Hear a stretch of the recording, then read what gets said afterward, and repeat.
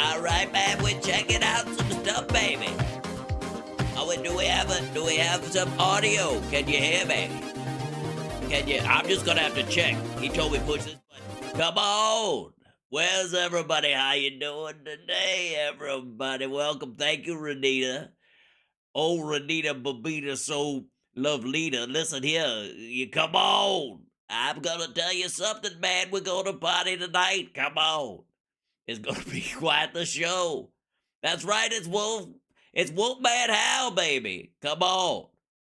We gotta talk to everybody tonight. There's a whole lot of shaking going on, son. And we're gonna talk all about it. It's very exciting. It's good. I just like to make sure the microphone is working for my friend, and then he's gonna come out here in just a second. We're gonna remind you, come in and go in there and like and subscribe and do all that stuff. Come on, everybody. Yes. Hi, everybody. In all seriousness, it's a very serious show today because seriously, I don't know if you know this, but apparently during the last election, there was real and total and verifiable voter fraud that clearly helped Joe Biden get elected. That's right, ladies and gentlemen. And we know this because the man in the unrolled condom hat is doing a special report. And the title of this is Mail-in Voters Admit Voter Fraud in 2020, says new poll. Trump will win in 2024 as Democrats panic. That is the title of this one. Now, do you guys, and by the way, I know exactly what he's talking about with this Rasman Reports poll, which was a poll paid for by a group called the Heartland Group, something like that. And what do you want to bet? What do you want to bet that the wording of the poll ain't quite what they think it is? Now, I don't know. I won't pre-watch this shit, nor would I. And it's 23 minutes long, so we're not going to do all of it. So maybe in the very ass end of this, he decides to like look up what the actual questions were in this. But it might just be a bunch of blather. But either way, it'll give us an opportunity to check this one out. Welcome to the show. Like, subscribe, give a thumbs up, support the show. If you like right now, if you do that business right this very second, if I may. And by the way, before we even get into this silliness, I do want to say 1, 2, and the 3, because it takes a minute for the chat to pop up. There you are. Hi, everybody. Yes, it's Beanie Boy, no question. Yeah, no, the Heartland no-go diggy-dee. Hi, Rose Blake. Hi, everybody. Greetings. Hello, Kath. Good to see you. Look, yeah. Look at that.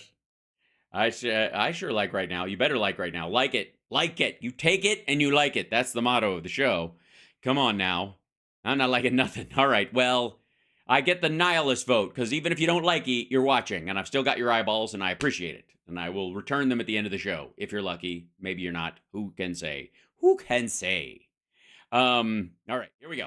Now, this is cut and dry. 1 in 5 voters, they have to be all Biden voters, right? It couldn't possibly be the people at the villages, the only people who were actually arrested. I know that we do have one case where a guy filled out someone else's ballot, and we know that there was a case around it because he murdered his wife, pretended she was missing, voted on her ballot while she was missing, and then they found her dead body. And so Trump, he did win the wife killer vote, like hands down, last time. So, anyways, there you go. You don't have to worry about nihilists. Yeah, exactly. Yeah, that's the nihilism version of fighting fire with fire. I don't care. Okay, here we go. What does it mean that the election was stolen from Donald Trump in 2020? Well, in the early days following... Well, first of all, it wasn't. The election where Donald Trump lost to Joe Biden, many... Right. Yes, he did. People said that it was fraud. There were wild conspiracy theories about... Well, no. Wild, no. Dumb. Servers in Germany or whatever, CIA shootouts, Dominion, Venezuela, China. Fake ballots were being printed and sent in. That was a very dominant narrative. A lot of people were posting... very dumb narrative, I think is what you're saying. These wild theories that Trump was secretly going to be reinstated as president in March, the true election day, and a bunch of other things that never happened. Right, and they never were going to happen, period. The making fun of them that they never happened kind of leaves out the part where they were fantastically ridiculous. Now, since the beginning, I have said Joe Biden won, and there's one simple reason to say that. Because he got the most votes. And that is, he's in the White House. He won. Thank you. Have a nice day. But we have new information coming out. Do you? It's a Rasmussen poll. It is a Rasmussen poll. It is by Rasmussen. Was it created by the lovely folks at Rasmussen? We'll get there. That finds 1 in 5 mail-in voters admit they cheated in the 2020 election. Whoa! Well, that's a huge. 1 in 5. Well, no, the 1 in 5 part isn't it? It's the admit they cheated part that I think you're gonna run aground on. Holy crap! Now the real question here is how many votes were by mail? Then, if we take 43% of that number, we can make some extrapolation, and then we can even be very favorable and remove the margin of error from this survey. I mean, we could actually be favorable to ourselves and increase the margin of error because it can go either direction, about Why would that be favorable to you? 3 points. So you're assuming that the anonymity of the poll notwithstanding, and the number of people that they picked, which was basically 50-50 Democrat and Republican in this group of 1,000 people, you're assuming that the people who answered, yes, I cheated on it, would A, be telling the truth and aren't just fucking with you, and B, are somehow magically Biden voters. But okay. The point here is this is not a balanced slice of the kind of people that voted, because Trump Republicans voted majority in person, Democrats voted majority by mail, and you've got a 50-50 split of vote by mail people, meaning that half the people that you talk to were Republicans that voted by mail, and they were singularly the biggest group that cheated that were caught and arrested in this. As a matter of fact, there was only I think 2 other people who thought they were done with their felony conviction and could vote who ended up in trouble. But everybody else who literally voted twice or 3 times or was caught and went to jail for it, all of them Trump voters, also voted in person and by mail. So Rasmussen reached out to over 1,000 voters, asked them about certain practices, which would be voter fraud. No. They would not be voter fraud. We'll get to that in a minute. Surprisingly, they found about 1 in 5 admitted that in some way they did commit fraud. Yeah, and that's what they said. That each of these people in answering these questions said, in some way, did you commit fraud in this way? And they went, oh, yeah. How? Signing ballots for other people? Filling out ballots for other people? Not illegal. If someone in your house has MS or Lou Gehrig's disease or is crippled or is an amputee or is blind and would normally use they vote in person and use a Braille machine at the county assessor's office, then you would fill it out for them because it was mail-in because it was the middle of fucking COVID. But please go on. Delivering ballots for other people, things like that. Delivering ballots for other people is not illegal. You can vote. You can drop off the ballots for your entire family. One person committing in a 6-person household committing 5 acts of voter fraud and checking the box. Yes, I fraudulently took the real votes of my family and fraudulently put them in a drop-off box. Right. And thus, he earns the beanie. This does call into question the Trump voters that voted by mail, because a lot of them voted by mail and in person. And if any Trump voters that did both was probably trying to rig the system. And so they admitted to committing fraud because they thought if I say yes to this answer, then it will gin up people's beliefs in this, that whether it's true or not, that part. Whether or not Donald Trump would have won, were it a real vote based on an individual's opinions. Yeah, he would have. Now, here's what I think. There's also a chance that because the people from the villages would have had to vote in person and only once, or that dude couldn't have voted for his dead fucking wife or other people, that there, again, like a lot of these recounts, Biden would have gotten more votes. You got to understand what an election is. You do. Okay? If you want to have the argument to me, if you want to say, Tim, the election was stolen for Trump. No. Stolen from Trump. I say, No, I think you were right the first time. I think there was an attempt to steal it by Trump and he failed. That's why he was like, I know there's fraud out there. It benefited me, but if I bitch loud enough. What's your like, what does that mean to you? They say it was rigged. Okay, but what does that mean? They say the system was set up by Democrats and neocons to heavily favor And neocons. It's so nice that he could bring people together. them and to diminish the actual voters of Donald Trump. Yes, to diminish the actual voters. So, in any of this situation, were Trump votes thrown out? That would be, I guess, the diminishing of them, unless you're saying that, or I guess if they were real Trump voters were too dough-headed to know who was voting on their behalf. Somebody else took their vote, and they should have. I guess they meant to vote for Trump, but they were so sponge-brained. Is to say signature verification and ballot harvesting, and I go, yes, okay, welcome to an election. Next question. That's what elections have always been. I feel like there's a lot of Even when Trump won? Okay, cool. You know what I think this is? What do you think this is? A lot of Trump supporters are first-time voters.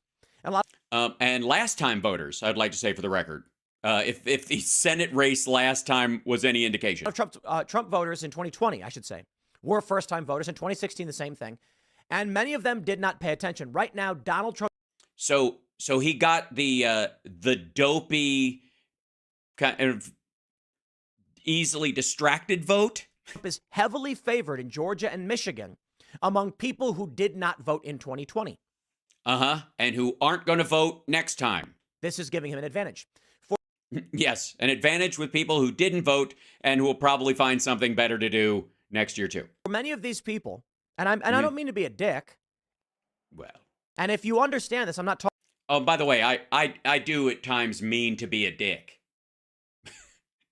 But I guess that's because on my part it takes effort. I think Tim just kind of defaults to dick, and so if he means to do something and is going the extra mile, then it's to not be a dick, I guess. Is that the argument? Talking about you, but understand there No. are many people who did not realize elections ain't about convincing people to vote. It's about getting a vote. So here's what I see. Okay. Right. A lot of people don't believe that Trump could have lost. Why? The narrative was on his side. No, it wasn't. We were in the middle of a pandemic and people were dying hand over fist. He flubbed the whole fucking thing. In the spring of that year, he said it would go away with the sunshine. He was doing large outdoor events during a pandemic. A lot of his supporters died. He lost the corpse vote. Tremendously. Yet somehow Biden gets 81 million votes, more than any president ever. Yeah, but I mean, population growth being a thing. And then, of course, the easier you make it to vote, it's amazing how many people actually do it. Well, there was also a counter narrative against Donald Trump. But more importantly, What a counter narrative? What was the counter narrative? There was a counter narrative? Yeah. Like who was in charge of that counter narrative? Was it Herman Cain? Or Democrats and allies in the Republican Party, neocons, teamed up to change policy and procedure to benefit Joe Biden in the election. While Trump was president of the United States, the leader of the free world got apparently, I guess he got kneecapped by a private organization, the Democratic Campaign Apparatus, which is not a government agency, and his own Republican Party. Okay. That's just it. And yeah, that's just it. Mail-in voting was one of these components. Now, this is a survey. This is not physical evidence. That's true. Yeah. It is hilarious bullshit. But I do believe it gives credence to the argument that people were defrauding the system through mail-in voting. Whoa. They were defrauding the system through mail-in voting, and they admitted to it in this article that we're looking at right now? I shouldn't say coordinated. Right, because these are individuals who, in even the dumb questions that they were asked, it didn't have to be coordinated. There was no coordination. But there was a coordinated effort to get universal mail-in voting into the hands of as many people as possible. Right. Who, voters. That's a fact. Uh-huh. And then people just did what they wanted to do. Outnumbered Donald Trump's voters. Now, here's what I said. You want to know why Joe Biden won? Yeah, again, 81 million votes. Because mom walks in and she goes to her 18-year-old, 19-year-old kid, son and daughter. Yeah, are we taking a trip down memory lane into Tim Pool's late childhood? And she goes, okay, we're going to go to Olive Garden and get the endless breadsticks, but you got to fill out your ballots first. And the kids are like, Mom, I don't care about voting. It's so dumb. No, you're going to fill out your ballots. And then the kids are like, fine, what am I doing? And Mom goes, you put Joe Biden, now you sign it. That is, in my opinion, the like. And those people, according to him, would have been Trump voters. That I don't give a fuck crowd would have been Trump voters or shouldn't have been Biden voters. Reason that Joe Biden was able to secure so many votes. But now it appears, and I think many people were inclined to believe this as it was. No, people are mad because they lost and their butt hurt, and that's what they're saying. Yeah. But yes, it is women's. Women are to blame. Moms especially. This was fucking moms trying to destroy a good man like Donald Trump. Many of these parents were filling out the ballots for their kids. Oh, yeah?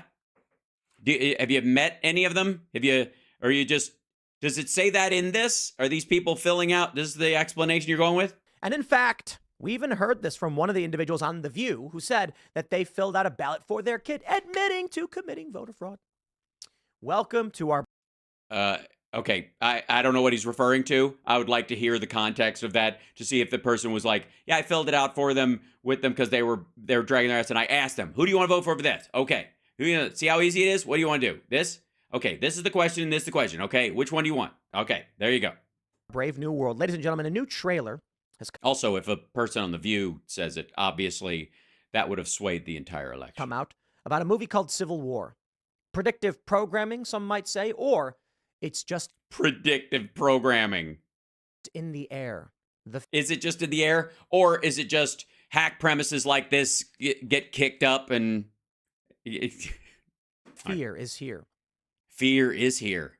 Thank God. Because otherwise, how would you ever make a living? What else is there, Tim? Also, get some sleep and maybe some sun. I'm just saying. You got a major blockbuster film coming out depicting a United States Civil War.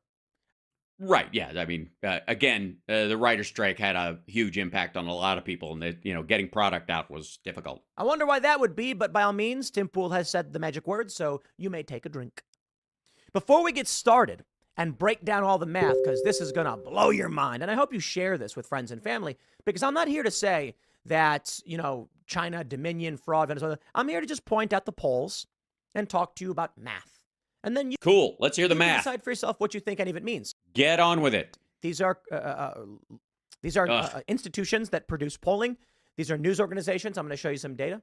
You decide. Before we get started, my friends, I got big news. Head over to thebestsongever.com. Click pre-order on Amazon. Buy Together Again right now. But I didn't write out Together Again times the market rate, and they were told no. Why? I'm willing to bet it was political. We put out a song. And we had a publicist reach out to news organizations.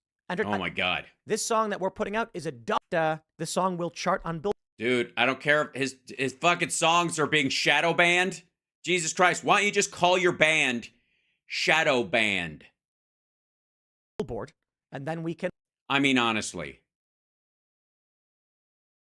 How fucking... All right. Laugh at our success at mocking. Like, what is he talking about with this song? But it's up at Timcast Music. They say... More than 20% of voters who used mail-in ballots in 2020 admit they participated in at least one form of election fraud. A new national telephone and online survey by Rasmussen reports, and the telephones, not cell phones, but Heartland Institute finds that 21% of likely U.S. voters who voted by absentee or mail-in ballot in the 2020 election say they filled out a ballot in part or in full on behalf of a friend, family member, spouse, or child. 78% say they didn't. In part or in full? In part or in full? Can you read this for me? Do you want to do the judges I don't know the judges. Right. That's the in part. 30% of those surveyed said they voted by absentee or mail-in ballot in the 2020 election. Okay. So again, and this is probably the math part, 30% of the people surveyed. And the rest of them are people I heard, I saw, I think somebody, I did, whatever. 19% who cast, 19% of those who cast mail-in votes say a friend or family member filled out their ballot in part or in full or their behalf. Furthermore, 70% of mail-in voters, which, by the way, you can allow someone to do if you agree with them. You can go, you can fill mine out. I agree with you. That's fine. That's not fraud. say that in the 2020 election, they cast a ballot in a state where they were no longer a permanent resident. We were in the middle of COVID. People were living, they went back to live with their parents, but they got their mail-in ballot for their home state because they hadn't changed their address and they didn't know if they were going back. And this was in the middle of 2020. Shit ton of people live like that. All of these practices are... And by the way, some of them stayed. Some of them hunkered down with their parents, moved back home, left New York, left California, left, Washington or Chicago or whatever it was, and went back home during that time and stayed there and are still there, but they didn't change their address and stuff and still voted in their home, which is there. Illegal, Heartland Institute officials noted. They go on to mention that the sampling error is plus or minus 3% with 95% Thanks, Andrea.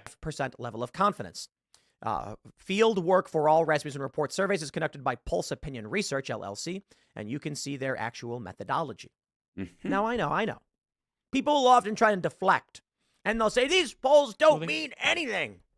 All right. First, from the Council on Foreign Relations, everyone's favorite organization. They say the pandemic helped popularize early voting and mail-in ballots. Americans cast 101 million early votes, 64.1% of the total votes. The total number of mail-in ballots was 65,642,049. Now that seems to line up with total number of votes cast and the percentage of people who voted. So let's do this. Okay, wait a minute. Before he jumps to this, we don't need to watch all this shit because this is. Let me show you something. This is the exact poll he's talking about. Hold on one second. This is the article he shows. Here, boink. There it is. This is it, kids. This is the. There you go. This is from Rasmussen. This is the actual one. See that? It's the same article that he was showing. Now, if I may, and I think I can. Give me 1 second. What is this? Why am I? There you go. There was a sliver. Okay, 1 in 5 mail-in voters admit they cheated in 2020 election, right? That's what we're seeing here. That's the whole thing. 35%, blah, blah, blah. This is the exact same article he was reading from. I don't want anybody to think I'm mixing and matching or whatever. Now, 42% of voters under 40 say they cast a mail-in ballot in the 2020 election, as do 22% of 40 to 64, 30% of 65 and older. Younger voters are significantly more likely to admit to engage in fraudulent election activity. For example, 31% of voters under 40 who voted by mail said they cast a mail-in ballot in a state where they were no longer a permanent resident, compared to 11% of those 40 to 64. Okay, in 2020, people of that age, their colleges shut down. They may have registered to vote where they were going to college or where they lived at the time, and they moved back home, but they still voted where they were from and where they were planning on going back to. This is just dumb. It's not fraud. If they were in New York, they had an apartment in New York, they weren't at their apartment in New York, they voted in New York, and then while they were living with their parents in fucking Arkansas or wherever the fuck for, during the lockdown, during pandemic, and then they eventually either moved back or they stayed or moved someplace else because their job ended or it was too expensive or any number of things. So, again, fucking gibberish. Now, that's fine. This is their kind of the Rasmussen part. Now, Heartland, this is the group, the Heartland Institute. This is their page. This is the page where they paid for this. They paid for this poll, and they even have and you'll be shocked, I'm sure, to see that they highlight Trump's tweet about their poll or his Truth Social post about it at the top of it, right? I'm sure you're shocked to find that out. And there's the big numbers that he was just reading off this, right? 17 mail-in voters said they signed a ballot for a friend or family member with or without his or her permission. All of it was with, and none of it was without, except for that dude who killed his wife and said she was missing so he could use her ballot to vote for Trump. Obviously, that was without, because you can't consent when you've been hacked up. 8% of voters said they were offered a pay or reward for voting in 2020. Now, 8% of likely voters say they were offered pay or a reward for voting in 2020. They either didn't take it or I don't know that if they admit because it was anonymous, they didn't ask them if they took it, I suppose. We'll look at the questions in a second because that's the clear thing. That's the part. What were the questions really like? Is this what they answered to? Well, you see, on the Rasmussen site, they don't list it. After all these quotes from, by the way, the person who put this together, which was the, who's the primary one? Justin Haskins, the director of the Socialism Research Center, which is like, you know, the ones who think, you know, Democrats are communists. Here they are. Here's the questions. These are the actual questions, and this is how the poll shook out. Okay, here we go. If your state banned mail-in voting in next year's presidential election, would you choose to vote in person or would you choose not to vote at all? 94% say they would vote in person. So one would assume that 94% would exercise their right to vote in the same way that they did in the last couple elections because it means something to them. 2% wouldn't vote, 4% not sure. Okay, that's your 2 to 4% margin of error. That's probably the window where people were, you know, either trolling or whatever the fuck. But anyways, we are now going to ask you several questions about voting in 2020 presidential election. Your responses will remain anonymous, so please answer honestly. Who did you vote for in the 2020 presidential election? 45% of these people voted for Donald Trump. 46% voted for Joe Biden. Now, they didn't say in this, did somebody else vote for you? Do you know who you voted for? Who do you think you voted for? Somebody filled out your ballot. Did they fill out who you were voting for? Who were you voting for? There is a 1% edge for Joe Biden in the people they picked. Now, Biden won by a bigger margin than that. So this should tell you something, that this is heavily weighted with Republicans compared to the actual electorate and the actual voting that came out in the year. 4% said some other candidate. 3% didn't vote. I don't know what the fuck, why. If you didn't vote, why would you answer the rest of these? And therefore the percentage is fucked up, but okay. And then 1% not sure. I guess that would be the people who handed their vote over and now are like, I don't know. I wanted to vote for Joe Biden, but my husband was wearing a red hat that day. Maybe he failed. I don't know. All right. Did you vote with an absentee or mail-in ballot in the 2020 election? Only 30% of the people said yes. 68% said no. 2% said not sure. How are you not sure how you voted? Well, if you're one of the people from the villages who showed up, remember that lady that Trump always talks about, who she got dressed up, and she wears her nice hat, and she loves America. She goes down to vote, and then she goes, I would like to vote, please, for Donald Trump. And they go, you've already voted. And she goes, what? Someone stole my vote. Would you like me to call a police officer and you could file a report because that's illegal? No, I'll just go home sad and become an urban myth. Right. That lady, right? Okay, not sure. During the 2020 election, did a friend or family member fill out your ballot in part or in full on your behalf? 19% said yes, 79% no, 2% said not sure. Now, in this group of 19% is still the people who, the majority of people in this situation, who know who they voted for. So 79% said no, 19% said, did they fill out on your ballot in part or in full on your behalf? If you can sign your ballot, but you can't physically do it for whatever reason, like, I don't know, you had COVID and the rest of the family, you were sequestering yourself in one of the bedrooms and you're like, fill out my ballot. We're going to drop off our ballots. You understand what I'm saying? Okay. So, but huge fraud, huge. During the 2020 election, did you fill out a ballot in part or in full on behalf of a friend or a family member, such as a spouse or child? 21% said yes, 78% said no, 0% not sure. So all these people knew whether they filled it out for other people on this. 78% said no, 21% said yes, in part or in full on behalf of a friend or family member. Now, that is not fraud. That's not fraud. If you're sitting right there and you have Parkinson's, or you have a nervous disorder, or you're an amputee, or you're in a fucking wheelchair, or you were sick and again sequestered from the family because it was fucking COVID or any of that stuff, then you would, anybody filling it out for you is okay. You can also have somebody, you can dictate to somebody. That's totally legal. So there you go. All right. Now, during 2020 election, did you cast a mail-in ballot in a state where you were no longer a permanent resident? Yes or no? 17% said yes, 82% no. Okay, that's legal because of COVID.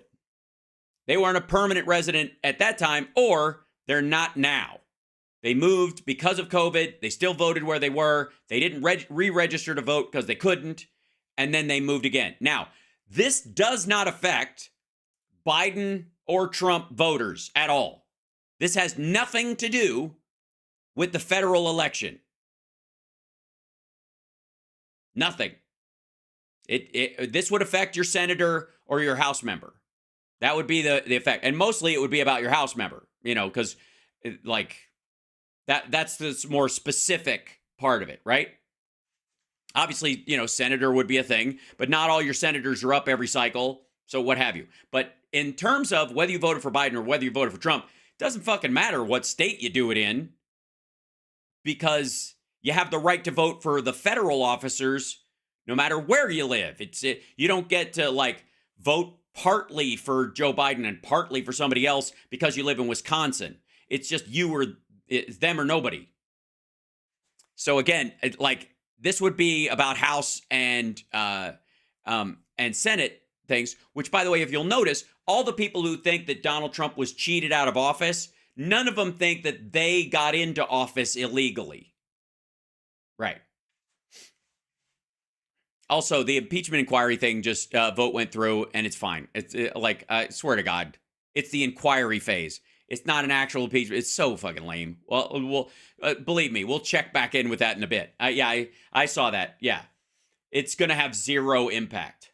House Republicans on Wednesday passed a resolution formalizing their ongoing impeachment inquiry. Resolution approved 221 to 212 in a party line vote.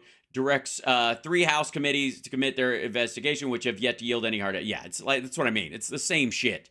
It doesn't matter that it's going to come from. It doesn't matter. It's like honest to God, it's not going to change what they have access to or their ability to do it. It's real. It's a dick around. Anyways, let's get back to this because I knew that whatever. Party line vote, because they were decrying party line vote anyways. Just ugh. We'll get to it eventually because it'll just give me fodder. The hearings that they're going to have are going to be fucking ridiculous. But here we go. All right, now this is the part where it gets good. By the way, this is the end of it. That's the entire length of it. That's the last question. There you go. During 2020 election, did you sign a ballot or ballot envelope on behalf of a friend or family member with or without his permission? 72% said yes. 81% said no. 1% said not sure. I don't know if that's whether you're not sure if you had permission or not, or whether you signed it or not. Also, again, signing it on their behalf because they physically are incapable of doing it because of COVID or because of, neurological, all kind of any number of reasons. You're allowed to do it. You're and most of the time it's just an X. So that's not that weird at all. During the 2020 election, did a friend, family member, or organization such as a political party offer to pay or reward you for voting? 8% said yes, 91% said no. Now, that question has nothing to do with voter fraud. That is just seeing if somebody offered to pay you. Heartland Institute threw this in to kind of muck up the other thing. So if this money was floating around, then obviously the other people who filled out or signed shit, they did it because they were cashing in, right? This is meant to be a bait for another idea. It's supposed to set the hook on the idea that this isn't just families doing stuff like families do. And by the way, certainly none of these are evidence of Republican men filling out their wives and their daughters' ballots because they believe that they're, fucking quiverful oath keepers or what have you, and the men should only vote. Right. Yes. And offering somebody, the other thing too is offering somebody money or paying to reward you for voting. Why didn't you turn them in? Why wouldn't you just go, hey, this guy called me and they offered me this amount of money? I'm sure there's a reward that's higher than whatever they were going to fucking pay you, right? All right. Now, do you know a friend, family member, coworker, or other acquaintance who has admitted to you that he or she cast a mail-in ballot in 2020 in a state other than his or her state of permanent resident? Again, 10% said yes, 86% said no. For the record, any military transfer during that time, well, I guess all technically, yeah, all military members who mailed in their ballot, were in a state, other than their state of permanent residence. If they're deployed anywhere, that's them. That's 10% right there. Okay. Then, do you know a friend, family member, coworker, or other acquaintance who has admitted to you that he or she filled out a ballot on behalf of another person? 11% said yes, 87% said no. This is an overlapping question. If you know a friend or family member, then if you had somebody fill it out for you, then you know the person that helped you fill it out, which nullifies the idea that they stole your vote. 11% said yes, 87% said no, 2% said not sure. That's it. That's the whole thing. 1,000 people, Rasmussen, and again, the vast majority of Democrats voted early or by mail. Now, there's a difference also between early and by mail, dropping them off versus mailing them in, and they do play fast and loose with it as well. But the interesting thing is, the people they talked to, they did Rasmussen did a 50-50. And that was not the balance of mail-in votes versus versus in-person voting. More Trump voters voted in person. Also, there is reason to believe that a good portion of these folks lied their ass off in this survey because they have sour grapes about who won, and they have no reason whatsoever to be truthful about this shit when they're like, I know all kinds of people. This guy tried to pay me, and I know other people who had their votes taken away, and so and are going to answer like that. Seriously. Yeah, Trump votes by mail. What's the passing score? I think everybody got a D- across the board. Apparently, voting legally got a B-, I guess. Congratulations. All right. What's up, Ottawa? What's up in Canada? How you guys doing? So anyways, this was that was the shtick on this thing. And he dodges around, it seems, by going to other, I don't know, where's this? This guy right here? Yeah. So he goes to the Heartland Rasmussen poll, and then he goes to there. He keeps going to Rasmussen's. And by the way, Rasmussen is also Trump's favorite pollster. So they always throw good polls his way. They always have. So that's also not surprising. Heartland's not going to them because they're a huge, we'll go to a polling company that favors Democrats just to show you. Yeah. So this is the general polling data for when December 13th, 2019. December 15th, 2015, Clinton was plus 4.3. December 13th, 2019, Biden was plus 7.5. Oh, in the polls, I see. In the overall polls in December of the year before. Yeah, so all this tells you is that the person who lost technically was ahead the year before. They had in this regard. Well, I guess in this particular instance, so Biden, that was basically what Biden won by. That stuck. That stayed. Whereas Hillary switched, ultimately she won by 3 million votes. So if you're talking about that, but spread was all this plus Trump, plus whatever. These are the polls and win, but the 12-4 to 12-7, 12-4 to 12-6, and in 2019, who gives a fuck? All right, anyways. Moving on. Yikes. Oh, good Lord. What the heck? Oh, that's actually normal. There we go. So we'll go into some of this. All right. We got to look at this for a second. Now, there's some raggedy ass motherfuckers out there, and Steve Bannon is all of them.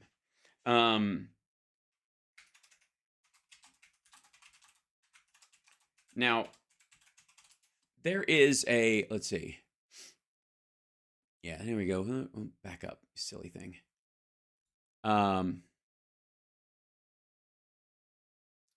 Yeah, there we go. Okay. So, let's see if I could, yeah, okay, we'll go on this. All right, now, and by the way, hi, like, subscribe, excellent. Yeah, okay. Yeah, he's looking like everything's going his way. Now, he's, in his defense, he's really tired because he was, like, partying with Trump all weekend, and he went to one of his rallies where, you know, he went to that Young Republicans thing, so, you know, I guess he was just nailing some young Republicans. Anyways, so this is, you understand what a paradise this is if we just get organized. You understand what a paradise this is? America, I guess, if Republicans get organized. Senate's actually trying to break cloture on or get cloture on one or the other on the NDAA. So we'll know more about that later. The NDAA, National Defense Authorization Act, is a must-pass bill. The work before us here, besides Zelensky and the supplemental, we fought this good fight, and we had, remember, at the committee, we'd taken out the woke and weaponized, the CRT, the DEI. Yeah, the like one. You took like $1 million, $15 million out of the defense budget. Most of it, not all of it, but yeah, most of the 15. Most of it, because it's infested the defense budget. Yeah, infested. Yeah. $15 million versus what, $1 trillion? Nearly $1 trillion? It's one of the reasons, let's be honest, the military's not hitting on all cylinders. It isn't? Really? Were we attacked? Are we taking shit from people? Did they miss their targets in Syria? Are we sending defective gear to Ukraine the way the the Russians are? What's the difference? The recruitment's down 25%. Young men and young women. It's always been down. You know why it's down 25%? Because there are a lot more jobs available that pay better. And particularly those families that have been veterans families and had generations serve, right? We don't have a lot of career military in our family, but we have a lot of people that serve going for the 4 to 8 years. What? I'm sorry. So you've got a lot of, what do you mean in your family? You just have like military temps? I think my kid brother did 8. I did 8. You think? Mo did about 8, all roughly. Others, we've had a couple do 20.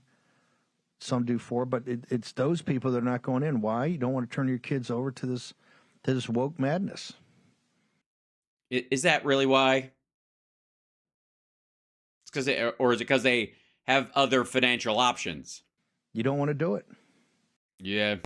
It's got to be fought, and this is outrageous. Oh, there it is. Ladies and gentlemen, there he goes. Yep, it's, he's full of shit. To see how they've turned the military into a political operation, you look no further. I mean, milling this stuff is bad enough, but Zelensky came over and addressed the military yesterday. Right. This is an insult, and everything we got. Why is it an insult? Dude is literally fighting for freedom in his country. Going on. The border, the invasion, the budget. I mean, the border, the invasion, the budget. First of all, fucko, if you had an invasion at your border for real, you wouldn't even be talking about the budget. But this thing is a mess up here. To insert him and to Biden to invite him and Jake Sherman and think that's going to be Jake Sullivan, you think that's going to change people's mind? You're going to insert it in here and make like, oh, well, Zelensky said if you don't vote for giving this money, they're going to work against you. Why is that? Everybody knows what's going on. There's no other. Also, what the fuck was that? He's a supplicant. There's no other supplication that you could do. This is word salad. We know what it is. Know what the facts are. Okay, and please get to some. Ron White has really let himself go. It's now time for us to reason together. And here's the reason together. All right. No money. No money. The reasonable thing to do is give no money to Ukraine because then Russia wins and this guy can afford a razor. And you insult us by holding our sacred, the sovereignty of the sacred nation. The sovereignty of the sacred nation, sacredly. And jeopardy and said, oh, well, if you give us the $60 billion, we'll talk about a couple of putting some lipstick on the, some nonsense about the border. Never. Well, it might be, and I'm going to go out on a limb here, that the Republicans that you talk to view the very thing they asked for in the budget in this supplemental for the border. You call it nonsense, and so Putin's got his hand so far up your ass that you can't shake him loose unless it's for a really good payday. We're talking about shutting down all this asylum crap. We're talking about shutting down all this asylum crap. And deporting the 8 to 10 million illegal aliens that are here. They're sucking up resources, $500 billion a year. Yeah, but they also contribute, what, $3 trillion a year? I'm not even sure is in the budget. Nah. That takes up more money for people who have. Also, what does a supplemental have to do with the overall budget? And if it's not in the budget, why didn't the Republicans try to put it there? Pensions and health care. You understand what a paradise this is? If we just got organized and said no.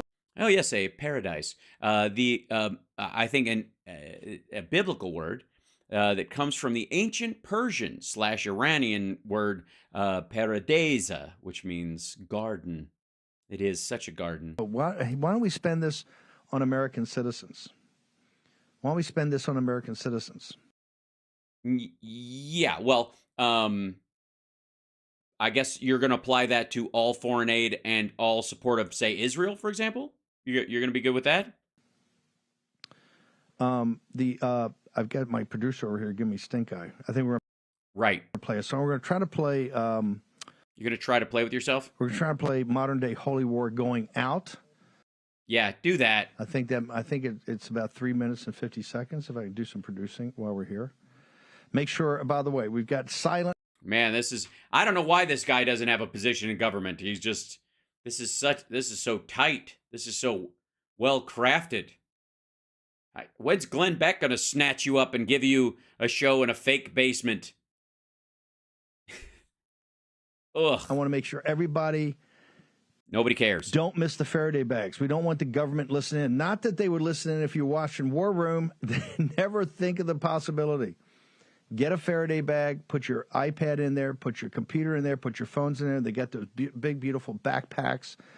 Okay, they're selling RFID blocking Faraday bags, right? Yeah, because the idea is that nothing says violent revolutionary like if they knew what I was up to, they'd probably kill me. Waterproof, you can't get in there. Make sure you go check it out. Yeah, check out the Faraday. That's a hell of a live read, Steve. We're gonna leave with Lady. No, just leave. Who gives a shit? Grady's this song that's really catching fire. Modern Day Holy War, because we're in a modern day holy war. No, we're not. No, we aren't. We're gonna be back in the second. What you're supposed? They're supposed to roll the fucking song when you say that, aren't they? God, this is ass. An hour. I'm gonna have Congressman Good. Oh, great. All right. Okay. I'm out. I can't. That's some boring shit. There it is. I just wanted to prove to people that I knew what I was talking about. Paradisa. There it is. Enclosure Park. It's very close. All right, there you go. And chat room, there you go. Yeah, this guy stole from maggots. It's and that's the most endearing thing you can say about him. God damn. Look at you people talking and hanging out and having fun. By the way, don't forget, liking the show early helps us out tremendously. I'm just saying, and I know you're like, we're an hour in, but sure, I know. Thank you. I just had to get the fuck out. All right. Let's go with the crowd. They just voted on the impeachment inquiry. They're not voting on they didn't vote and pass an impeachment. They voted on an inquiry. So they're going to start their little committees, and all the Republicans had to vote for, or they'd be pilloried. It's just dumb. There's plenty of people who won't vote for the actual one, but whatever. So again, I'm not going to worry about this because they're just going to continue to look like dickheads. But this is them walking away from that. This is the gaggle. This also, I think, is the gaggle. That's Virginia Fox, by the way. This is the gaggle where, at the end of it, I think Marjorie Taylor Greene literally scares everybody off by starting to talk. She starts talking human trafficking, and they're all like, I'm out. Normal process in an investigation. This has been a serious, credible, transparent investigation from No, it hasn't. day one.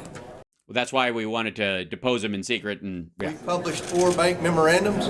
We've had countless Ooh, they turned the audio up. Sorry, 1 second. They published 4 bank memorandums. Ooh. press conferences. This is an investigation. Wait. You published bank memorandums and what? This has been a serious, credible, transparent investigation from day one. We've published 4 bank memorandums. We've had countless press conferences. Ooh, countless press conferences. Good God, it's like an episode of Law and Order. This is an investigation about public corruption at the highest levels. Right, and by the way, it's not an investigation of public corruption at the highest levels. It's about it, which is how you know he's telling a story. We have accumulated mountains of evidence that's concerning to an... No, evidence is not concerning. Evidence is definitive. No one gets concerned about evidence. You get concerned about information that looks hinky to you, or you want people to think looks hinky to you, but you don't get concerned about evidence. You simply use evidence to prove a crime has happened. Overwhelming majority of Americans. We have specific questions in there, and I think... Yeah, don't poke her in the eye. Do not poke Virginia Fox in the eye. She's wearing her protective goggles. She'll be fine. We're going to allow you in there to see the boxes. piles and piles of documents. Oh, you can see the piles. Can we look through the actual documents? No, you can just see the piles. Show me the piles. Hey, man, I got a pile for you right here, buddy. Laying it out in the thing. I'll drop a pile in your hat. Bank statements, of emails, of text messages that we've worked very hard on in this committee. What?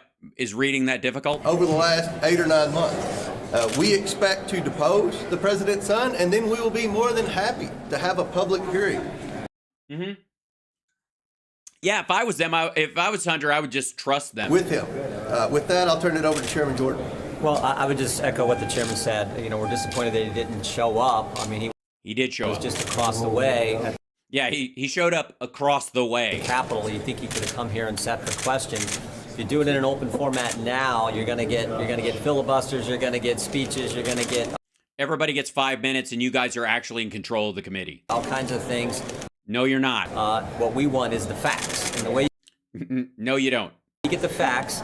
By the way, I mean, wouldn't you guys just rather have him come out and ask him something that's criminal, that's still within the statute of limitations, and have him plead the fifth on something, and then just go, fuck, we got it, boom. He can't even say he's a criminal, we know it. In every single investigation I've been involved in, is you bring people in for an interview behind closed doors where you can get those facts. And then, as the chairman said, we'd love for him to come public. Finally, I would say... Yeah, the problem is you already have all the documents and stuff. If you can't bring him in because there's a clear evidence of a crime, also, if there's so much evidence, why do you have to bring him in? Seriously. Why does his testimony even matter? Right? Why wouldn't you just move ahead? Especially if he's a patsy or a bag man or some shit. If you got the paperwork that shows that there was a crime there, what the fuck? Why do you need him in there? Mr. Biden's counsel and the White House have both argued that the reason he couldn't come for a deposition was because there wasn't a formal vote for an impeachment inquiry. Well, that's going to happen in a few hours. We think it's going to pass. We think.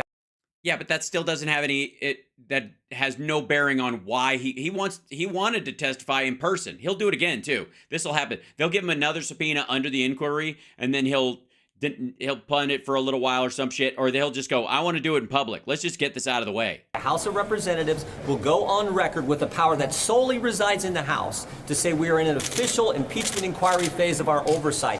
Cool. Do you get a sticker or a button you get to wear, or a patch? And when that happens, we'll see. Do you get a badge? Do I get a badge? This reminds me of in like the British version of The Office, where they had the investigation room.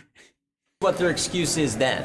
They should have been here today, but once we take that vote, he was there today. We expect him to come in for his interview, for his deposition. And frankly, we'll also, I think, look at contempt proceedings as we move forward. With that, we'll take your question. Why not just call his bluff? I mean, he's here. He's obviously not wanting to sit for a deposition. This could be one chance you get to hear from him. Why not just call his bluff and see if he's willing to sit? Because there's a way you do investigations, there's a way you're not. Everyone I've been involved with, from clear back to the IRS targeting conservatives, to Benghazi, to the impeachment people, everyone, you do it in a way where they come in for private. Yeah, but you're talking about previous ones that were also run by other people who had a trusted process. So even the witnesses, believed that there was actually going to be a process that they could trust. So Hillary Clinton would do a deposition behind closed doors because she knew she was going to get a public hearing, largely because you motherfuckers wanted to drag her out there and talk about this shit, and you knew you could obfuscate enough to dirty her up for the election. That was the goal. And again, these were largely Democratic-run committees for these kind of things, and they weren't impeachments, by the way. So it's wholly different. And also, I guess at this point we'll resign ourselves to, if Hunter gets impeached, then I guess we'll all just learn to live with it. This is what the Democrats did. Don Jr. had right, because Don Jr. and all those guys had if they'd asked for a public hearing before or after, they would have gotten it. And they didn't want one. Testified twice in a deposition setting, 2 different committees, but somehow that doesn't apply to the Biden family. That's but he didn't want to testify in public. Not how it works in our country. It's supposed to be equal treatment, the same treatment under the law. Mr. Biden said that his father had no involvement in his business dealings, period. How do you respond? That's not what Devin Archer said. There was telephone, phone calls, meetings, dinners. Nope. That's exactly what Devin Archer said. You name it. We know what happened with Burisma in Ukraine in that December 4th through December 9th time. Fuck you. Every time. Christ almighty. How many times? How many fucking times do I have to?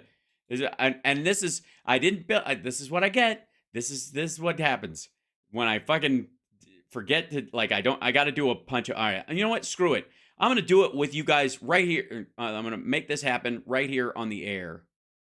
Let's see. Take this. We go to this PDF. And then we'll take this PDF. And I'm fairly certain I can pop this in here.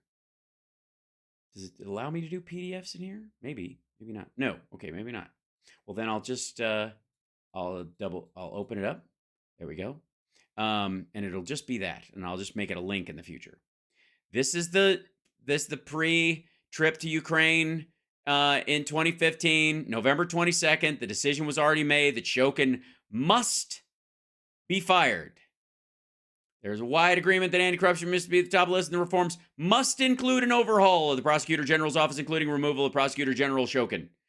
That reforms must include who is widely regarded as an obstacle to fighting corruption, if not a source of the problem. November 22nd, 2015. Now, here again. 1 second, dickhead. Where is this? Say that again. This is what he's talking about. Frame, where you name it, we know what happened with Burisma in Ukraine in that December 4th through December 9th time frame, where Joe Biden goes and leverages conditions that the American tax money on the firing of the prosecutor. Nope. Who was looking in. Already decided in November and had been a rubbing point the entire fucking time. And to the executives of the very company Hunter Biden was on the board of. We know those facts. That's not a fact. That's actually, that's missing. That would be called lying through omission. That would be, that's where you remove one date from the middle.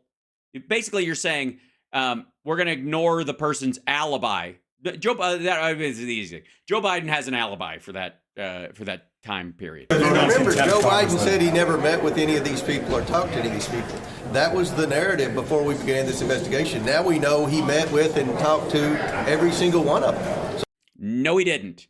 Being on speakerphone and saying, hey guys, how's the fishing down there? Because he called his son and he happened to be in a meeting. And Devin Archer said, you ever hear him discuss business? No. He just asked us what the weather was like and shit like that. He was calling his dad. It was that kind of thing. And the idea that that's where the whole selling the brand came from, because they couldn't find any conversations about business at all.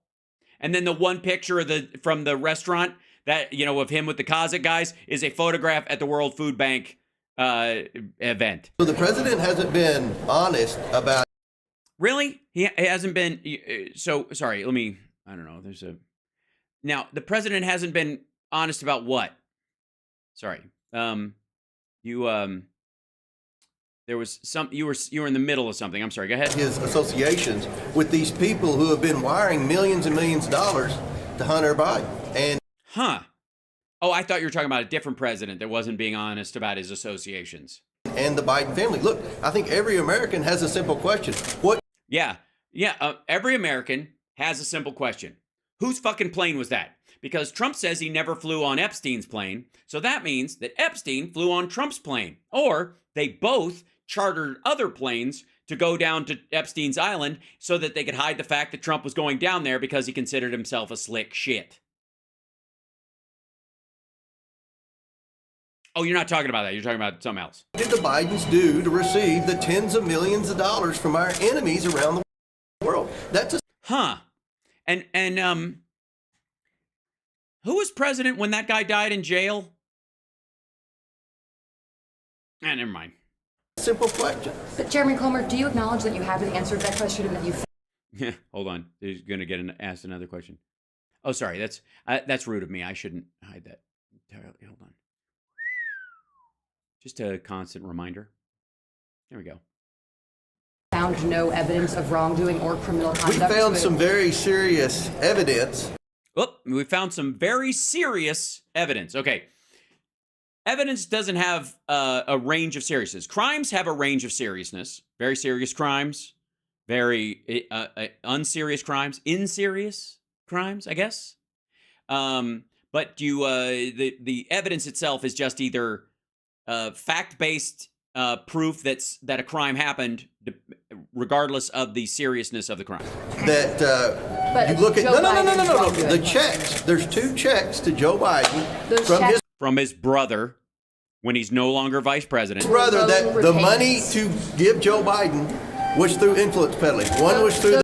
Was through influence peddling. Okay, he's saying now that the money that Shemp Biden ricocheted off of Gary Biden into Shmuley Biden's pocketbook that ended up in James Biden's pocket, who then he paid to Joe Biden, that was for influence peddling on behalf, that he was paid on behalf of the AmeriCorps, who was the company that loaned James Biden money. Yeah, AmeriCorps, right. Which, by the way, for the record, is not a Chinese company and is not our enemies around the world. Listen. Loan repayments that we all Where are the loan documents? She's like, where's the loan documents? They're all like leaning in or whatever. It could have been small amounts over a long time, and his brother finally just went, we got to clear this out because you're running for president. You don't want to have me you don't want to have to list the fact that I owe you money as an issue if I dirty you the fuck up. So here, let's just call it quits. That's the easy way out of it. But again, this is AmeriCorps. I don't give a rat fuck. This is also after he's no longer in office, when he has no influence to peddle. We showed you the loan documents. That is. Jesse, 是啊，我会说中文，说得很好。 You don't understand loan documents, I do. Yeah, because I was involved in a scheme with my brother to loan deeds of property and money in a scheme to hide the value of my property to dodge tax. I know all about this. I'm doing it right now. Okay, if I wrote you, if you pay me back $40,000. No, it's again, technically speaking, 200 from James and 40 from his wife For a loan repayment, I should have a check going to you for So you're accusing Joe Biden's attorneys of inventing the law firm. And she's like, "Are you accusing Joe Biden's attorneys of committing of doing money laundering?" That represented all the shell companies. Money. That represented all the shell companies. You think those lawyers have? What do you think? You're defending them. I mean, you're acting as that's the just a very serious attorney. crime to accuse Are you positive that money came from Joe Biden? Are you positive that money came from Joe Biden, the repayment or whatever? Yeah. Again, $240,000 from his brother and his wife. Yeah, By the way, Jared Kushner, $2 billion, now $3 billion. Anybody? Nope. Trump making some of in the order of $180 million while he's in office. By the way, which I have no concern about because he's already eat it and shit it out. He has none of that money left. And I'll show you how I know that in just 1 second. Also, like, subscribe, give a thumbs up. And thank you guys for the super chats and the support today. You've written it? Are you positive? The same bank account. Look, we have a lot of questions. We got a lot of questions, and I have no fucking answers. So can you... Next question. Are you going forward with contempt? I'll let you. There's a process you have to follow. Yeah, there is a process. Yeah, he's in that process right now. So if you're going to talk about somebody who's in contempt of a subpoena, Jim's your go-to man. File a report, so we will begin looking at that. You're going to begin looking at it? Lawyers for the Oversight Committee, lawyers for the Judiciary Committee will move in that direction. So let me get this straight. You subpoena a guy who says he wants to testify in public. When you say, we're willing to take these people, whether they want to testify in public or in private, right? And you know full well he's already told you he's not going to be deposed in secret. So he wants to do it in public. You already know this. And so you wait to talk to the lawyers about the contempt proceeding until after he is officially not shown up. You don't have a process ready to go if he does what he says he's actually going to do. This is what happens when you work with somebody like Donald Trump, because I guess you just get so numb to the fact that he's always bullshitting that you don't even bother to react until something actually happens. But look, when Congress asks you to come, you're supposed to come and come. Oh yeah? What are you supposed to? I'm sorry. If Congress what? If Congress what now, Jim Jordan? Are you having a moment where you're thinking about? If Congress will move in that direction, but look, when Congress asks you to come, you're supposed to come and come and testify. Oh yeah, are you? That's interesting. Because I recall you being asked to come and testify, and you're still ignoring that subpoena. So you're supposed to? So you did something you weren't supposed to do. I hope you feel ashamed. You sit in the box and you feel ashamed. Last thing, we also found checks from one of Hunter Biden's shell companies that were going into an account. Also, not a shell company. He's talking about Owasco. That's his law firm. For Joe Biden. They said that was a loan. Oh, that's the $4,000 for the 4 months of truck payment. Oh yeah, everything's a loan repayment. Well, Hunter Biden will have an opportunity in deposition. But Chairman, to come that in was and explain memorialized in emails that you guys leaked from Hunter Biden's laptop. Thank you. I would like to have asked Hunter Biden about me. Oh, all right, wait. This is where she fucks it, like. Welcome to Marjorie Taylor Greene screwing the pooch. So this is when she pops in. So a moment ago, I think that's Nancy Mace, right, in the pink. She leans in trying to go, what about the loan documents? Like she's trying to help. Basically staying on topic. And Jim Comer, who all of a sudden is doing the, well, I do declare jacket hold, which is, what I guess somebody does when they're trying to hold in a fart during a long-winded speech. Or doesn't know what the fuck to do with their hands in the middle of this. And the fecal show begins. Yes, the shit show writ large. So I won't stand here all day. Now, if y'all will gather around and sit down, I would like to pontificate on a certain level of horse hockey that you might be familiar with, and I will droll out some road apples for your amusement. He's trying to bring up this thing that the truck payments, right? That's the thing. Oh, thank you. And thanks, Mark. And Trump now entering where? Oh, that other live thing? Excellent. We'll drop in and check him out in a moment. So anyways, by the way, like, subscribe, thumbs up, Venmo. There it is. It's a good Christmas time thing. I'm just saying, you could help out the show. Cup of coffee, maybe, something like that. Yeah, I suppose I should have a character for that. I don't know that I need like a white beard or something for a guy like that. One would think. This is the best I could do on short notice. Now, you've all gathered here today for a question or two about my journeys through the wilderness, and whether or not I was able indeed in time to find members of the Donner Party. And I can report back that the one member of the Donner Party that I was able to find was in a frozen state, though they thawed out quite well, and I am currently in the position of digesting some elements of them because I was peckish upon my return. That's the closest I go. So, right. But watch how he's trying to jump back in with this, with the fucking truck payments. 4 truck payments for this Ford F-150, which there's a lease for. It's all confirmed. Like, this is not even weird. This isn't magic. And the idea that Joe Biden's going to sell out the fucking country for $4,000 over some fucking truck payments. What the fuck are you talking about? Yeah, I'm going to put 50 years of public service down the toilet for $4,000, right as I've just made millions for the first time in my life with my book and speeches. I'm gonna shit the bed on that for, like, it's just so, it makes no fucking sense. But he tries to jump in and he missed that point before, so he thinks he's gonna salvage it by saying, what about these $4,000 for truck payments? You guys leaked from Hunter Biden's laptop. Thank you. I would like to have asked Hunter Biden. Yeah, and then here she comes. Watch how fast both of these dumb motherfuckers get out of there. And clearly they all go, I would have liked to ask Hunter Biden, and they both turn to her.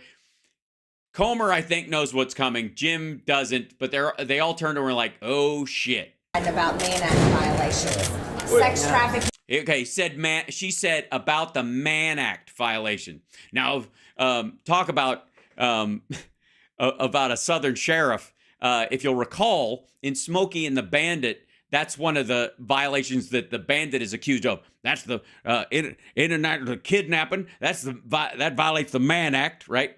Thank you. I would like to have asked Hunter Biden about Mann Act violations. And watch that. Look at his face. Look at his face. Look at her. They're like, fuck. Watch this. Sex trafficking women across state lines. Thank you all very much. Thank you. Thank you. Thank you all very much. Thank you. Bye.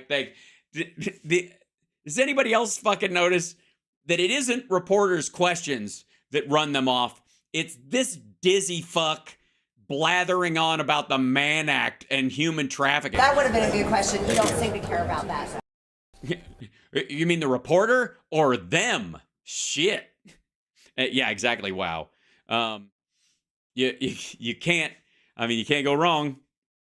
She will always, whatever it is, whatever you're doing, whatever you're working on, whatever your plan is, Marjorie Taylor Greene will fuck it up. Now, there is some concern right now that the appellate court held that Trump does not have some magical presidential immunity today, or late yesterday, whatever, but it came out today. And apparently the reactions to that have been a bit rough because half of them can't decide if that's a good thing, and it'll get punted up to the Supreme Court, and the Supreme Court will rule in Trump's favor, which it fucking well isn't. And the other half, I guess, hope it will work, in which case, if it does work, do you have any idea the unimaginable power that Joe Biden will have from that day forward? Seriously. Okay. Now, obviously, there's a bit of a panic going on in Trump land. And we have two people with the most annoying voices in the world who are going to chime in on this. Levin, why the Supreme Court should stay out of the Trump Jan 6 debate. Okay. Again, because if they agree that the president during his time in office has complete automatic immunity, if they rule that he says what he wants to have, Biden, while he's president right now, magically gets those powers, and then it's fucking game on. Or off, I suppose. Right? Just absolute dumb shittery. But I'm curious which angle they're going to take because they're both equally dumb. Again, this is a long clip, so we don't need all of it. I'm curious to see just how stupid this take can be. Mr. Mark Levin, how are you, my friend? Mr. Glenn Beck, let me look. I'm good, thank you. Good. Ew, he's at home in a robe apparently. I'm pretty good. You know, I'm a little concerned about 2024 can't come up with a scenario where it ends well. Yet you still had the strength to put up a store-bought Christmas tree with no extra decorations. But maybe you can. It's such a mess. I mean, yeah, it is, isn't it? That whole Trump losing and staying lost. you got people talking third party. I think if Oh, by the way, they're very worried about RFK Jr. and the No Labels crowd because it only eats Republican votes. Democrats, by and large, but for a few stragglers, are well in behind well in behind Biden because they are committed to women's rights. They want, to protect women's rights. That's it. That's not going anywhere. Anybody who actually believes in a woman's right to choose or gay rights or any of the social stuff and also is looking at what Biden's actually doing with Israel and actually doing in Ukraine and cares about it for real is going to vote for him. And we're fine. Trump is all over the fucking map. The evangelicals don't know how committed he is to pro-life and that he's going to walk in there and sign off on a 25-week ban or something like that. And they want 15 or 5 or nothing at all. And so they're all over the map. They're so fucking lost in what he's actually going to do. And then half of them are like, what was this dictator bullshit? So a lot of people are just going to check out. Independents that might have voted for Trump are just going to not vote. It will lower the turnout, but those folks aren't going to, they're not, if they won't vote for Biden, they're not going to vote for Trump if he's the guy. Just saying. And by the way, I'll look at a poll. I'll show you a poll in just one second that was just fucking hilarious today. Well, you know what? I think it's a good lead off. Maybe this is why. Maybe this is why they're saying this. Hold on. Let's see. I'll find it real quick. Because we're live and we're doing our thing. And it's all right. There is here it is. Drag this down for you. This is good stuff. I'm really enjoying this one. This is the 2024 National General Election poll. Joe Biden up by 10 points, 46%. Donald Trump, 36%. Someone else, 17%.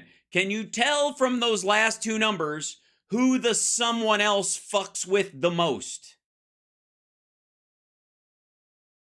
Because if you're talking about a 50-50 country, Biden may be losing 4% to this someone else nonsense. Isn't anywhere near the fucking dip this asshole's getting. Look at this. Fucking yikes. Also, yeah, and then we'll look at the, I think I have the Nikki Haley one in there as well. Where was it? Okay, hold on. These are your choices. Someone else. Hold on. I'll find this in a second. The best part about the other one was, maybe it's, we'll look at Nikki Haley. One of the reasons why they're shitting on Nikki Haley today is because she did really well in that poll too. Like she jumped way up. Let's see. I'll look up poll. Because that came up. Let's see this. Whoop-a-doo. Yeah. We will find it. Doo-ba-dee-doo. Video that.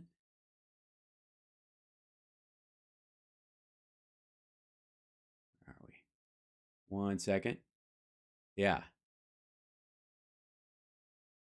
This is older. Where we go? Yeah, New Trafalgar Group poll. Wait, is this? No, that's December 12th. It is. Hold on. That's right. That's yesterday, late last night. Yeah, here you go. This would be the other one. Now, let me tell you. Some Republicans are using this as an idea that this is Donald Trump is just fucking killing it. He's killing it. He got elected, in the first place, and he got and in the re-election in 2020, he got 98% of the Republican Party. He's down to less than 50% in this one. Look at that. It's cut in fucking half. And now she's at 18, and Chris Christie is in double digits and beating Ron DeSantis. What the fuck? Now, again, polls don't matter. You're right. In terms of the next election, it doesn't matter. The reference on this, you need to know this stuff and that these polls came out when they did, right? When, this is why these folks are reacting the way they are. And by the way, none of these people are worth voting for. That's not the point. And again, Chris Christie he had 4%. This is directly related to the debates.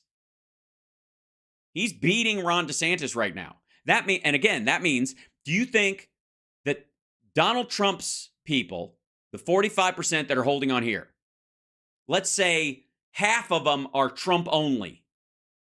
Maybe even more than that. Maybe 2/3 of them are Trump only. If he's not the man, they're not fucking voting, right?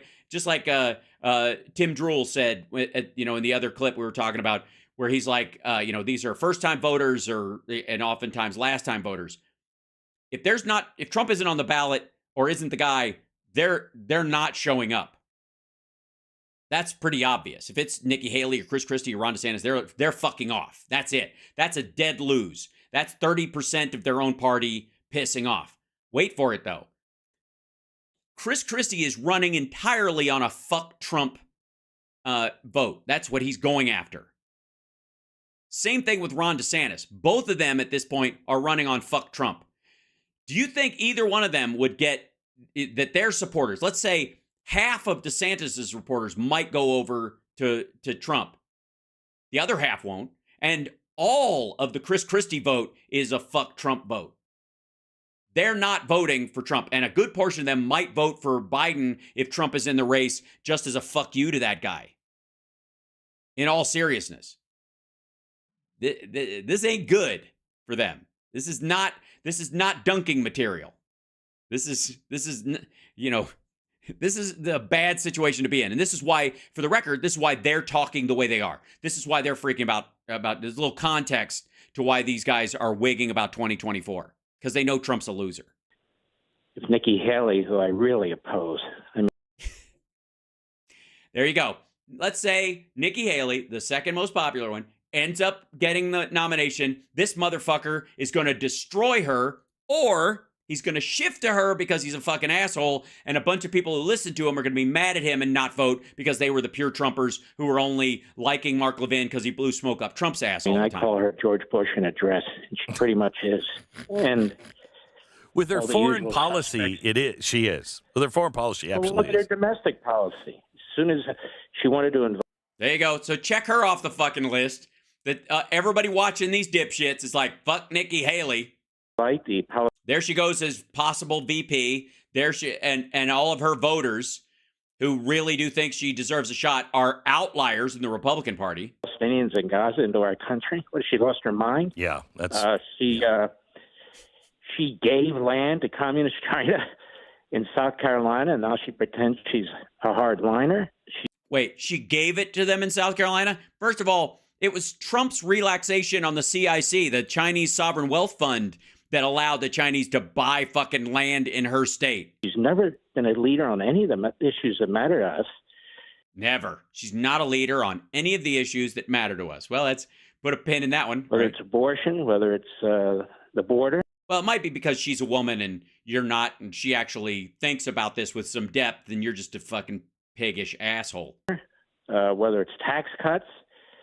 And I looked at these allegations by DeSantis, and he's right. Go on, Google him, look at him. She refused to sign a bill that said men use men's rooms and ladies use ladies' rooms. Now, when he came... Well, that's got to settle it. ...to the woke war, she sided with Disney. I'm going, what's going on here? This woman is not going to be... Well, in her defense, all park versus studio separation aside, Disney is one of the largest employers in the state of Florida. And by the way, if they decided to pack their shit and move, her state's right next door. Able to fight the Marxist revolution that is surrounding us since we're... Yeah, we're totally surrounded by a Marxist revolution. I mean, you might be onto something. I guess the Charleston marchers with the tiki torches were saying Jews will not replace us, and Marx hated Jews, so Strange bedfellows, I would say. around us today, which is why Karl Rove and Romney and this guy Fink at Blackstone or BlackRock, or whatever the hell they call themselves, all these people, Blackstone isn't. It's Treadstone I'm thinking of. including liberal Democrat billionaires who are going to vote for Biden, are Fucking Hassan brothers are loving them some Marxism. Yeah, it's real easy to love Marxism when you live in a $2 million house. backing her. So she goes third party. You know, the rhinos are the fifth column. They're the fifth column in our party, and frankly, they're the fifth column in this country, along with Jesus Christ. Like fifth column is a term of war.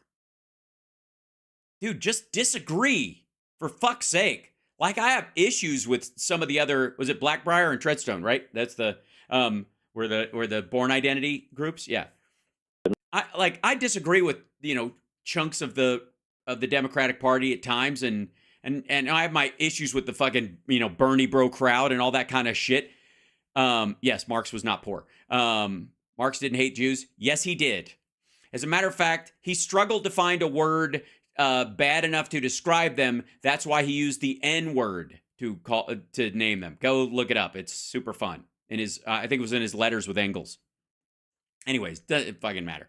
It's like arguing about Zoroastrianism versus sixth century offshoots of like whatever, I don't know, Hasidic Christianity. media.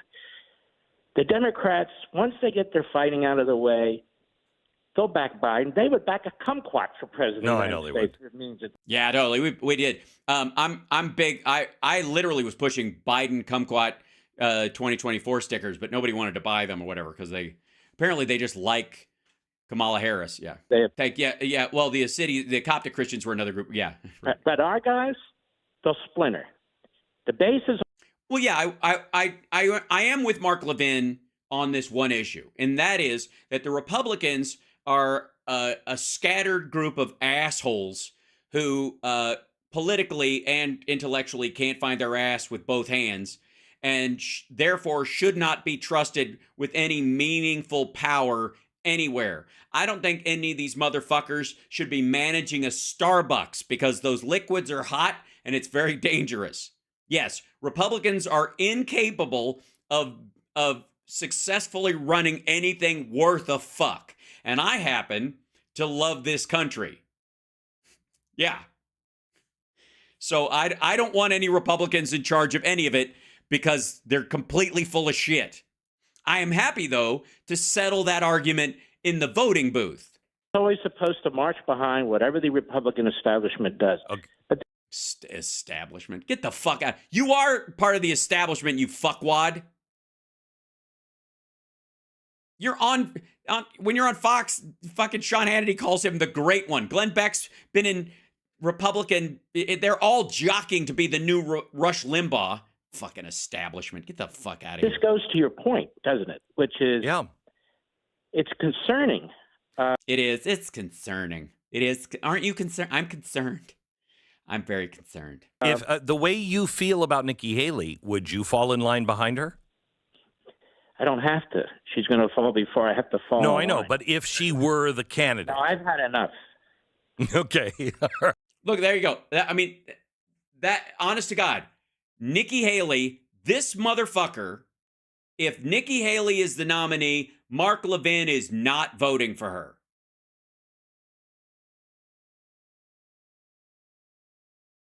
Good Lord. Yeah, he's going to bug out. You think he's alone? Right. Me too. Me too. And neither is... Oh, excellent. So I guess we should all push Nikki Haley. Maybe we should all donate to her fucking campaign. What the fuck? However... You think he's a bit sexist? Do I think he's a bit sexist? I think he's being entirely fucking sexist. And I've said this already. This is not shocking in any way. There is no fucking way the base of the Republican Party votes for a woman, and especially a woman of color. Seriously. No fucking way. No fucking way. As a matter of fact, half the people, I would argue, on the Republican side, especially in the big donor class that are backing Nikki Haley, are basically doing that as a dare to Democrats. Like, what if we run a woman of color? We know she's going to lose because our people won't vote for her, but we'll make Biden run against a woman of color. That's the only reason they're doing it. Because they're not going to fucking vote for her. It would be a trouncing. And then they would go, aha, you see, America's not ready for a woman to be president, right? They would use it as, they would use it against other women running for office in the future. But it's not, they're not supporting her because she's the fucking candidate. However, if it's Biden or I think Michelle Obama, I'd vote for a kumquat. Yeah. Also, this whole thing, they're going to swap Biden out for Michelle Obama is what they've been floating. And of course you would, because A, she's not running, and you don't give a fuck about the country being run well. This is a like whose dick is smaller contest between you and Mark Levin. I don't think it'll be Michelle Obama. Ooh. No, it won't. By the way, you haven't heard a word from her, have you? No, we haven't. But it's the only scenario that works out. I mean, what the fuck are you talking about? Again, by the way, the ghost of Obama is what scares them entirely. And the worst thing, basically, they're hoping this happens. Yeah, Michelle's terrific. But they think they can run a Hillary 2.0 thing again. Bill Clinton ran for he got 2 full terms, and then his wife became a senator and then ran for president. And they think that Democrats, that was a plan of Democrats and not just Hillary as a decent public servant, who was around it a good portion of her fucking life as the wife of the governor and then the wife of the president, deciding I'm going to run on my own. By the way, and running for senator and winning, and then becoming Secretary of State before running for president. They think this is a fucking Pez dispenser. It's so this like it's they wish. Let's at the convention.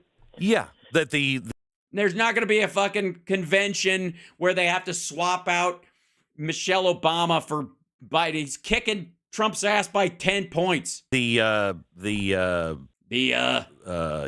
The super delegates. They just forget the vote.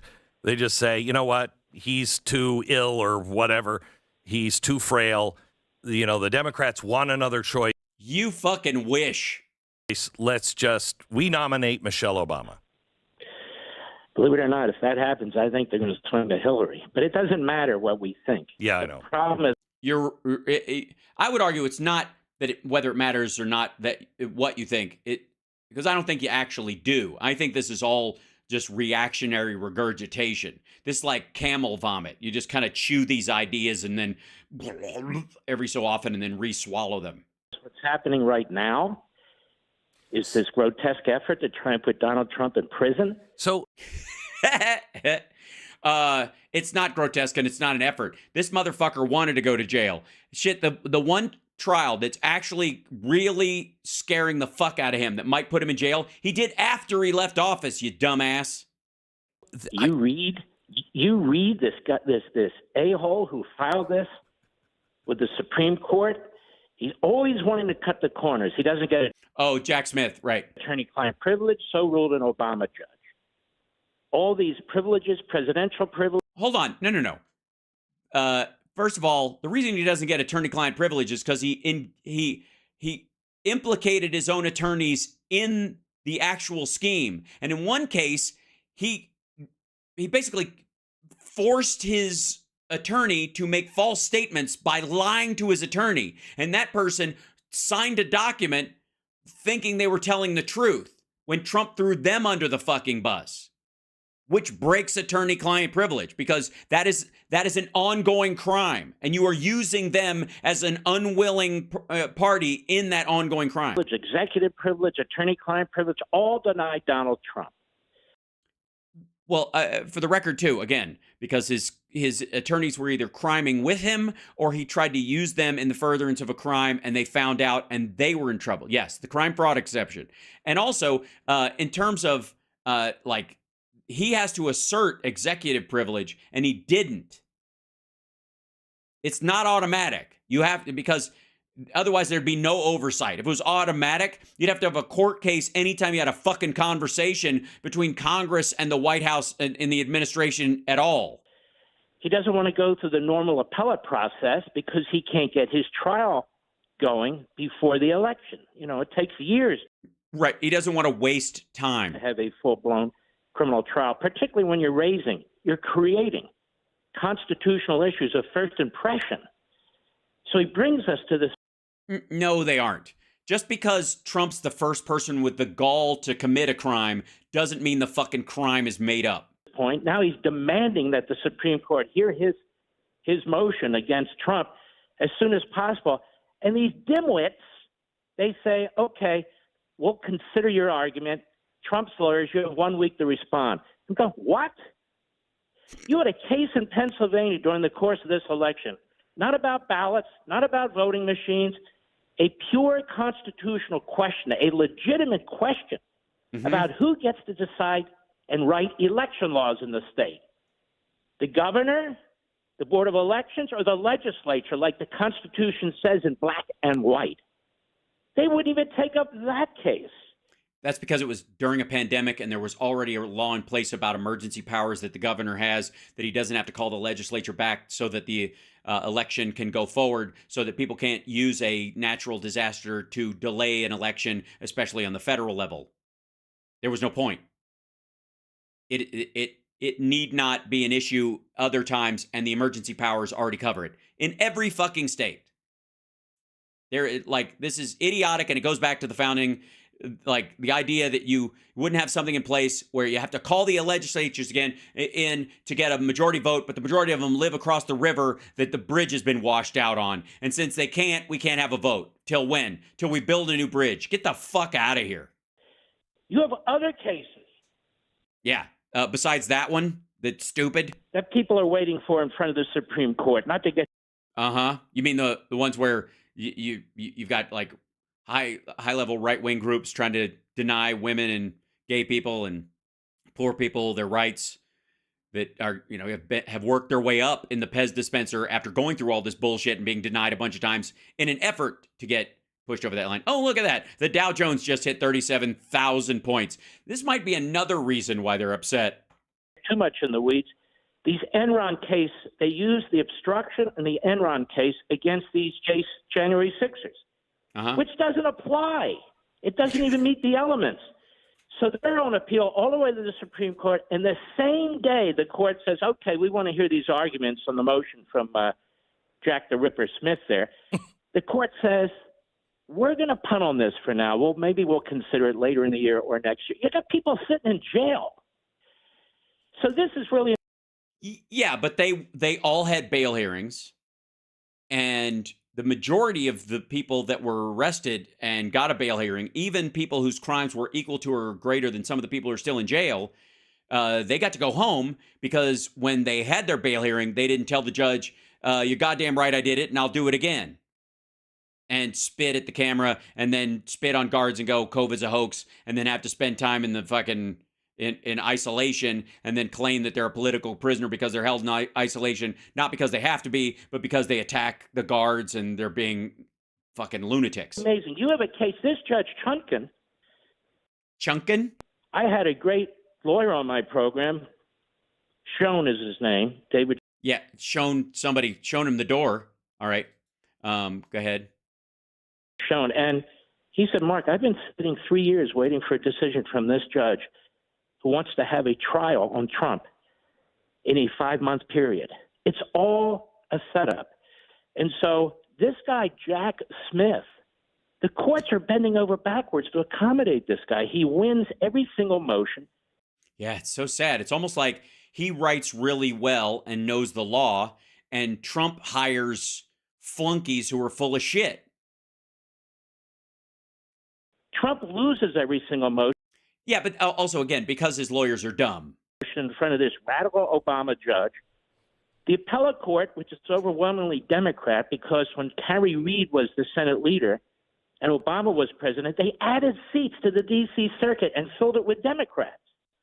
Gee, I thought Trump had loaded up. Wasn't he saying the greatest thing about his presidency was how many how many judges he got appointed? There were like 300 plus, more than any other president.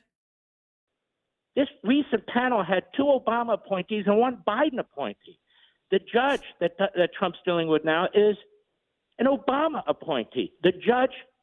3 of the judges on the current Supreme Court, by the way, the conservative-leaning court, 3 of them are fucking Trump appointees. What's your point? You should want to rush straight to the fucking Supreme Court yourself. Trump was dealing with before that was another Obama appointee. And now we go to the Supreme Court, and I'll tell you, Glenn, John Roberts. By the way, fabulous camera work at the Glenn Beck show. Did somebody just fall asleep on that fucking button? Not that there's much to see, but this is very weird. I don't know why it's up to us to constantly be like on intruder watch. Roberts is a huge problem. John Roberts is. Also, is Glenn listening or is he watching that television? Because I know Stu isn't. He's reading whatever the fuck's there. He's totally checked out. Like this guy, Michael Ludig. You're right. Maybe, what is it? Angry Funny Mom says, is that a still photo? No, it's, I think they recorded a loop and they just played it back like bank robbers who do that with security footage. They hate Trump. The Republicans, but, they're proper Republicans. They don't like the tweeting, they don't like the language. Oh, my goodness, hold this. Is it the language or is it that he's describing his behavior?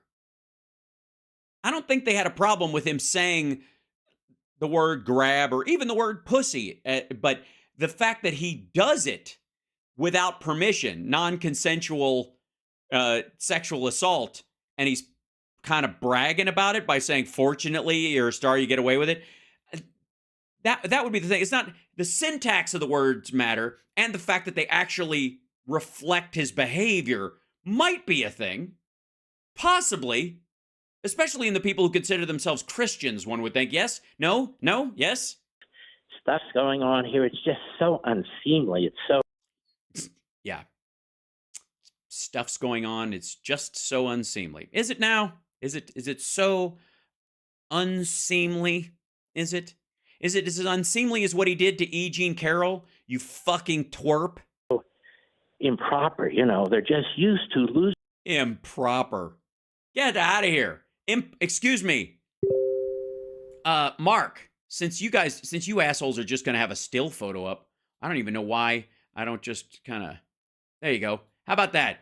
Sorry, you were saying something, Mark, about something improper, you said? There was something improper. What was it? Just so unseemly. It's so unseemly. I agree. Look at that. So improper. Oh, it's improper. Ugh. No, they're just used to losing the country very properly, Yeah. But what's happening here, in my view, is we have a Potemkin criminal justice system.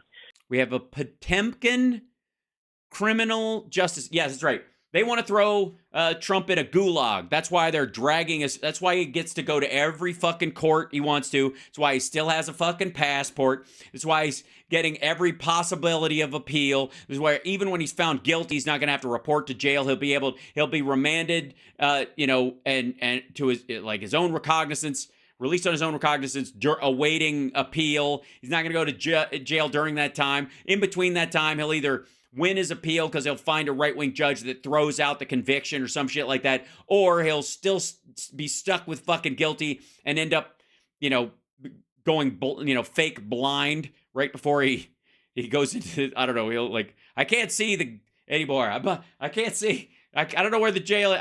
I'm too blind to go to jail. Nice tits. Fuck, I can't. Blew it for me.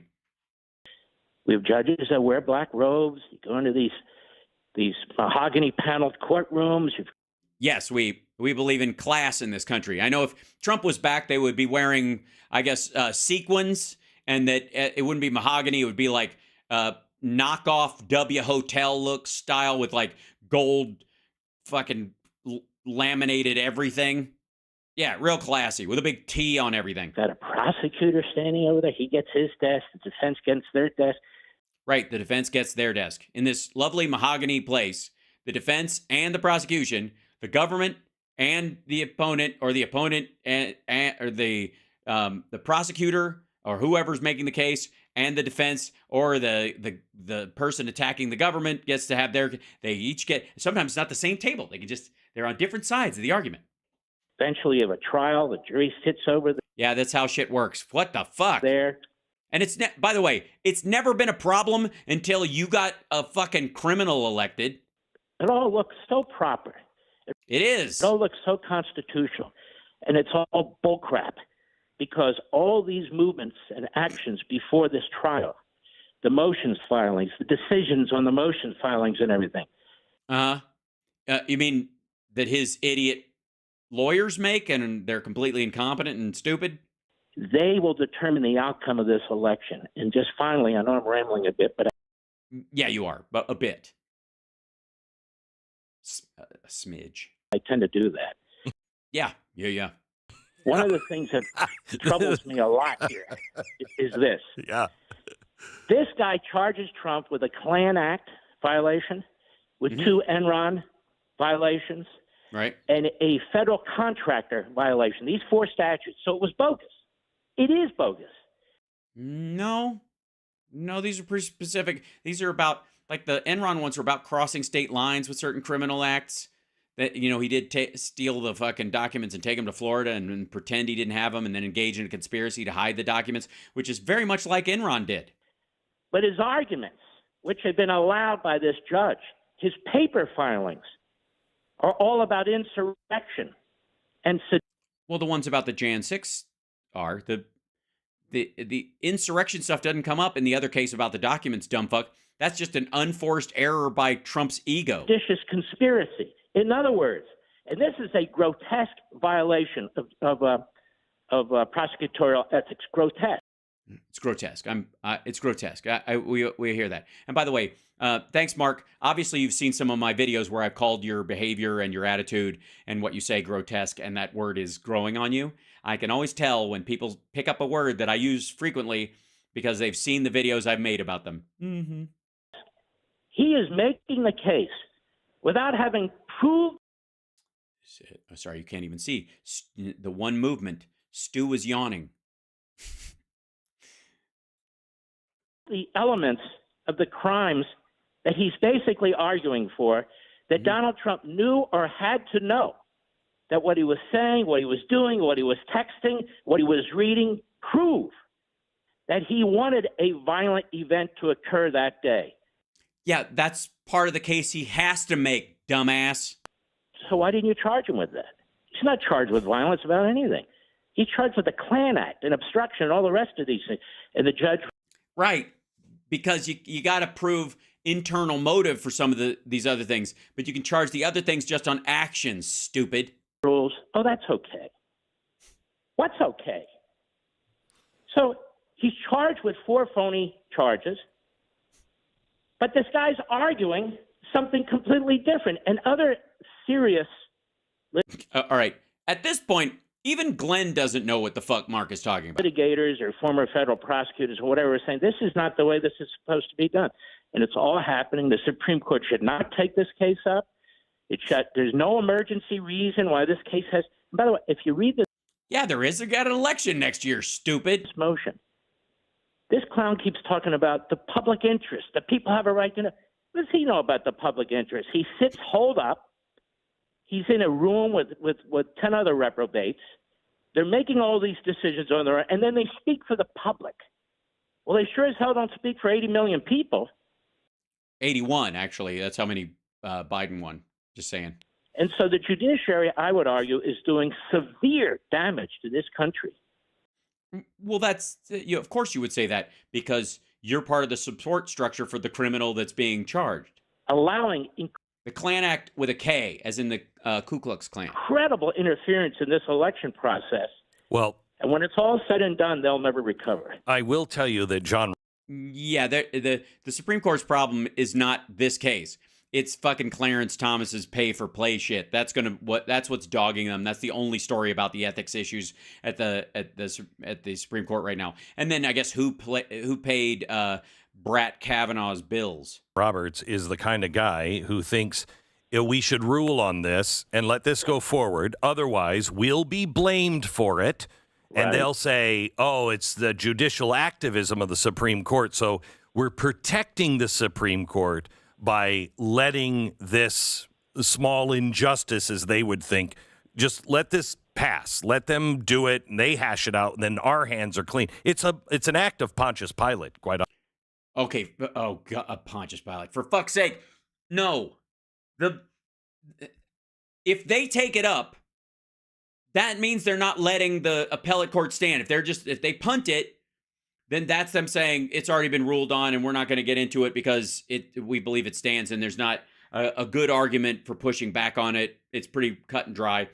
Or if they hear it and then they rule on it, then it's going to look activist no matter which direction they take it. They know this.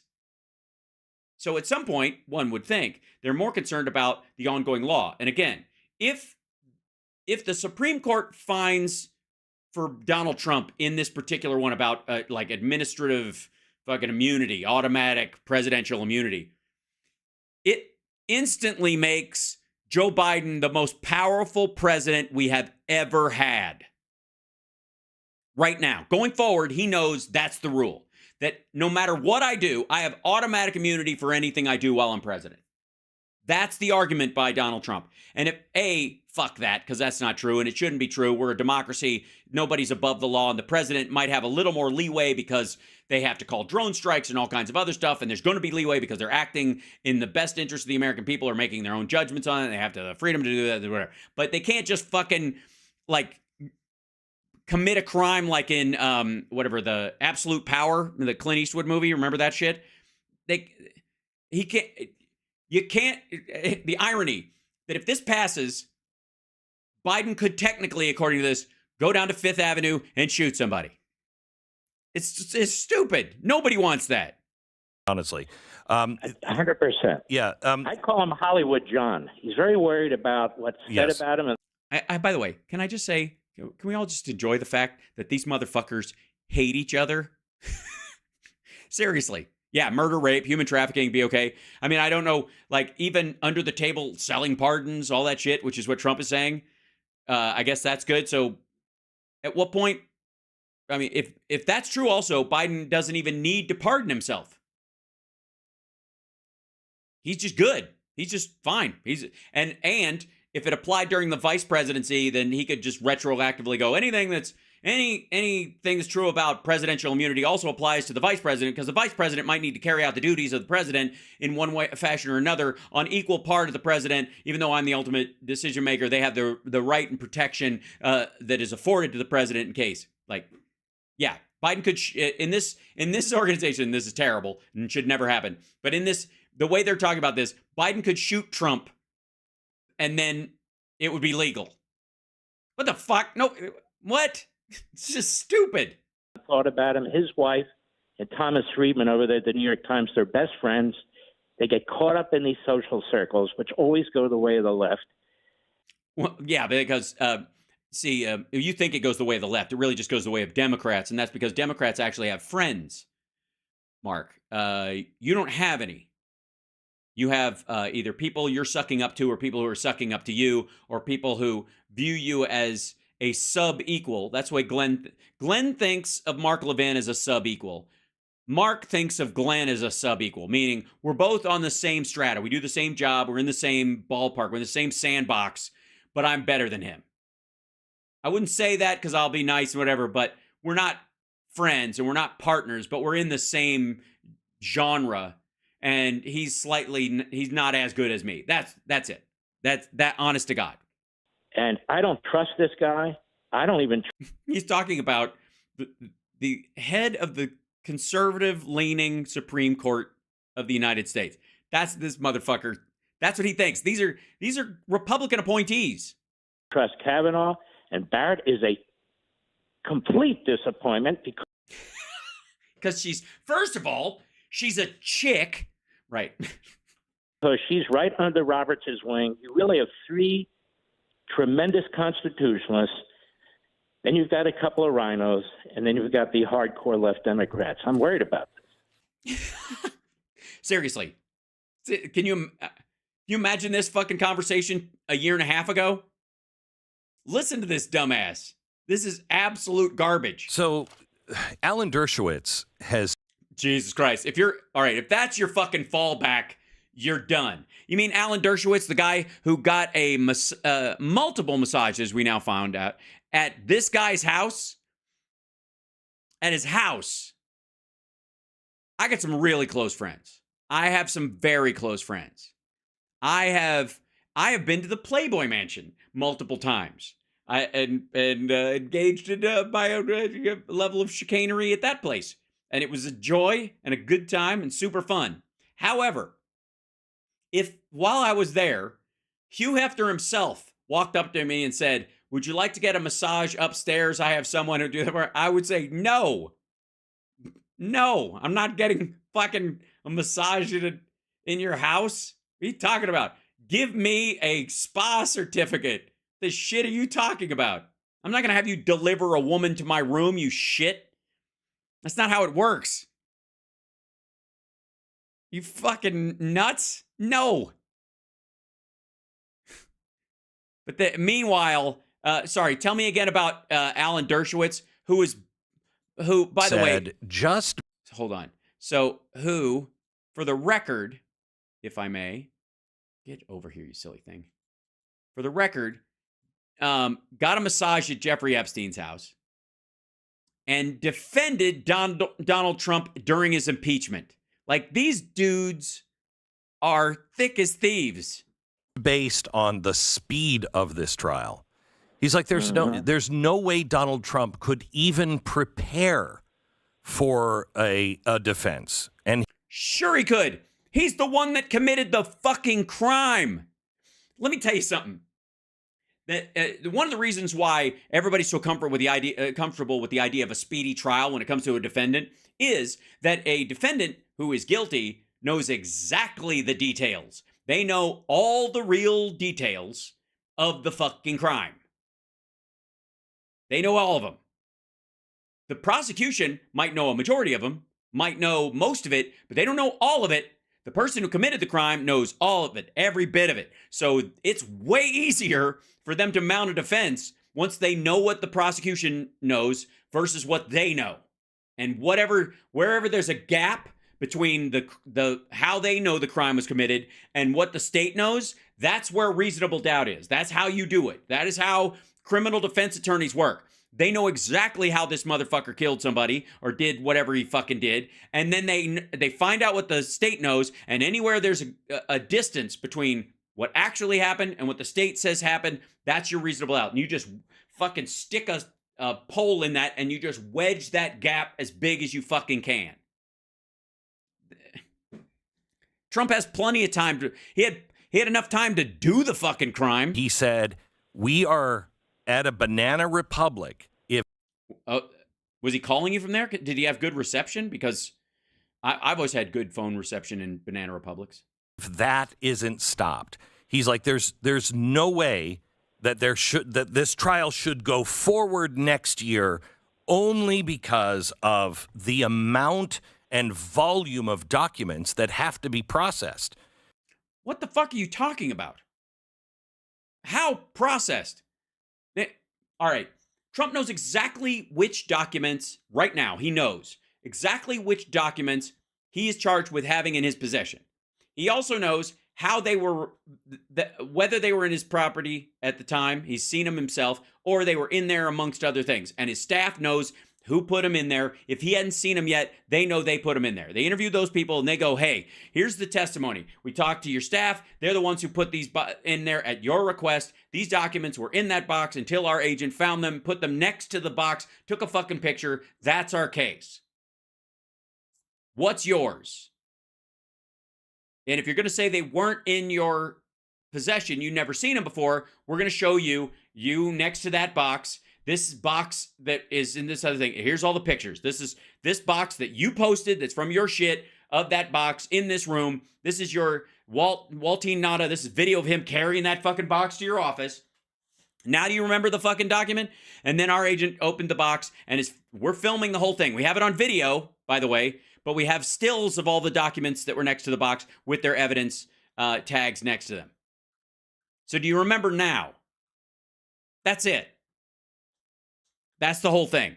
And the ones that were in his desk, it's game, set, match. At a certain point, he's going to get more counts for each of the extremity of the documents and how many he had. But past a certain point, fuck off. He said it's criminal if they speed this trial up or they let it go. Bullshit. At this rate. Do you look, just because your attorneys are slow doesn't mean the trial has to be. Hire some quicker attorneys. Agree with that? I mean, you denied him a client privilege. You did it in a secret proceeding. That's a violation of the Fifth Amendment. Hold on. You what now? Run that by me. You denied him what? It's criminal if they speed this trial up or they let it go at this rate. Do you agree with that? I mean, you denied him a client privilege. You did it in a secret proceeding. That's a violation of the Fifth Amendment. I think he said client privilege, like attorney-client privilege, because there was a glitch in it. But the phony claim of a crime fraud exception. So his lead. The phony claim of a crime fraud exception. It's literally what happened. They have the text messages from Walty Knott and these other fuckers about Trump arranging to, telling his attorney, all these boxes will be in this room. In 2 weeks, you come back and pick them up, and you'll go through them. You'll go through them. Nobody else will. You'll go through them, and then you sign this document saying we don't have any more, classified documents. And then over the 2 weeks, while he was telling his attorney that he wasn't, that room was locked now, they fucking open the thing. They have video of them bringing the boxes in. He's taking stuff out. Some of it ends up in his fucking desk. He puts the boxes back, and then he lets him go through there, and they only found a few things. And he goes, well, even those things you found, if you could throw them out, that'd be fine. If you could just, if you found any more. And then he makes his attorney, who he knows he's lied to, sign a piece of paper that this is all that they have. Lawyer in the January 6th case. He defrauded his own attorney and caused them to commit a crime. Had to testify in front of the grand jury, and he had to provide his notes that he had taken with Donald Trump. And right, which he started taking because he became aware that his client was engaging in criminal activity. We've never seen anything like this. We don't know what they're talking about. It's all done in secret. That happens. That happens all the time, especially in mob and RICO cases. I'm told other things happened in front of that grand jury that were absolutely unacceptable by some of the lawyers working on this case. So what he's talking about, Dershowitz, there is a violation. Also, by the way, notice in this complaint about attorney-client privilege, none of that erases the idea that, I guess, that Trump is effectively admitting guilt. It's just that person wasn't supposed to be allowed to tell on me. Due process, Fifth Amendment, and the Sixth Amendment, which is the right to effective counsel. You can't have effective counsel when they're drowning in documents and witnesses and everything else, and the judge, for no reason. He said that there is no way that he said if that tell me what he said. Lawyer stands in front of that judge and he says, no, you have to proceed. And they aren't ready because there's no way possible. He said he should quit immediately and say, I'm sorry, I'm not going to abide. And if that means you're going to hold me in contempt, hold me in contempt. But this is a travesty of justice. And you heard, Alan Dershowitz told you that? Okay. I guess we can all, everybody, we're good with the word of Alan Dershowitz at this point. How many attorneys are in this fucking country? And yet the only one you can dig up is the dude who used to hang out with Jeffrey Epstein? What the ever-loving fuck? Is every other attorney in this country that isn't working for Donald Trump against him? Is that the issue? It's just you've either worked for Donald Trump or still do, or you've seen the evidence and you're like, I'd never fucking ever work for that guy. Well, I guess that's right. I mean, every lawyer has to make their own decision on how to proceed. So I don't know if I do that or not. I really hadn't thought about it. That's much like what else the other things you've talked about today. He's right on the substance of the issue, 100% right. Now, the problem with all this is this lower court judge and this prosecutor all know that they're setting Donald Trump up for a conviction. So when he runs for office as president in the general election, the media and everyone else will keep calling him a convicted felon, a convicted felon. So just for the record, though, it's not just in this case. He'll be convicted in other stuff as well. And he's also, I'll tell you that there will be a bigger impact with his voters. Because you think his voters give a fuck if he's a convicted felon? Jesus Christ, like a face tattoo. They don't give a shit. They're for it. They like it. They'll take it as a badge of honor, the hardcore Trumpies. It's his loss of his business license and his fucking fraud company that's going to eat up most of the votes. Most of the people that are going to go, wait a fucking second, have already done it because the fraud case in New York has pointed out the fact that he's a flim-flam man. People who are kind of on the edge, kind of leaning toward Trump because they can't stand Biden. We know who these people are. We live with people like this, right? In our communities, in our neighborhoods, we meet them. He might lose them. And he might. But hey, if they hate a woman's right to choose and they believe that a woman should be forced to die of septicemia carrying a stillborn fetus to term, hey, look, just consider them a locked-in Trump voter and check them off your list. The goal. Right. And you can see the hundreds of millions of dollars in campaign funding that's going to be spent by the Democrats in the Biden campaign, or in your case, Michelle Obama campaign, I guess, talking about how Trump is a convicted felon and then he'll want to pardon himself. So we won't be talking about inflation. Well, we won't be talking about inflation because it's not going to be the issue you think it is next year. The border. Right. So, and you won't be talking about the border either, because I got news for you. In January, more than likely, they're going to pass some version of a funding bill that includes Ukraine and Israel funding with a bit of border funding. And the only difference is that it's not going to be more physical wall structure because that will create more access road that allows people to walk to private land or Indian land and walk around the outside of it. For fuck's sake, it's going to entail more surveillance and more checkpoints and more staff at the checkpoints and technology that can see into the trucks that are coming through and shit like that. Can we game this? I don't know how much time you have allotted in your schedule. Far too much. I know you're so busy. For you, the whole week. Okay. All right.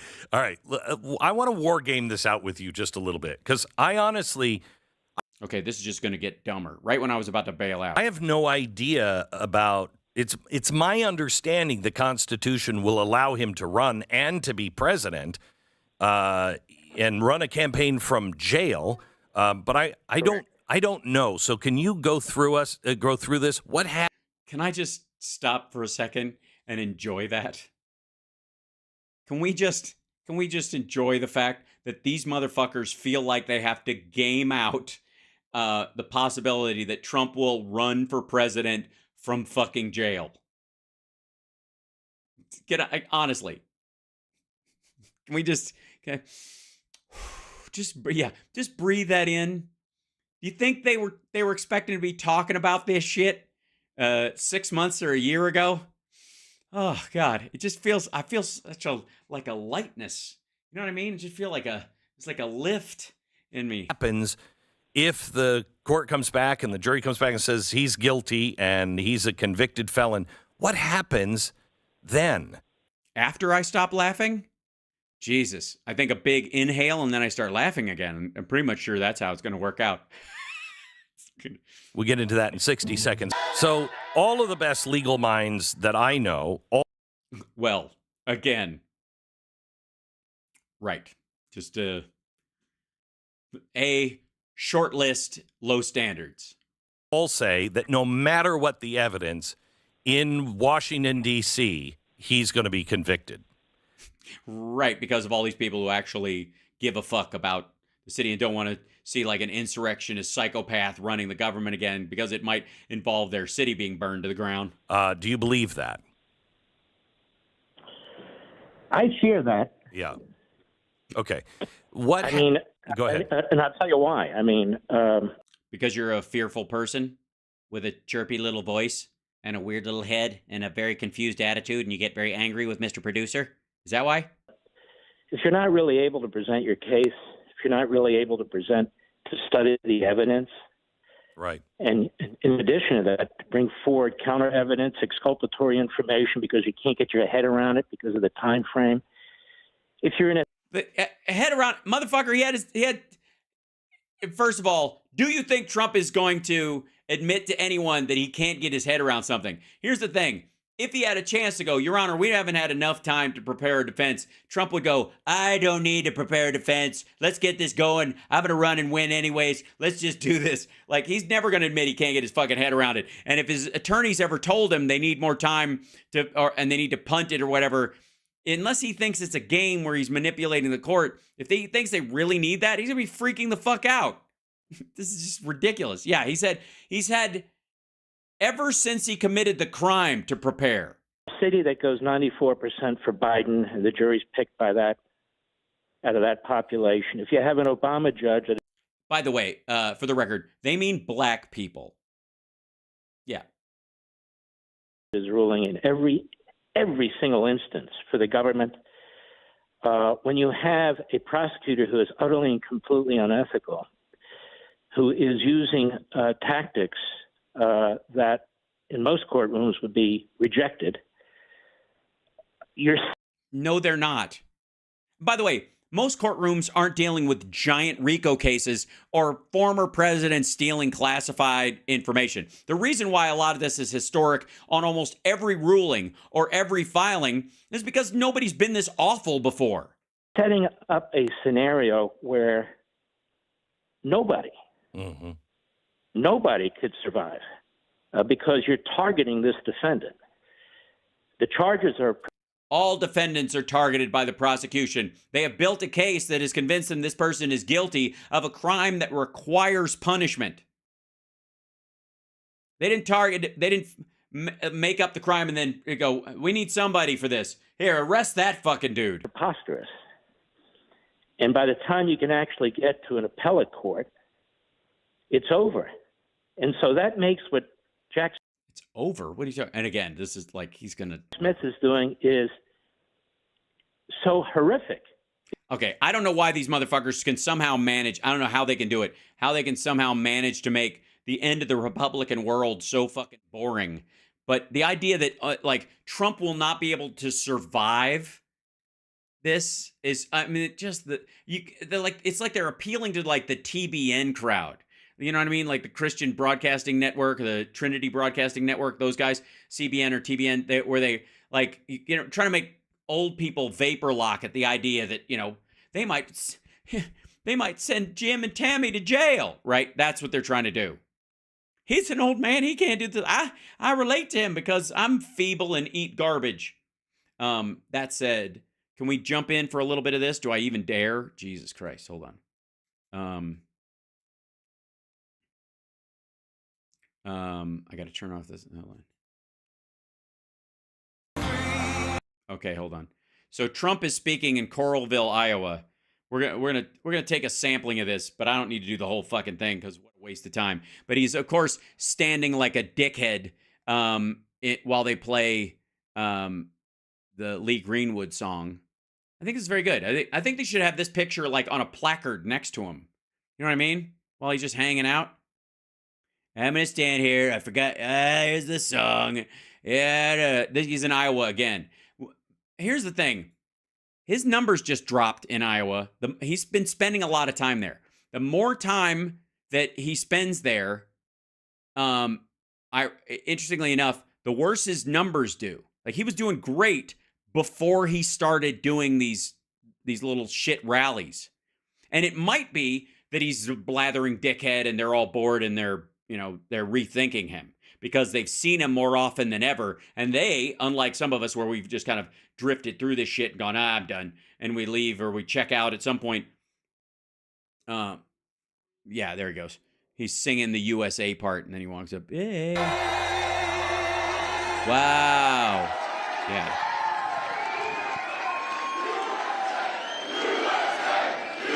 Again, the more of these people end up...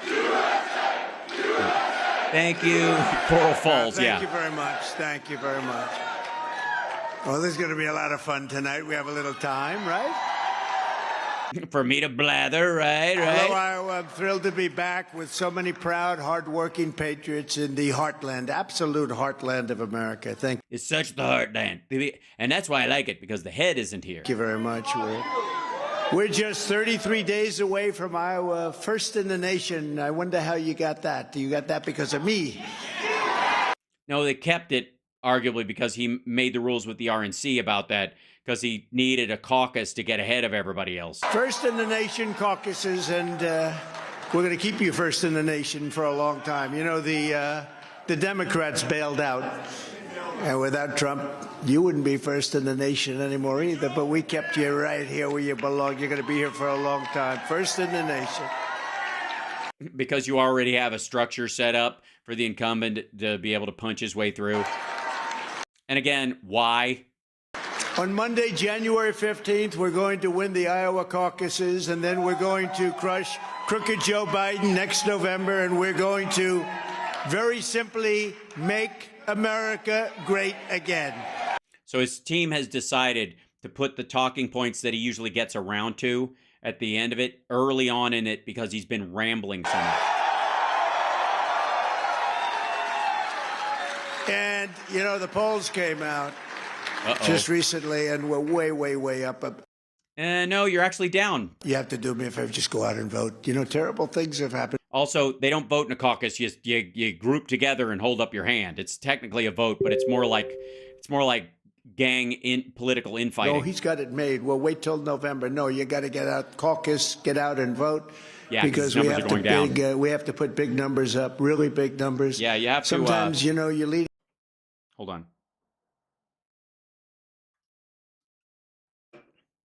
Why are you being slow? We have to slab it. There you go. By so much, they say, oh, I think let's sit home and watch a movie, and we'll watch the results afterwards. And we don't want to do that. You got to get out and vote. Because his numbers are not anywhere near as good as he thinks they are. And caucuses, I got to say, like they can throw they can throw a monkey wrench in, because it's all these kind of like loud groups. And after we do that, we'll worry about November. But we got to get Biden out of there. He's horrible. Worst president we've ever had. I want to thank Iowa Attorney General, who has been It is very hard to say Attorney General. Incredible. I'll tell you, she's an incredible patriot and woman. Brenna Byrd, thank you. State Representatives, Luana Stoltenberg. Luana. Don't choke to death. Wherever you may be, Luana, thank you very much. Great supporter. Steve Bradley. I like going to Iowa because everybody's names are easy to say. Thank you, Steve. Great. Oh, by the way, I'm going to stick around for a little while. We're after the regular show, so consider this House Sparks After Dark. You can come and go as you please. I won't put the ending on the show. We'll dive into a little bit of this, but I went a half hour over already. So if you have someplace to be, I understand. But if you want to stick around, hit that like button and okay. Also, patreon.com/HouseSparks. We're trying to get to 1,000. We got we don't have 1,000, but we're trying for 1,000. Heather Hora. Thank you. Thank you, Heather.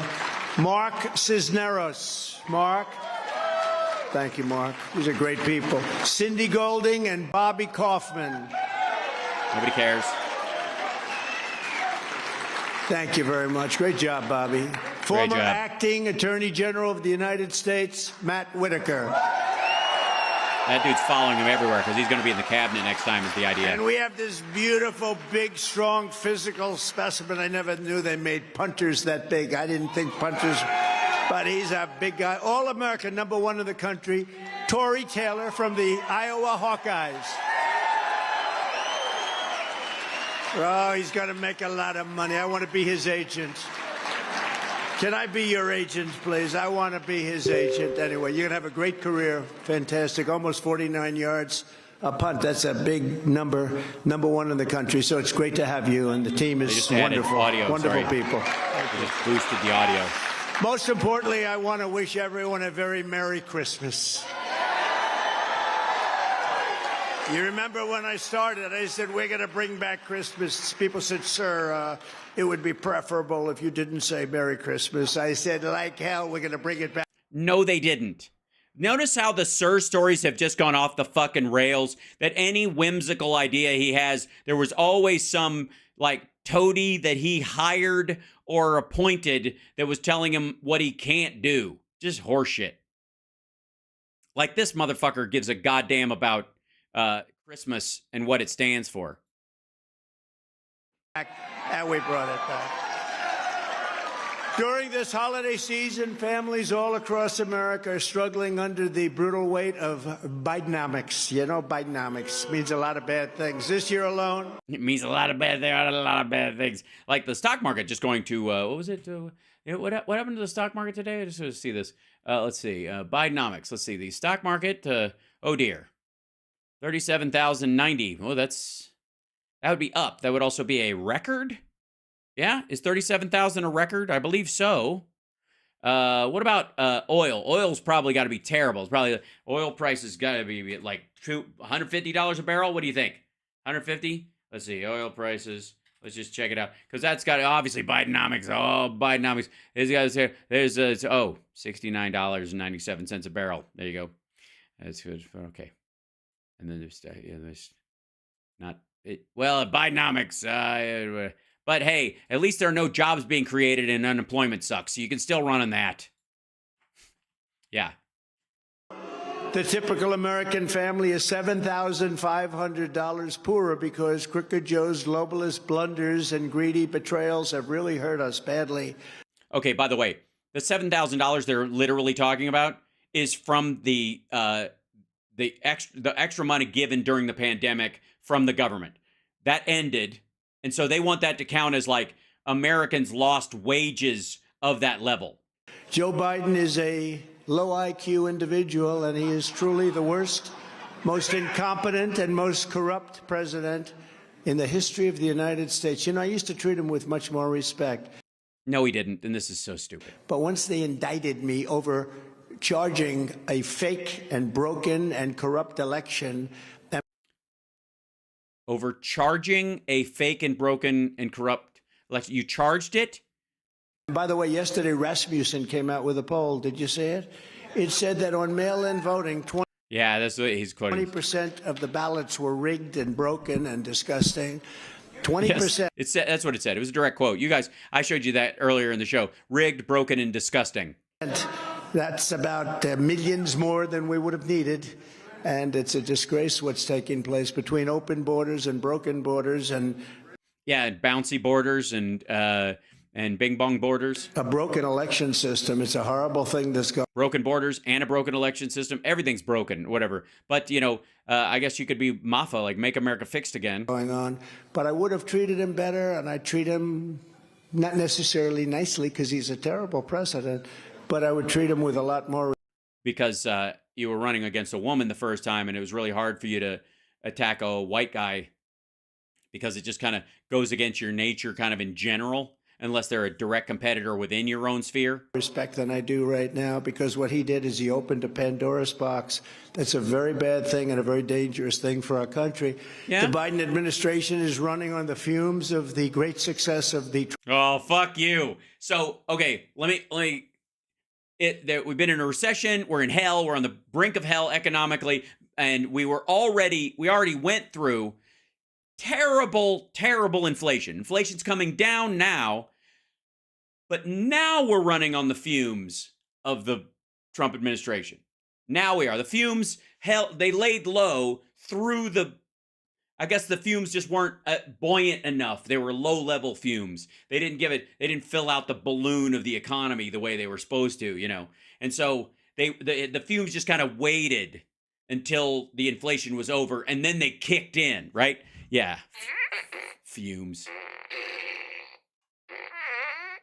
Yeah. There's it. Live Trump fumes. Trump administration, without us, this thing would have crashed to levels never seen before. And if we're not... Also, well, first of all, you do realize the crash that happened, you know, in the 20s. People have seen footage of it, pictures of it, and we wouldn't even be anywhere near that, even if we had an equal crash, because of the structures in place today that weren't in place then. Elected, we'll have a depression the likes of which I don't believe anybody has ever seen. Maybe 1929. That's what's going to happen. Yeah, it's going to happen, but it's going to wait until next year. So we're running. Probably, it's actually going to wait until 2025. He's like, if we're not elected, we're going to have a depression the likes of which no one's ever seen before. But it's going to It's going to wait until 2025. On fumes with your vote by Christmas, and we're going to have it by Wait, you can't vote by Christmas. They vote after. It's in January. Christmas 2024. That's just shortly after the election because of the momentum. Oh, because of the momentum right after. Yes. Of our victory, we will have a U.S. economy roaring back. A what? A U.S. economy? Okay. This is the other thing. So everybody on Wall Street has been talking about how the soft landing worked, Bidenomics kicking ass, other countries are now parroting our plan, and that by 2025, end of 2024, beginning of 2025, they're expecting the NASDAQ to hit an all-time high, just like the stock market just did, and for oil prices to continue to go down. Because the people who are holding back production in the OPEC plus countries can't do it for very long.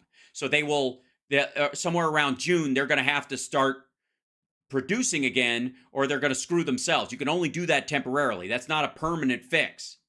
To have it by Christmas 2024. That's just shortly after the election because of the momentum of our victory. We will have a U.S. economy roaring back, and in 2025 Well, by the way, again, so if the U.S. economy is roaring back in January of 2025, the new president doesn't even get sworn in till the 21st. We'll have one of the greatest economic years this nation has ever recorded.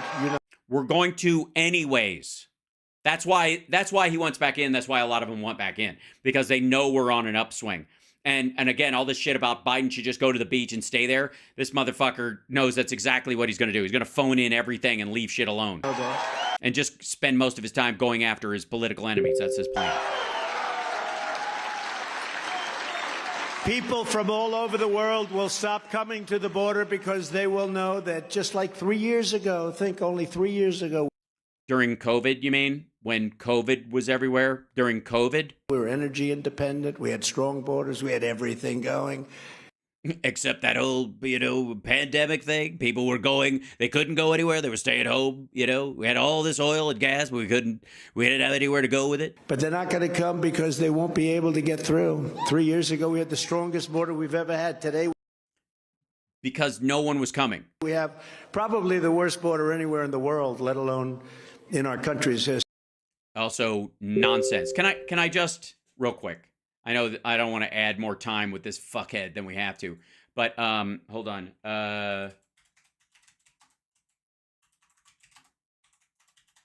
Real quick. So, let's see. Back up. Yeah,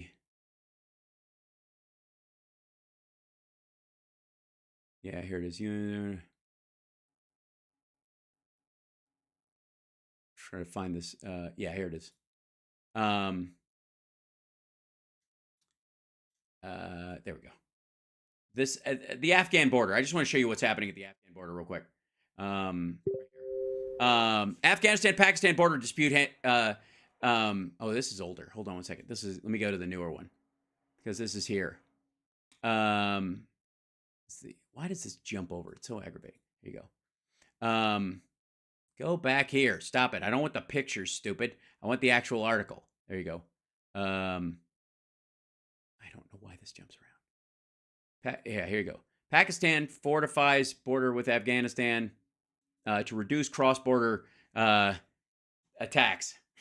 So there's literally violent attacks happening between Afghanistan and Pakistan right now. There were a bunch of Afghanis that fled to Pakistan after the Taliban took over, and some of them are trying to go back because there's a forced deportation going on in Pakistan right now, and they have their little fence and this little guy here, whatever, looking at nothing, fucking looking at nothing. But here you go. Let's see. United States President recently reiterated. That's the long one too. Hold on, back up. That's the 2017 one. Hold on. I want new stuff. Give me 1 second, and I will find the art. Why is this thing scrolling?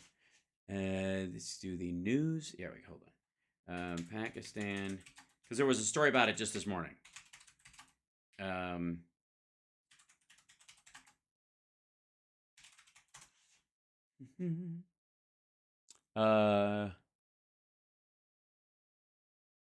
There's one. Hold on. And then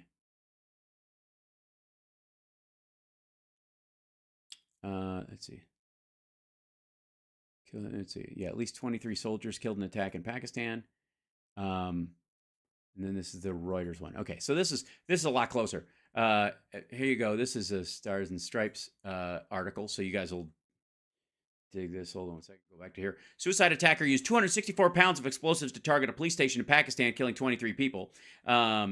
This is over the border dispute between the idea that Afghans have been ordered to leave. They've been given a deportation order. Attack on Pakistani security post near Afghanistan kills 23 soldiers. Tensions have been rising between Pakistan and Afghanistan when the violence in the border area has increased since Pakistan directed all undocumented foreigners to leave the country. This is what's happening. They just handed out a big deportation order. Main Pakistan-Afghan border crossing closed for second day after clashes. Yeah, there you go. Let's see if there's another picture in this. I don't know. They're not coming up, or they'll take a moment. But yeah, anyways, that border is way fucking worse on all fronts. This guy, like, again, just even, you could even relate it to that. You know what I mean? How I think you should keep back in the blue for a future election. Back blue. Yeah, I agree. I'm going to. But anyways, you could go, this is worse than the Pakistan-Afghanistan border. Like, you know what I mean? You could make a relation. If you knew what the fuck you were talking about, you could draw parallels, even if they don't exist, to try and dirty up the, you know what I mean? And then people would go, oh, fuck. And they would look into it and go, yeah, it totally is. Together we're going to bring even though it's not. Our country back from hell. Well, we are in hell, obviously. Not one thing, if you think about it, has gotten better under crooked Joe Biden. What? Name one thing. Unemployment, wages, union contracts, infrastructure, airports, manufacturing in the United States, chip manufacturing in the United States. I mean, the extraction of lead pipes across the entire fucking country would be a major thing. Again, unemployment's at 3.7. It's the stock market's at 37,000. The NASDAQ's supposed to reach a new record. Insulin is cheaper now. Residential broadband or rural broadband, where we're doing well. Yeah, and by the way, everybody at this fucking thing was at a football game last weekend. Everybody there was eating a big fucking pretzel and shouting for a team and all this kind of stuff. And this motherfucker wants us to go back to when he was running things, when COVID was rampaging across the goddamn country. And he was like, the sunshine will get rid of it. Fucking. We're not respected. The world is laughing at us. Well, they're laughing at you. Under the Trump administration, you were better off. Your family was better off. Your neighbors were better off. Our country was better off. America was stronger, richer, safer, and more confident. Technically, no. We were literally in a pandemic, locked down, with no vaccine, and you came up with Warp Speed, Operation Warp Speed, or as I like to call it, Operation Fart Steed, to convince people that we were, you know, this vaccine that you're scared of taking, we rushed it. That's the message most of his dickhead supporters got from Operation Fart Steed. Never before, I would say, and we had the best economy in history. Nonsense. And when you had me behind the desk of the Oval Office, people did respect us. Other nations respected us to a level I don't think maybe we've ever been respected. Again, goofy bullshit. I mean, he has seen maybe this is his reaction. This has to be. This is his reaction to the footage of like Trudeau and others laughing at him and talking about him at parties. Like or the picture of like the rest of the world trying to convince him that that his fuck up's gonna get people killed at these international meetings. The multitude of pictures or people, or the one time he walked off the stage when he shook somebody's hand and then he fucked off and he was supposed to stay there, that kind of stuff, right? Like that. But just think of it. Were you better off 4 years ago, or are you better off today? Today, obviously. We're not in the middle of a lockdown. We're not, like, business have come back. People are going to concerts, for fuck's sake. They're not, right now, they're talking about the biggest story in town where I am is not, oh shit, I hope the people that are delivering food don't get sick. Then what?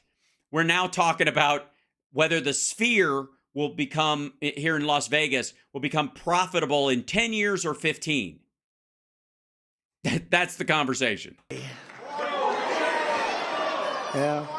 Not even close. That's an interesting question. That's a question I'm going to be able to ask a lot. What a difference the president. Yeah, keep asking it, shithead. President makes, and it does make a big difference. Since Joe Biden took over, we've had a 3-year inflation rate of over 20%.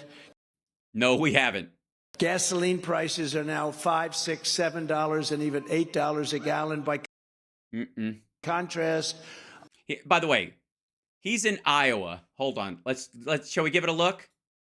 Gas prices, Coralville, Iowa. Yeah? Is that what it is? Coralville. Sorry.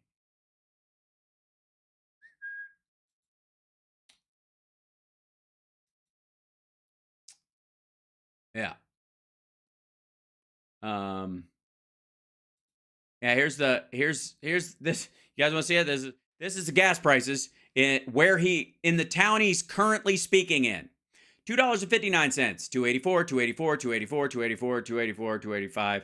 The come and go is your best bet. And I don't, I guess they don't have it listed up there. Costco gas is $2.59. Most of the people who are there in his audience, Costco members, I'm going to say that in general. A bunch of them are wearing Kirkland shirts. I have no fucking doubt about that whatsoever. Casey's and the come and go, I got to say, $2.84 a gallon at the come and go. And I have let's see, do I have my, shit, I know I have a come and go hat around here somewhere. Because when you're touring the Midwest, if you're in a band and you don't end up buying a come and go hat, at some point, there's something wrong with you. Comedians will do it, there's no excuse. But bands, every band member that tours the Midwest has to get a fucking come and go shirt. Yeah, absolutely. It's like having Dick's Sporting Goods when it was regional to the Chicagoland area. They used to have one of those membership cards. It was the Insider card. That's right. You could get, wait for it, a Dick's Insider card. And I have one somewhere. My buddy Tom and I drove out to the Dick's Sporting Goods out like fucking Gurney or wherever the fuck it was to go to this one and sign up for the Dick's Insider card. So we both got one. And we're just walking out of this like high school laughing our asses off with this fucking, and wearing our come and go hats with our Dick's Insider card. I'm sorry, I shouldn't be laughing. We're in hell. I forgot we were in hell. My bad. Yes, I'm dead serious. Dick's Sporting Goods, before it was a national chain, had a card you could get that was a frequent member card. It was called a Dick's Insider membership card, right? Under the Trump leadership, my leadership, inflation was non-existent. Right, we were in nearly deflation because everyone's economy was taking a shit. And we had gasoline down to $1.87 a gallon. Doesn't that sound beautiful? Beautiful. No, it means everything has crashed, stupid. It means that to get those prices down to $1.84, either nobody's using gas anymore because there is no business, or everybody's shifted to electric. And we'll do it again. Drill, drill, drill, right? We'll do it again. Drill, drill, drill. It's drill, baby, drill, fuckwad. Drill, drill, drill. Fucking rolls right off the tongue. We'll do it again. Drill, drill, drill. Just say drill, drill, drill. Also, hey, maybe I should check. What's, let's see, U.S. oil production. Wonder how it is. I'm sure it's way down because Biden, came in. He just fucking killed, everything, right? Yeah, let's see.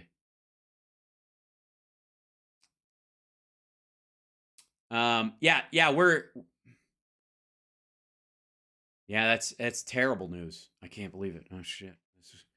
U.S. oil production will keep booming in 2024, setting up a possible showdown with Saudi Arabia. Yikes.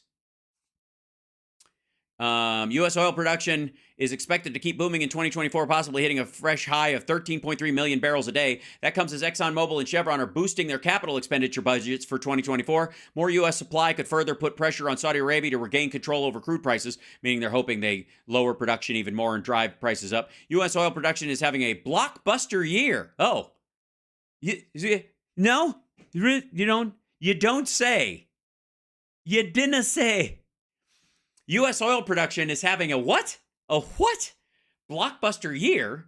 And 2024 could see fresh eyes putting more pressure on Saudi Arabia to regain control over crude prices. Fuck them. I don't care. Analysts at Rapidan Energy estimate U.S. output will average 13.3 million barrels a day next year, up from 2023's average of 13 million and above the current all-time record of 13.2 million reached in September. That's right. The record for the highest amount of output in America ever of oil was hit in September. September. Highest ever. More American oil production in September than at any time in history, and next year it will be the standard. Also, what is it? The average was 13. Yeah.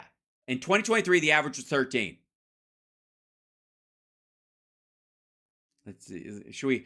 Do we bother to look up oil production in 2019, giving Trump a fucking break before the collapse? Yeah, thanks, Obama.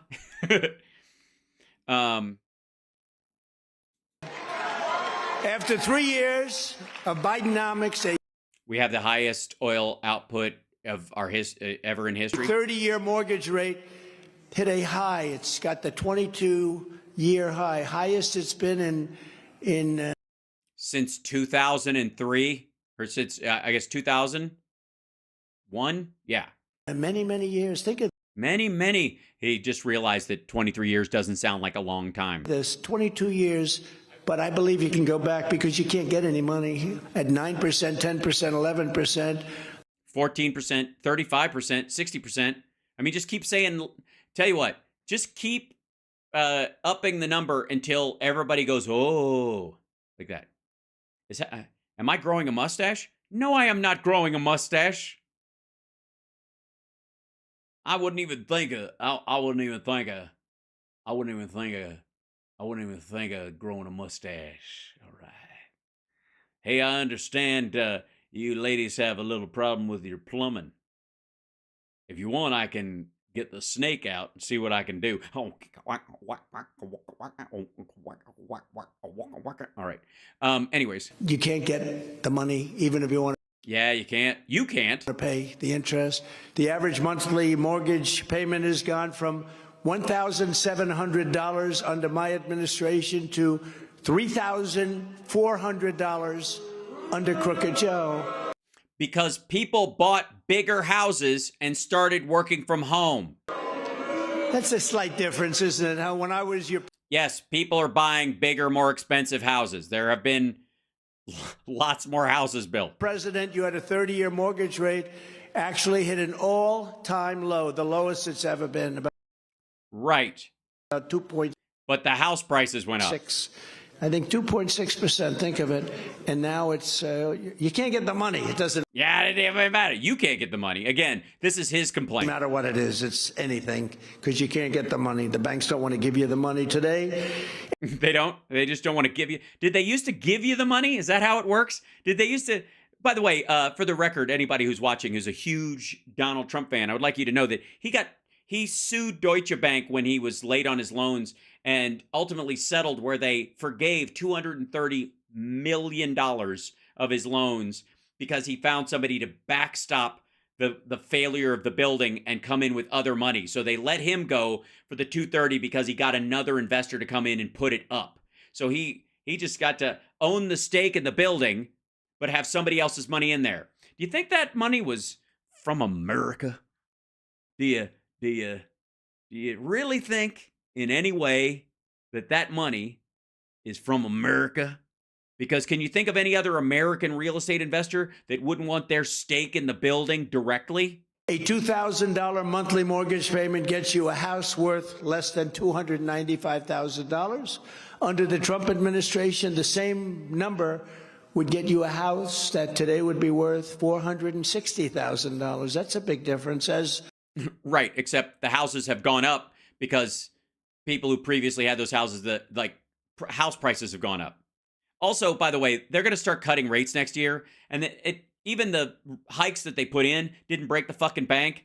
And now they're going to start bringing them down. It's going to be a bum rush into the stock market and real estate. Like, people are going to, like, every time they drop a fucking quarter basis point, it's just going to be fucking nuts. It's going to be like a casino floor. Long as crooked Joe Biden is in the White House, the American dream is dead. It's If you might think you're meeting your goals and having a good life. You're not, okay? You're not, okay? Oh, thanks, Cosmic Rose. I can see the chat that you put in the window, and I'm able to actually talk directly to you guys, which is really fantastic for me. dead. You don't hear about the American dream anymore. No, you don't. You don't. People are too busy living it, I think. Can I just say something real quick about the American dream? Taylor Swift tickets are, in some cases, $1,000 a piece. $1,000 a piece. Not with backstage, like with a VIP package. It's just $1,000. And people are buying them 4 at a time. Her shows are selling out in 35,000, 55,000 seat stadiums, and the tickets are fucking... Are you fucking nuts? People want to survive. They do. They just try to... We're all just trying to survive. But all of that will change the minute the polls close on election night 20. Right. It'll change that night because it'll just be me talking about it. Nothing materially would have changed, but I'll just assume that because I won, anything that good happens after the night I won obviously is my doing, even if no policies are carried out at all. 24. We're going to have something that's going to be very, very special. Very special, very special. It's going to be a thing where it's magic economics. I don't even have to be in office doing any policies at all. There's no lag time. The second I'm elected, people, like, foreign money is going to come flooding back in, buying everyone's property again. Very special. Very special, very special. Bigger and better and stronger than ever before. You watch. And it's going to go quickly. It's going to go very quickly. Why? How? What? How? How's it going to go quickly? What do you mean quickly? What are you going to do? What's the big economic change? What are you going to do? Drive around the country and make everybody pull a like you're just going to seize people's gold or some shit? And we have to close up those borders immediately, don't we? Yes, because we want to. The most important thing I think after the next election is to kill the entire economy of Texas. Lock the border up.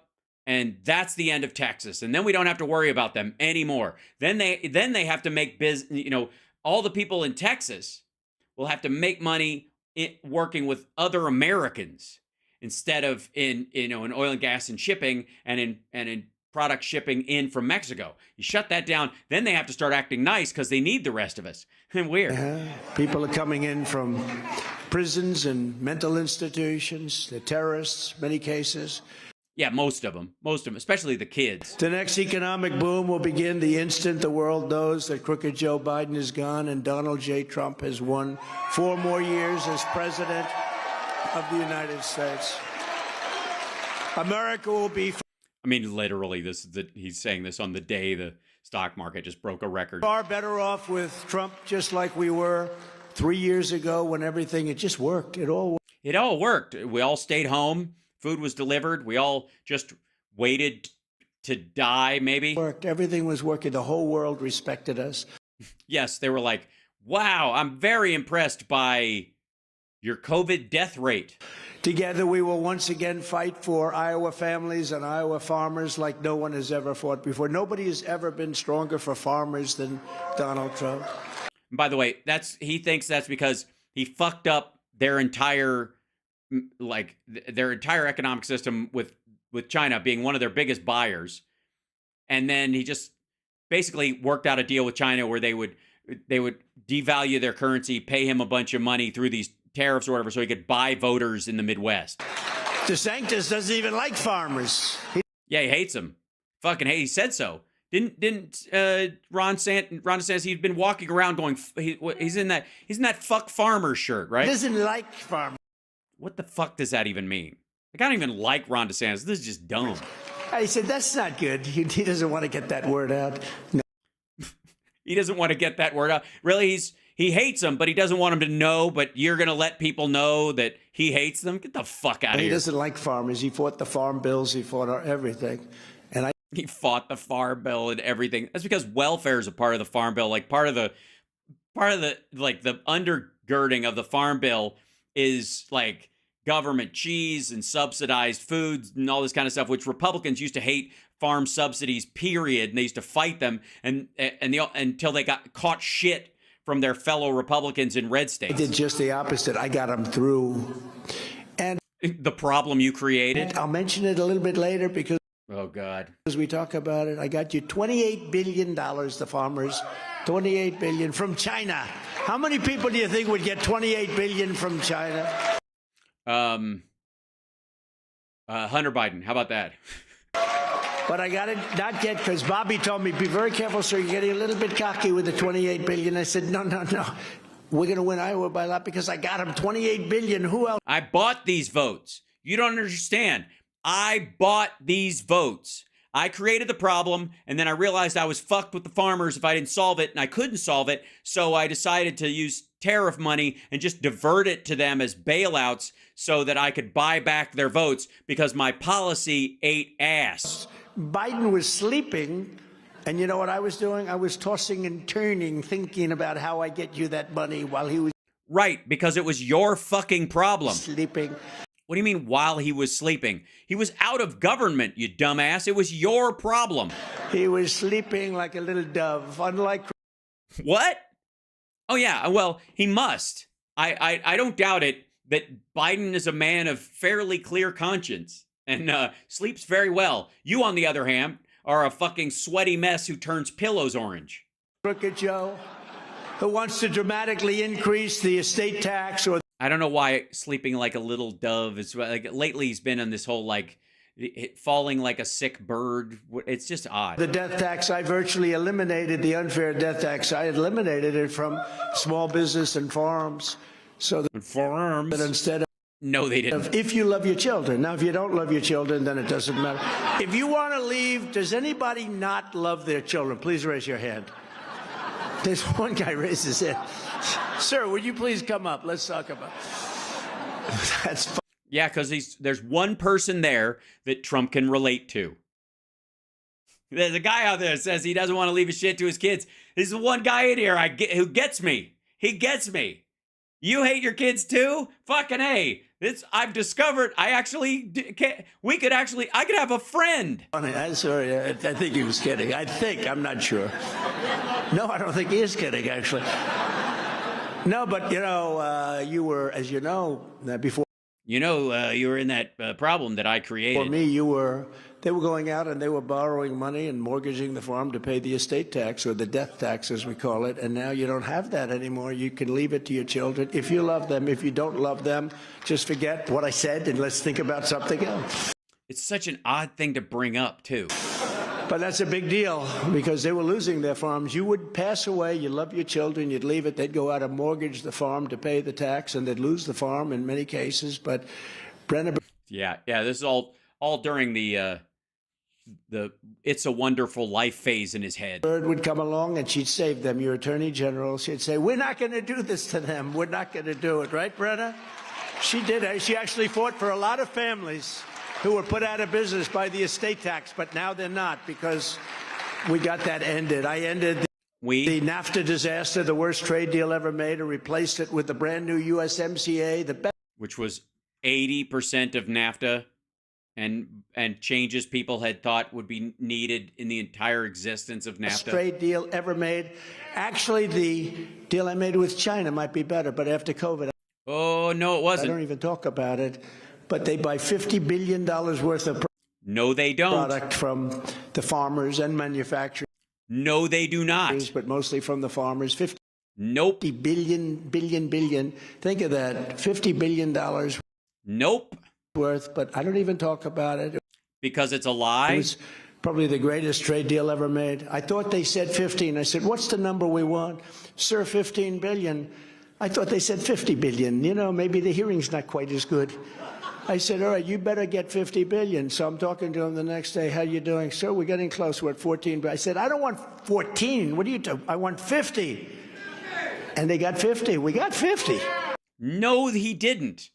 The first fucking phase of that is 30 billion, and they only did a third of it, which they desperately need because China imports 85% of their fucking food. I don't even know, like, let me tell you something. The only people that are applauding in that room aren't farmers. Because the farmers in that room know he's full of shit. You know why? Because they sell their shit at market. That was an amazing deal. But I don't talk about it too much. The deal was so good, in fact, that what we did with USMCA, it was unbelievable. Okay, so the China deal wasn't as good. He's back to the other talking point. The deal with USMCA, it's Canada, Mexico. It's so good that they're trying to renegotiate it. They've gone back to Crooked Joe, and if they give him enough money, I'm sure they'll do it. For him! Did you see Hunter today, right? He went to the wrong place. He went to the Senate instead of the House. Everyone's saying, where's Hunter? See, it always gets, where's Hunter? Jesus Christ. Try harder. What a two-tier system of justice we have. Yes, it's totally a two-tiered justice system that we have. I took on the Communist China group of very, very tough people. The Communist China group of very tough people. We know who those people are, right? There's a list, right? Like no administration in history bringing... Yeah. No administration in history dealt with the China communist group of people. And hundreds of billions of dollars pouring into our treasury. We took in hundreds of billions of dollars when no other president ever got us even 10 cents. Again, he keeps saying this. I think somebody in his cabinet to get something through told him this. I don't know where he gets this, because like Obama had like aluminum tariffs and all that. It's just ridiculous. Didn't even ask for it. Got hundreds of billions, and that's when I gave the $28 billion straight out of the tariffs I took from China, and I gave them to large portions of your great state. You were the biggest recipient. Large portions. No, they weren't. Iowa wasn't the biggest recipient, you fuck. That's why when I get a little carried away, I said, there's no way. I'm fairly certain it was like, it might have been Kansas or Missouri. There's no way they're voting against me. Our great punter, I will tell you, there's no way. Are you from this state? Sorry? You're from this state? No, I'm from Australia. Oh, he's from... No, I'm from Australia. Australia. Well, we'll adopt him.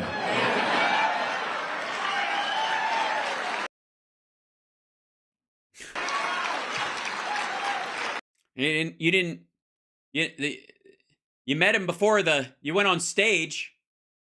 It wasn't a kind of a clue that he didn't sound like he was from Iowa. Maybe you just certainly, maybe it's just maybe you think this is some sort of like Iowa dialect.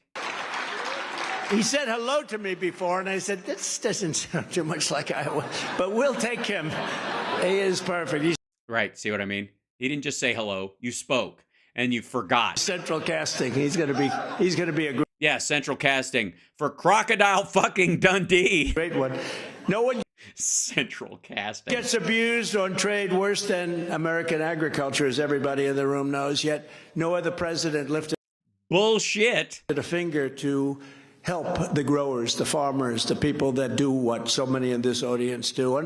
What do they do, the growers, the farmers? What do? Do they grow things or farm stuff? What do they do? Leadership. We have a great... They do like seed stuff? Rebirth of loyalty to the American farmer and to the American flag, because we've lost a lot of loyalty. Remember what I did with the NFL when they had a little bit of a sit-down problem? A sit-down problem. And they were sitting down. We didn't like... They were kneeling. They weren't sitting down. Like that. I'll go around...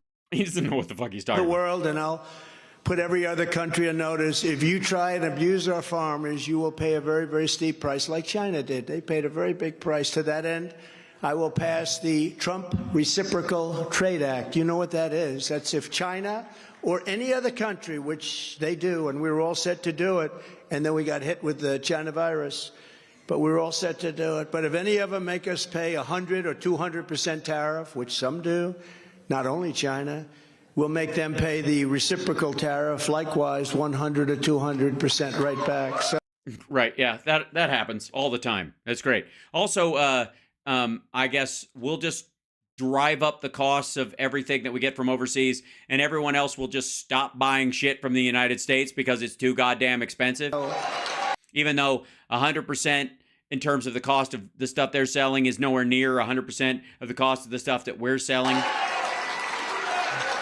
So if they're selling us cars or any product, if Canadian dairy is going to have a 100% tariff on it so that we can kill their dairy industry, because was like 4 counties in Wisconsin alone could wipe out their entire industry in Canada, but whatever. and they put on the big tariff, which a lot of them did. We cut a lot of them out. We knocked the hell out of them. We cut a lot of them out. But if they do that, we'll say, that's okay. You can keep doing it, but we're going to do the same thing to your product. Even if it's not the same product, we're going to do the same thing. It's called reciprocal trade.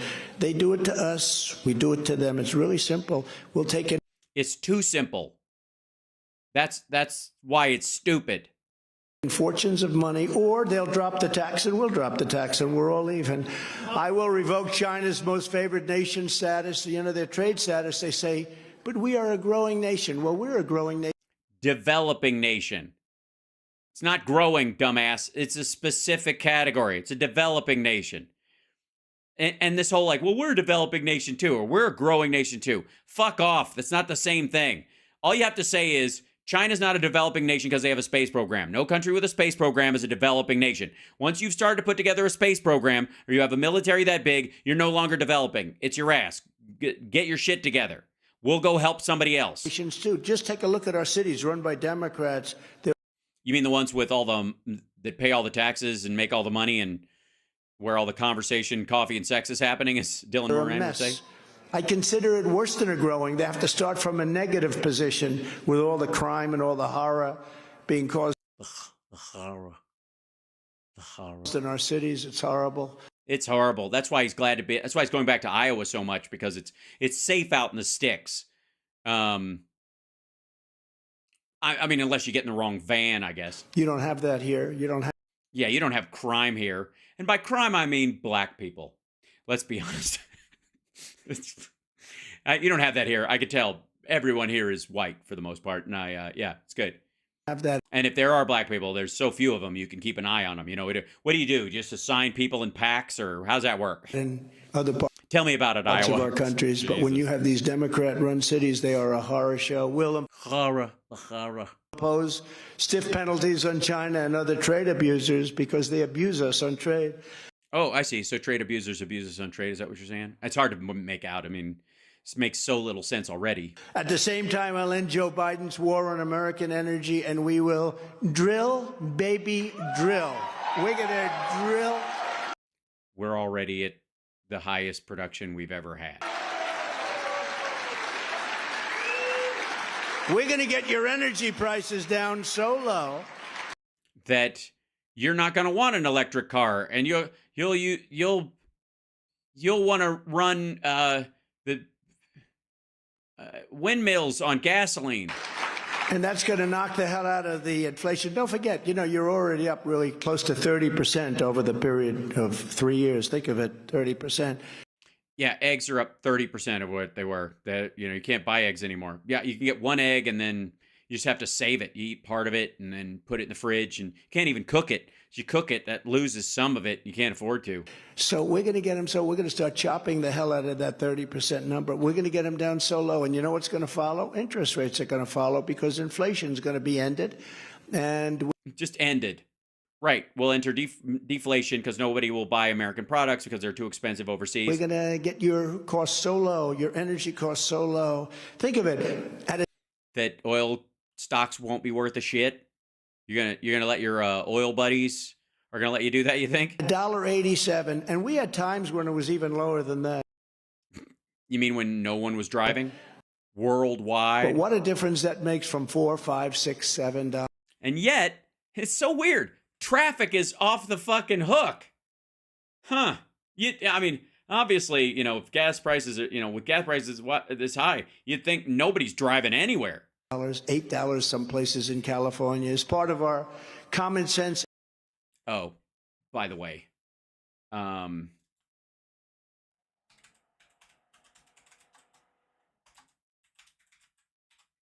on. Is it?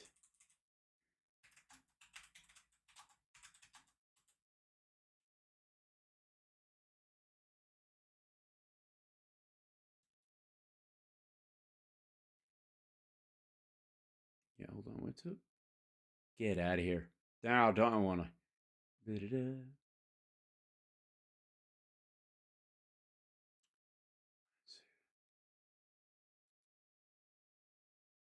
Yeah, story claims there's a gas station in California. That is true. But yeah, here you go.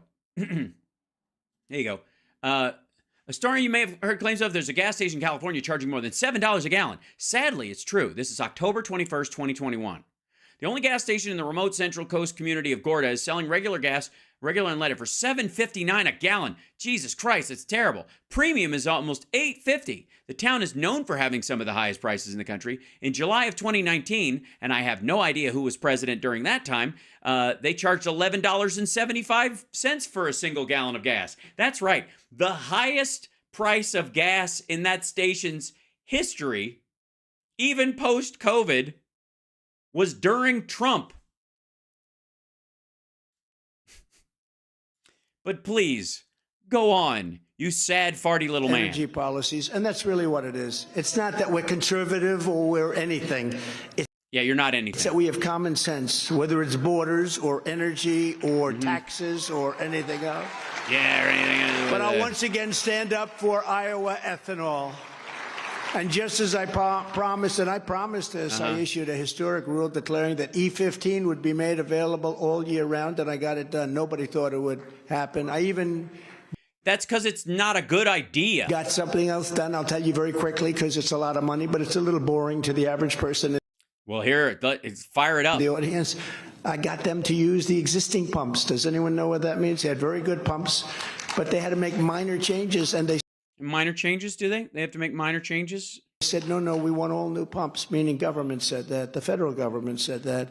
I said, what's the difference? They said the old pumps are better. A lot of times that's true. Old equipment is better than new equipment. It's made better. What? And I got them to leave it, saving hundreds of millions of dollars for people. Wait, the government wanted old pumps? Here, and saving you a lot of cost. A lot of what? Saving you a lot of clock? A lot of caulk? A lot of cock? What's it saving you? A lot of clock? Better than new equipment. It's made better. And I got them to leave it, saving hundreds of millions of dollars for people here and saving you a lot of cost. A lot of clock. They did. They saved a lot of clock. It's a little bit boring to say that, but yeah, might as well get it out, right? It's also nonsense. I'll get it out. In contrast to my unwavering support for Iowa ethanol and agriculture, Ron DeSanctimonious wants to bankrupt the Iowa farmers. He does. He was totally against anything having to do with ethanol. And now all of a sudden he's a big ethanol proponent. But one thing about... Yeah. Before anybody asked him, he was against it. And then they asked him and he was for it. We don't know how he was against it before we asked him, but we'll just assume. Politicians, when they start that way, that's the way they end. They change for elections, but then they immediately go back. I've seen that plenty. Yeah, you mean like when they say they'll not sexually assault or degrade women and then they go right back to doing it? Spent his entire political career vindictively trying to kill the ethanol industry, voting again and again to devastate Iowa families by eliminating the billions and billions of dollars. Okay, every time they vote, they go through this process of extending the ethanol rules for a short time for economic reasons. They have to have another vote to turn it off. And that's what or limiting it, saying this will last for another month. So technically, by voting to extend it a month, you also voted for the end date. That's what he's talking about. Fucking stupid. Generated each year from ethanol and wiping out about 48,000 jobs. So he was totally opposed to ethanol.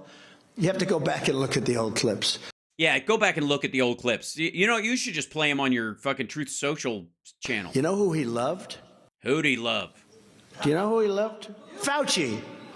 Well, he loved me too. Yeah, I got him elected, so he loved me because I got him elected. He loved me.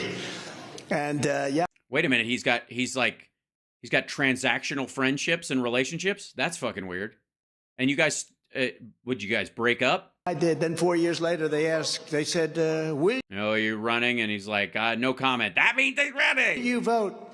Will you vote or will you run against President Trump? Will you vote or will you run against any of them? Vote, run, vote. And he said, I have no comment. They said, no comment. You know what that means, no comment. No comment means he's going to run. And I said, this guy's going to run. Now, he was so far down that George Washington, if George Washington... This is during his governor's race that George Washington came back from the dead. He couldn't have helped him. Yeah, but that would be because if George Washington came back from the dead, he would be having a panic attack at the world around him because he wouldn't understand anything.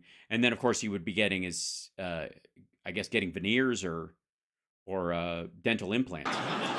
Maybe Lincoln and Washington together, but I doubt it. No, he was dead. He was gone, and I helped him, and I got him in. Then I got him past the general election. I got him past both of them. And then 4 years later, they said, will you run against the president? He said, I have no comment. I said, no comment. That means, Brenna, that means you're going to run to me. He just said that. You're just saying this on a fucking loop. We get it. And a lot of my people said, sir, don't attack him. He's a Republican. I said, no, thanks. I don't need your advice. Then why did you hire them? This is what he says to his advisors. And my highly paid consultant. And speaking of that, I got your governor elected too, by the way. Did you hear the booing? Isn't that terrible? Isn't that terrible? I took Terry Branstad, great governor, 24 years, set a record, moved him to China as the ambassador. Yeah, you did? You moved him to China, did you? Ambassador did a great job. He did a great job with the deal that never happened. He knew because he was selling corn many, many years ago, and she was a buyer. I mean, they actually knew each other. I said, what a perfect fit that would be. So I moved him. I said, Terry, you've been there. You set a record. Good guy. And she was a lieutenant governor, so she took over. But then she was losing badly to a very rich, they say good-looking, but that's not my thing, farmer, a rich and good-looking farmer. And she was losing badly, and she called, would you endorse me, and would you campaign for me? Would you do a rally, a big, beautiful rally? I did it, and she ended up winning the election. It's always the same fucking story. So this guy picks people, throws a big rally, they win because of his endorsement, and then they turn on him. It ever occur to you you're just a shit judge of character? And then she said she was going to be neutral on this election. Also, birds of a feather flock together. So is it any surprise that you are surrounded by disloyal assholes who are completely transactional in everything that they do? Of course she did that. She's your kind of candidate. Your kind of candidate is just like you. I said, well, I'd like to be neutral also, but that's not the way life works, you know. So I said, don't come around to any of our rallies. I don't want you. And that's the story. Right. So when she said she's not going to go to the rallies, he's like, don't come to the rallies. And she was like, okay, I wasn't going to come to the rallies because I'm not endorsing you. And he's like, well, fine. I didn't want you there anyways. And she's like, fine. And then he realized there was no one on the other end of the line, and he was wearing a hospital gown. And then she... Her or Xi Jinping? Endorsed somebody that has no chance of winning. He has no chance of winning. But she did that, and I don't blame her, you know, because I didn't want much to do with her. Right. I only got her elected, and then after that, I'm like, fuck it. It's kind of like, it's how I feel about, like, conquests. Any woman who would fuck me is obviously disgusting. Therefore, I don't want to have anything to do with them, because, I mean, if you met a woman who would sleep with Trump, obviously she's a pig. But she endorsed somebody that has no chance. So think of this. So she goes out and she endorses, and she was one of the most popular governors in the nation. And now she's proudly the least popular governor in the entire nation. Did you see that? I couldn't believe it. But anyway, well, that's the way it is, you know. By the way, I'd like to thank Donald Trump for handing us the Iowa governorship. We love loyalty in life, don't you think? Oh, yeah. Like loyalty to... like loyalty, transactional loyalty, obviously. You buy these people's things. They're not loyal to you because they believe in you. Everything. If DeSantis had his way, the economy of your state would be blown to shreds, and there really wouldn't be, because They would shred it. It would be shredded. It'd be like shredded like cheese, which is like Wisconsin. he would be against ethanol. He will be against ethanol, if anything. He will be. He wasn't. He's not now, but he might be. And he was before you ever heard of me bringing it up. And now he's against it, in his head while he's for it. His lips say yes, but his body says no. I think ever happened, like a minor miracle. I would call it a major miracle. Unlike just Look at that. Thanks for becoming members, by the way. Look at these lovely thank yous. And Petrazio, I'm going to go with Petrazzi20. Thank you so much for the super chat. Very lovely. Look at that. Thank you, guys. Hug. All right. DeSantis, I will be your ethanol champion for 4 more years, and I'll be a I will be your ethanol champion. farmer's champion and a manufacturer's. You're a big man. I'll be the champion of everything. I am the champion, my friends. And you'll keep on fighting for my ends. I am the champion. You aren't the champions. I am. You are the losers, but I am the champion of Iowa. Manufacturing state. A lot of people don't talk about it, but we're going to be Nobody talks about manufacturing anymore. It's old news. everything for your state. Yeah, you're going to bring manufacturing to Iowa. That's the thing. That's what they've been waiting for. I'll also rescue the ethanol industry. Because they're going to take chip manufacturing, bring it to Iowa corn chips. You're done. From Bring a Frito plant there. Fucking A. Joe's insane I know, Oliver Brown. I got 60,000 subscribers. Look at that. And you too could help us get to 100,000. So 100,000 subscribers is our big goal, and 1,000 patrons. We're about 3/4 of the way there, almost. So think about it. Thank you very much. Ethanol killing pro-China electric vehicle mandate. Is that the dumbest thing you've ever heard? Well, it certainly doesn't help people who are selling ethanol, I guess. I want an electric car so I can go to the candy store, but it doesn't go much further. They don't go far. Is that the story you're going to tell? Range anxiety? We're going with that? By the way, why don't you just come out and just say Elon Musk is a fucking idiot and a liar? Sometimes a simple phrase is the best. Here's the problem. They don't go far. How far is far? It costs too much money also. And they're going to all be built in China, by the way. I want to tell that to the United Auto Workers who are going to be voting for me by the hundreds of thousands. I will repeal that left-wing lunacy on day one. The whole thing with that Green New Deal, what a disgrace. It's not the Green New Deal is it's like a trademark phrase. It's not an actual bill. Destruction, horrible. Correct. It's a destruction, horrible. Is that glitch? What are you saying? Hundreds of thousands. I will repeal that left-wing lunacy on day one. The whole thing with that Green New Deal, what a disgrace. It's a destruction, horrible. Correct. It's a destruction, horrible glick. Glick. It's a phooey and tooey. I think he meant to say disgusting and then bailed on it and said destruction. I will repeal that left-wing lunacy on day one. The whole thing with that Green New Deal, what a disgrace. It's a destruction, horrible. Correct. It's a destruction, horrible click.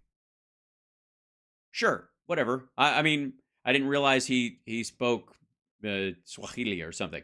It's a horrible thing happening to our country. As we speak, the Biden administration is also negotiating to redistribute billions and billions of dollars in American wealth to other countries through the so-called climate reparation. In other words, we're paying a reparation. They're saying we were so bad that we're paying reparations to other countries. You believe it? You know what that means? That means we are paying for years of abuse to other countries when we've been abused by them.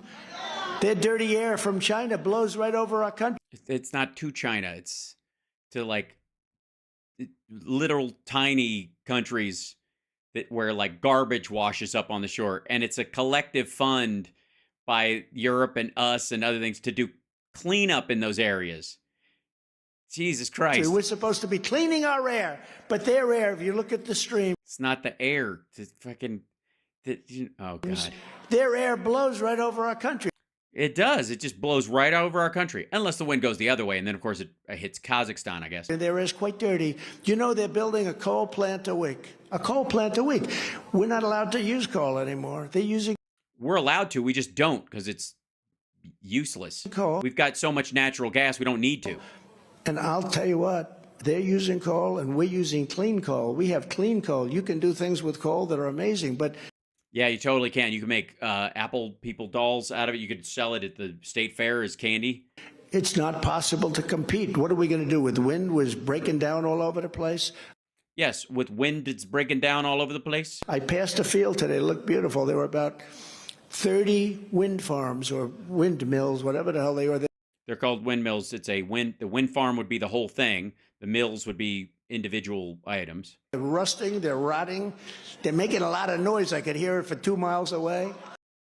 Yeah. Yeah, this motherfucker could hear squeaking windmills from 2 miles away. So I guess they're rotting, but they're turning. They're killing birds as I'm watching. There goes another one. And then the environmentalists say, we love them. We just love them. It's the most expensive form of energy. And, you know, but think of it. China's building every week. They're building another plant, coal plant. And they're going to have a lot of energy. But every week, and these are big plants. These are bigger than anything we have. So what? When I'm back in office, all climate reparation payments will be canceled immediately. We're not paying reparations to other countries who have abused us on trade, who have abused us on... Yeah, we're talking about tiny little fucking countries, like, and to some degree, I would guess, like, coastal countries around Africa is largely where these payments were going. NATO, and we'll work to claw back any transfers made by Crooked Joe and his globalists in the next 12 months. He's globalists? Literally giving billions of dollars to other countries that have abused us. They abuse us on trade. They abuse us on NATO and the military. They abuse us on NATO and the military. They abuse us in every way because they have no respect for our country anymore. And then we're supposed to pay them reparations. Not going to happen. Crooked Joe puts China first. He puts Asia first, Ukraine first, illegal aliens first, environmental lunatics first. We're going to put America Puts first. everyone first. He doesn't put me first.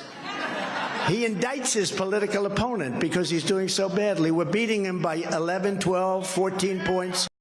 No, that does not seem to be the case. Let me see how this. You go into here, and yeah, I should back up to here, and back to this one. Let's see. Trump. Whoops. Poll. Here's the most recent one. Let's see.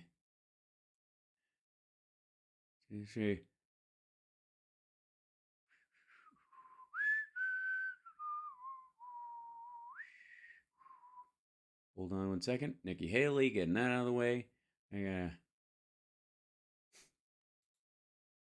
I will say, Trump is doing all this word about how. Remember how like youth voters are gonna leave Biden for Trump? Remember that shit? Shall we? 2024 national general election amongst voters 18 to 29. A 29-point lead in the youth vote. 29-point lead.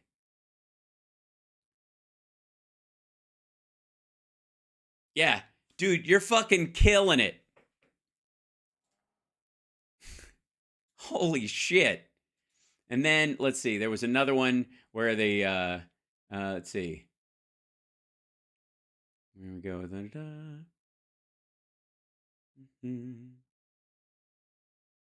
Grab the other one because I know we had one in here somewhere. Where is it? The Spectator says, yeah, wait, hold on. 47-43. Trump 49. Senior voters Michigan battleground. Trump 49. Trump. Okay, that was the Biden. Yeah, that was the one they were talking about with Michigan and one of the other ones from the Rasmussen polls. But then Let's see. Marist poll, Biden 49, Trump 48, October. And then recently, I had it up here a second ago. I have to find like the poll itself.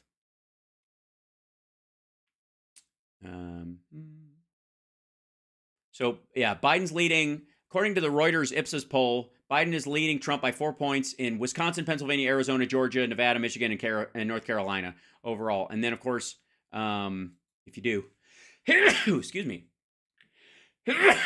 mercy. All right, weehoo, that was good stuff.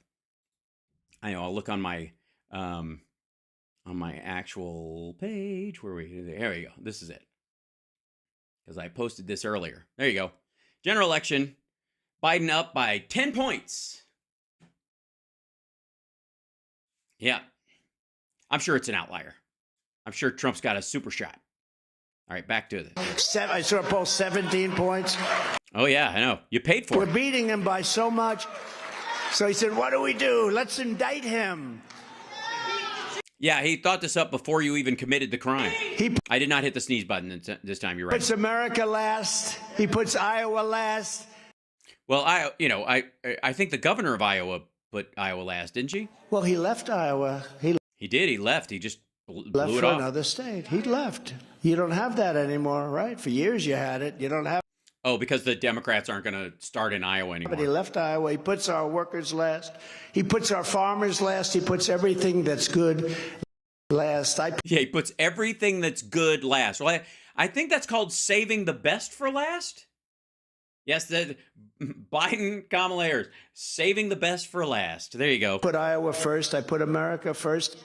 Yes, if you save the best for last, I put Iowa first. Does that make sense? All right. Single time I do it. It's a real easy one for me to say. That's so easy for me to say. It's no wonder. Yeah, it's easy for you to say because you don't actually have to do anything. It's just bullshit. Crooked Joe Biden and the far-left lunatics are desperate to stop us by any means necessary. They're willing to violate the... If they wanted to stop you by any means necessary, do you have any idea how many fucking means there are in the world?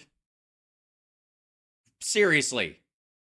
If they wanted to stop you by any means necessary, you'd been in a black helicopter a long time. If everything's on the table, what are you talking about? You're getting due process like anybody. The only reason this feels like any means necessary is the first time in his fucking life he's being treated like a normal person. U.S. Constitution at levels never seen before in order to win an election.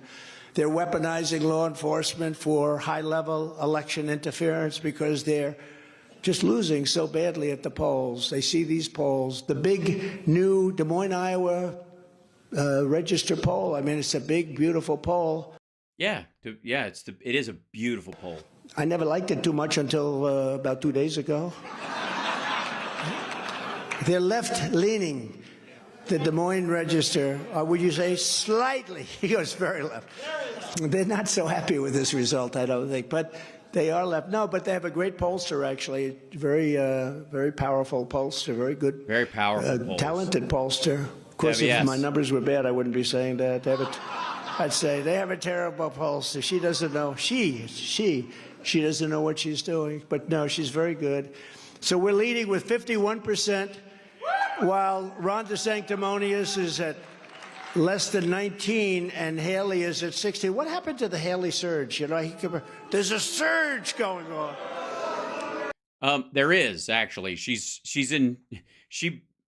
like 19%. You know, we had one on Nationwide poll because a Nationwide, it just came out, morning consult poll, very respected. We're at 67%. DeSantis is at 13 and Haley's at 10. So they're both still in double digits. That's interesting. Another one came out. We're at 76%. Haley's at 9. And I keep... Yeah, just make it up. By the way, notice how he goes back further before the debates, and their numbers have grown since the debates and him not showing. Hearing about... And so he's like, I saw another poll. Yeah, you saw it 6 months ago. A surge from Haley. Sir, I'll never vote against you. I'll never run against you. You've been a great president, sir. I'll never do this. This goes on for a year and a half. Then I hear she's having a news cover. I've decided to run. The whole thing. What's with these politicians, right? Yeah, you are one. With these politicians. But also, what's with the Haley surge? You know what she was surging against? Him. So Trump's at 76 in this poll. She was at 9. He was at 10. She gained 2 points. I gained 9. So I gained 9. She gained 2. He gained nothing. He was even. He's flat. He's dead. He's gone. Okay? Forget it. Yeah, forget it. Yeah, I wouldn't even bring him up if I were you. Forget it. But think of this. All right, we're thinking. This. They've been talking about the Haley surge. So she goes up 2 points. I go up, I think 10 points, 9 or 10 points. It's just like making it up at this point. You didn't go up. You're at the exact same spot. You went down. You went down 10 points. Where the fuck do you think these points came from? And they say that's the Trump surge. But they don't want to say that. They said she's surging against him, but he's gone nowhere. This is just gibberish. These are the most dishonest people ever in our country. These are the most. You mean your campaign staff and whatever Fox News who's filming this? See the camera? This is literally a Trump campaign camera. Down in the corner, it's got the same thing that's on the fucking stand. Look at that. Text Iowa. It's the same shit. Live in Coralville. This is all Trump. This is his entire campaign filming and putting this out. Those red lights start to go off whenever I... No, there's no surge. They don't have any surge. Nah, don't worry about it. But you guys don't even have to show up. You know, that's not why I was asking you in the beginning to like flip the fuck out and make sure you show up. She has a guy in New Hampshire, the governor of New Hampshire, is very selfish. He could have been the senator. We would have taken the majority, but he decided he wanted to run for president, but didn't have the guts to do it. You know, it takes guts to say, I'm going to run for president. So he played. Okay, so you're saying that DeSantis and Haley and Chris Christie and Jeb Bush and all these folks, they all have guts. All right. On the fringes, it's called. And he'd go around, go do every show and how he should be president, but he never had the guts to say it. And he registered at 0 in the polls. And in New Hampshire, I was beating him by 60 points. And he decided not to run, okay? But he didn't have to say that because he never said he was going to run. He's one of these guys he was going to do, but he could have been a senator. Now he couldn't be elected dog catcher, and he couldn't be elected dog catcher. And yeah, it's amazing the impact that you have had on the Republican Party in the last 5 years. What has this asshole actually talked about all night when he's brought up Republicans? At its essence, besides shitting on them and blowing himself up, what are you really seeing from this clown? He's telling you how many Republican careers he has destroyed since he was president. That's it.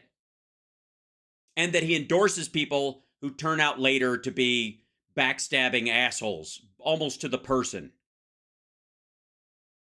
That's it. He's just telling you how many people whose careers have collapsed that he supported. He endorsed her today, and it's meant nothing. It's meant nothing. People are wise to this stuff, you know? They're really wise to this stuff. DeSanctimonious has been saying for the past 6 months, wait for the bounce. You know, he's waiting for the bounce. The bounce is going that way. It's going the wrong direction. Then it's not a bounce. So they're pretty close. She's sort of catching up, but we're about 50 or 60 points ahead, maybe. Yeah, you got nothing to worry about. Even more than that in some of the polls. They did a morning consult. They did a morning. You do realize at caucuses, you're underwater in Iowa. There's a very strong chance that at the caucuses they could start to negotiate. People could jump ship to support somebody else at the caucuses just to give somebody singularly a boost and take you out so the rest of them can fight it out at the other states. You know that happens as well. Good luck. Consult, I don't know, Mr. Attorney General. Did you see it? Morning consult? Mr. Attorney General? What's his fucking name again? Did a poll of all of the states, the whole states. And if I'm leading by 35 points, that's like a bad state for me. And then they talk about the bounce. The bounce has got to be a hell of a bounce, I'll tell you. But, you know, one thing I have to say to you, because I know so many of you were friends, and I have to say this. We are leading by a lot, but you have to go out and vote. Yeah, you got to show up because these numbers are not reflective of the actual primary or the actual voting group. And most of you guys didn't vote last time and aren't going to this time. You got to show up at the caucuses and make some noise. Because so much means, you know, going out, the The margin of victory is very important. It's just very important, even for foreign countries watching, but it's very important. That margin of victory is so powerful. Brenna was telling me before, she said, sir, you've got to say something about it because you are leading by a lot. And sometimes when you're leading by a lot, everyone says, oh, why should I go and vote? The margin of victory is so important. And frankly, bad things can be happen if you don't. I understand. Yeah, bad things can happen if you don't. Phil, and let's not. But this great spirit, you got to go and vote. We got to knock the one off, and then we worry about no. Yeah, you got to. We have to slab it.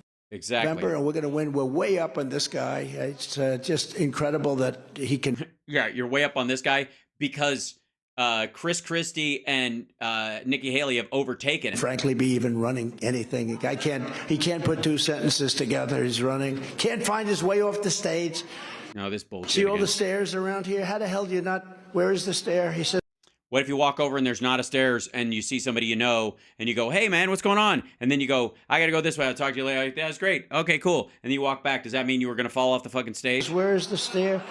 To show you how evil the press is, I did this routine where I stumbled and mumbled purposely imitating him. And they put it on. They said, he's cognitively impaired. Then I walked back. In all fairness, they did play some of the other dopey shit you say. So that's kind of, Michigan gave us Motown, gave us Motown, gave us the Mustang. Free health care for illegal, look. Mm-hmm. Like that kind of thing? Yeah. They don't like the gas. We're going to be appointing very pro-crime judges. Uh-huh, like that. He can do things with his tongue you wouldn't believe it. Uh-huh. Purge the anti-Semitism and pro-terrorism. What you're doing? Mm-hmm. Yeah. That kind of, they use stuff like that, did they? I'm looking and I walk, what? Where? And he walks off the stage and he's like,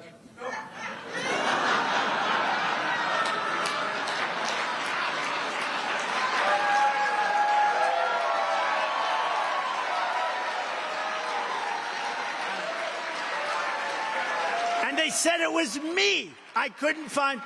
So I can't use sarcasm because they're very dishonest people. You know, sarcasm is a disaster. Every time I use sarcasm. Yeah, sarcasm is a disaster. Also, is that physical sarcasm? Like that. They say, I couldn't find my way off the stage. I got stairs all over. And if you want, it's only about 3.5 feet. I could jump off the front. Go for it. Please try. Honest to God, this motherfucker couldn't jump off an apple box. But this guy can't. A half apple. Can't find his way. So sarcasm's a very dangerous thing with a dishonest press. So, I go. It's also difficult to use if you're constantly full of shit and duplicitous and nobody knows if you're being serious because you don't know if you're being serious. Go through a long story because they actually had me like walking into it's so sad. I said. They showed you walking down the ramp. That's what you're pissed about. Do people believe that? And I just took a physical. You'll be happy to hear. A great football player is going to be happy to hear this. Yeah, I'm completely glad to hear about it. That you've done it. Did you get a finger up the ass? Did somebody, River. Because it's not a real, physical. Drop your shorts and bend over, Mr. Babar. Not these nuts. Yeah, no, she's crazy. She is totally nuts. I took a physical and I passed with flying colors. You wait a minute. You shit blood on the doctor? And I took a cognitive exam. You did? You took another one? I said, doctor, give me anything you want. I want to take it. I think if you're running for president, I think you should be forced to take it. They say it's not constitutional. So instead of, look, we love our Constitution, but look what we have in office. This guy cannot pass a cognitive exam. But I took a cognitive exam and I aced it. He said, I aced it. Thank you very much, doctor. But Did he pat you on the head? What flavor was the sucker? And you know who gave me the first time I ever even heard of it? Ronnie Jackson. Dr. Ronnie. Do you know Doc Ronnie? He's one of the great congressmen now. Ronnie Jackson. He was the doctor. He's an admiral. He was the doctor. He was the doctor in the White House. He was my doctor. He was Obama's doctor, too, by the way. I said, who's healthy? No, he was a doctor there and they fired him. He said, sir, there's no contest. I won't tell you the answer, but you know the answer. Okay, it was me. Sorry, what? I was busy reading. Dr. Ronnie. Do you know Doc Ronnie? He's one of the great congressmen. Yeah, they call him now. Dr. Feelgood. Ronnie Jackson. He was the doctor. He's an admiral. He was the doctor in the White House. He was my doctor. He was Obama's doctor, too, by the way. I said, who's healthier? He said, sir, there's no contest. I won't tell you the answer, but you know the answer. Okay, it was me. It was Obama. You're out of your fucking mind. He said, you're the healthiest guy. He said, if he didn't eat junk food, he'd live to 200 years old. But since he eats junk food, he hasn't got a lot of time left, so spend it wisely. That's my kind of a doctor. But he gave me, at Walter Reed, they gave me a cognitive exam, and I aced it. I actually aced it, got everything right. And I took another one, got everything right. I would know when it's going bad. I would tell you, if it's going bad, I'll be the first to know. Yeah. No, you won't. That's what cognitive failure is about, fuckhead. You don't know it's failing. It's like if I was a schizophrenic, I'd be the first one to know it. Not how it works. You know who would be the first to know? Front Row Joes would be the first to know. Oh, they've seen it. They will tell me, they'll say. By the way, I am going along tonight just for the fuck of it. Hi, everybody. Welcome to the show. Good to see you if you're just joining now. This is live, or was live, where it started. It always takes me longer, but. Hey, sir, we love you. We've like, subscribe, give a thumbs up, support the show, hit the like, all that stuff. been here. We've gone to 120 rallies, but, sir. Yeah, we don't vote here. We don't really vote anywhere. We're responsible for a good 20% of your crowd now. And none of us are, we basically sold our homes to follow you around. So we're not registered anywhere. We're useless as voters. And we've heard this shit over and over and over again. And we're crazy. And if you let us down again, some of us are going to snap. It's time for you to pack it in. And I'd want them, you know what? I'd want them to say that. I'd want them. But I feel that right now I'm sharper than I was 20 years ago. And I don't know why. Because that's one of the signs of dementia. Again, a person with a failing brain would think that they were sharper than ever before. They would think the problem is everyone else. I don't know why. You know, it's a funny thing, and it's a very minor thing, but I'm a much better golfer than I was 10 or 15 years ago. It means something. You know, it means something in a certain way. Well, you certainly had plenty of practice while you were in office. It means something. No, but I did. I took a physical, passed it. I thought I had an obligation, and I took a cognitive and aced it. Have you told everybody you aced it, though? 4 fucking times? I said, which did I do better on, my physical or my cognitive? He said, actually, sir, your cognitive. And I wasn't sure I was happy about that. He said, your cognitive is incredible. It's time for the Republican Party. Uh-huh. So I don't know about you, but I feel a lot better about him. Yeah, I feel like, I mean, all my concerns have been put to bed. And, of course, a pillow held over their head until they stopped moving. To come together and focus our energy and resources on beating crooked Joe Biden and taking back our country. Very simple. Very simple. It's written right there. Steve wrote it. I just saw it. And every dollar of these losing candidates are not going anywhere. These debates, that was the lowest rated debate in history. You know that. Lowest rated president. And yet, work with me on this. Lowest rated debate, and yet it moved the needle amongst the primary voters and the voters in general on the Republican side. Do you know what that means? Do you know what that means? That means that all the Republicans were watching, there's just not a lot of them anymore. Debate. Nobody watched. Every dollar these losing candidates spend against me is a dollar donated to the campaign of crooked Joe Biden. They're spending all this money, and the RNC has to stop this nonsense. Now I guess they finally got out, but now they're being picked up by the enemy, CNN. That's the enemy. These are people that are they were one of the ones that did the thing with the imitations. You can't imitate. They were one of the groups that did the imitations. Did you see him? Did you see him? He couldn't find his way off the stage. I can't. Actually, it's hard to stay on the stage. There's so many exits, right? He couldn't find his way off. Oh, you're worried about falling off the stairs? Is that what you're worried about? The stage, but they were one. They're right there. Hello, CNN. No, they aren't. The red light just went off. Anytime I mention them, they say, get that light off. It's coming now. Nonetheless, we're dominating Crooked Joe in the general election. The CNN poll of battleground states has us leading Biden by 8 in Georgia and 10 points in Michigan. That's great because the auto workers are getting killed with this electric car. They're all going to be made. No, they aren't. They just signed the best deal they've ever had. In China. Poll numbers. Also, the reason he says that is because he thinks auto workers are grease monkeys who don't understand electric cars, and that's a design that's made for people who build computers, and he thinks they're too stupid to be able to assemble electric cars. He really believes. It also revealed that African Americans, Hispanic Americans, Asian Americans, young Americans, and just about everybody else want to join the Republican Party. It's the party of the American. They just don't like what it does, what it stands for, or who's in it.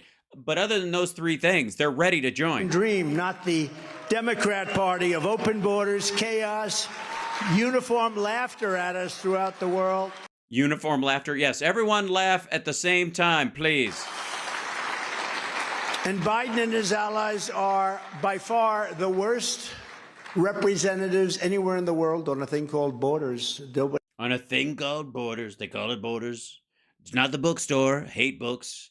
So why would you want that in the first place? He's ever had a border policy like we do. I don't care if it's a third world nation. I always say no. You always say a ninth world country, not a third world country. A ninth third world country. nation's as bad as we have millions of people flowing in. I believe it'll be 15 or 16 million people. That's 30. I'm going 45. 45 million people all coming in from different places. Yeah. It's just ridiculous. They're all going to be in here and I guess they'll become American citizens, and then a good portion of them are from Latin American countries, more than likely pro-life Catholics, so they'll probably vote Republican, and then there'll be a bunch of people who snuck in from China, and they escaped, and they're going to be anti-communist, so they're going to vote Republican. So I think Republicans are trying to change America. It's bigger than New York State, and they're coming in. No, it isn't. New York State has 20 million people. From places that you don't want to know about. I do want to know about it. They're bad on policy. They're bad on taxes. These people are the well, I don't know where they're from, so I don't know where they picked up their tax habits. They're bad on everything except for they're bad on everything. Cheating on elections. They're good at cheating. You know, if they put that genius to running our country, I wouldn't have to bother running. I could be a real estate guy in New York and enjoy my life. Not anymore. They would literally, but I do enjoy this. I shouldn't enjoy it. Who the hell gets indicted 4 times and has a good time? Someone who's sundowning, or John Gotti. Who? Or perhaps a man who's sort of a lame combination of both. Who? Even Brenna's going, you're right about that. Right, Brenna? No, Brenna's the only name he remembers of the people in the front row. That's why he's saying that's why he's saying Mr. Attorney General and the kicker, the punter, or whatever. Well, one of the things that's very soothing, it won't. One of the things that's very soothing is when you look at these polls, they're the best polls. No, they're not. Des Moines Register said it's the best poll that they've ever had in terms of what we're doing with the lead. Yeah, it's the best poll they've ever had in terms of what we're doing. The numbers, they're the best numbers they've ever seen. When you see that, it makes you feel good. And that supersedes all of this political stuff that's going on against political opponents. And there's such a dangerous precedent they're setting and so bad for our country. But when you Yeah, I'm not worried about me. I'm having a great time, but it's bad for the country. But I'm having a great time while it's bad for the country. See the kind of numbers we're getting, and not just here, in every state. I mean, think of it, leading Michigan by 10 or 11 points. Michigan's always tough. Won it in 16. I also won it in 20, but, they took it away. But what they did in 2020 is a disgrace. And you notice they never go after the people that cheated on the election. They go after the people that are looking at the people that cheated on the election. Think of it, right? Because those people who are looking for who cheated broke a lot of laws looking for people and didn't find anyone. It's a disgrace what's going on with our country. The radical left, Democrats rigged the presidential election in 2020, and we're not going to allow them to rig the presidential election in 2020. Honest to God, work with me on a second. Let me buy your premise. If they were able to rig it while they were out of power, what the ever-loving shit makes you think you're going to be able to overtake that when you're out of power? They kicked your ass when they didn't even have control of the system. Now they do, and you're going to win? What the fuck? It almost sounds like you're admitting that it's on the up and up. That you're not going to let them rig it because they never had any intention to in the first fucking place. Well, we're not going to allow it. We're not going to allow it by what? How? How are you going to, what are you going to do to stop it if it existed? Doesn't, but what are you going to do? What are you going to do? You couldn't do it while you were president of the United States of America, the highest office in the fucking world.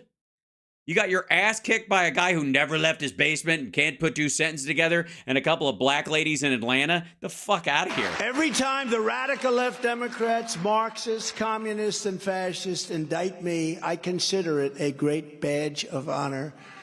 I'm being indicted. You have to remember this, and I believe it's true. I'm being indicted for you. Yeah, this is your fucking fault.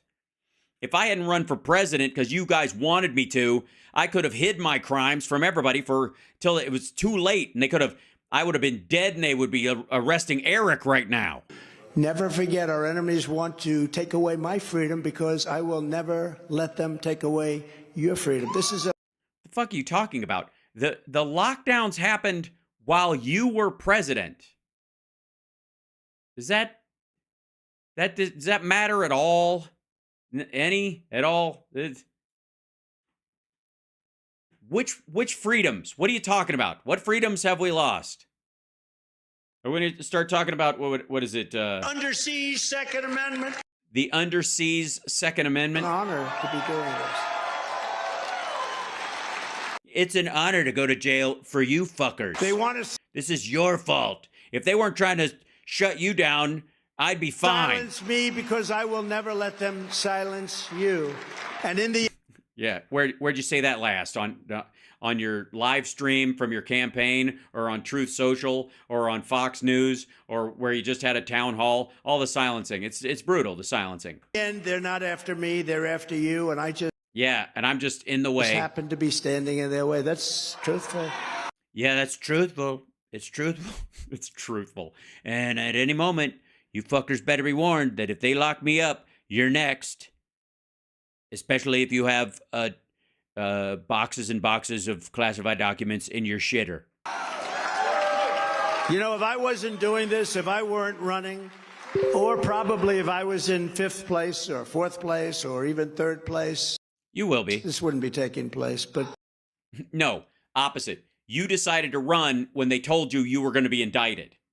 You got the heads up that the indictment was coming, and you thought, the only way I can outrun this is that I got to run for office again so I can claim they're trying to stop me from the election, from getting elected. That's it. We're so far ahead of him, and we're so far ahead of everyone that they've done this.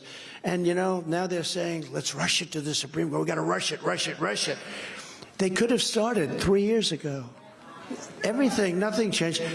Well, no, because a lot of these crimes you just committed. They could have started 3 years ago, but they didn't. They started just recently with this crap.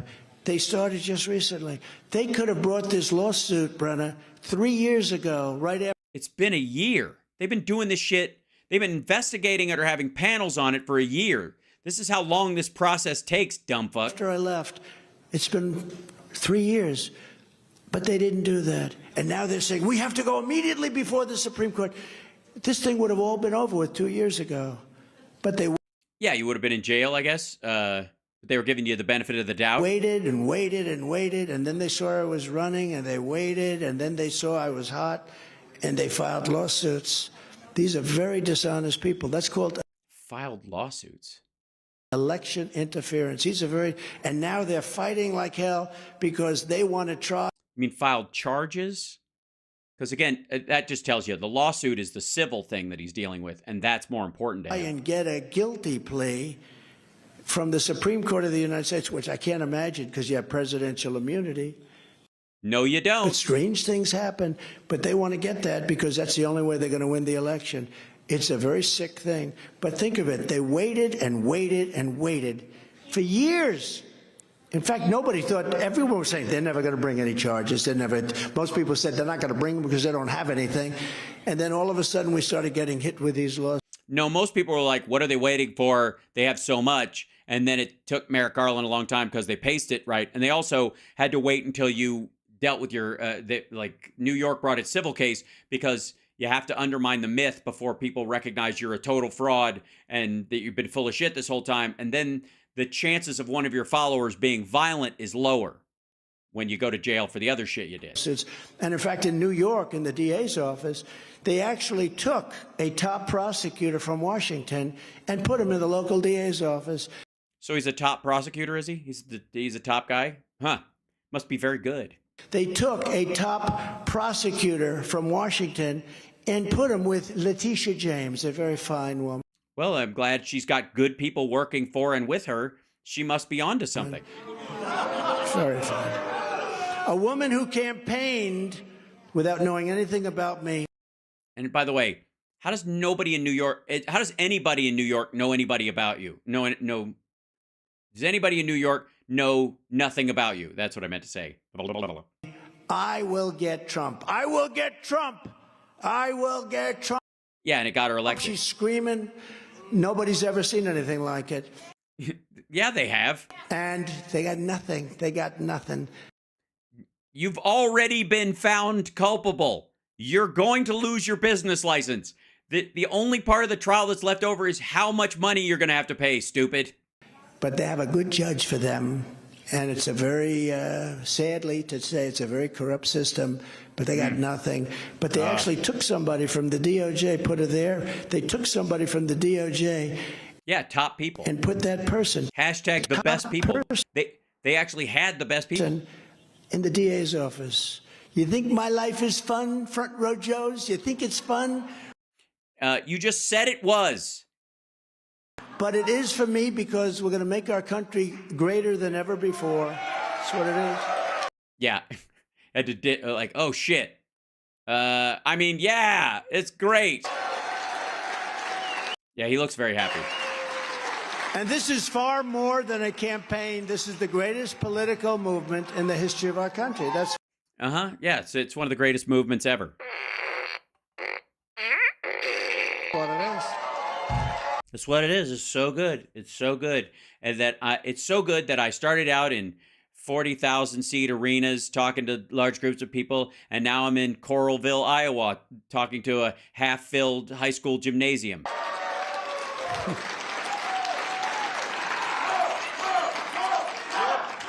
So few people in there, you can actually make out individual voices. Thank you.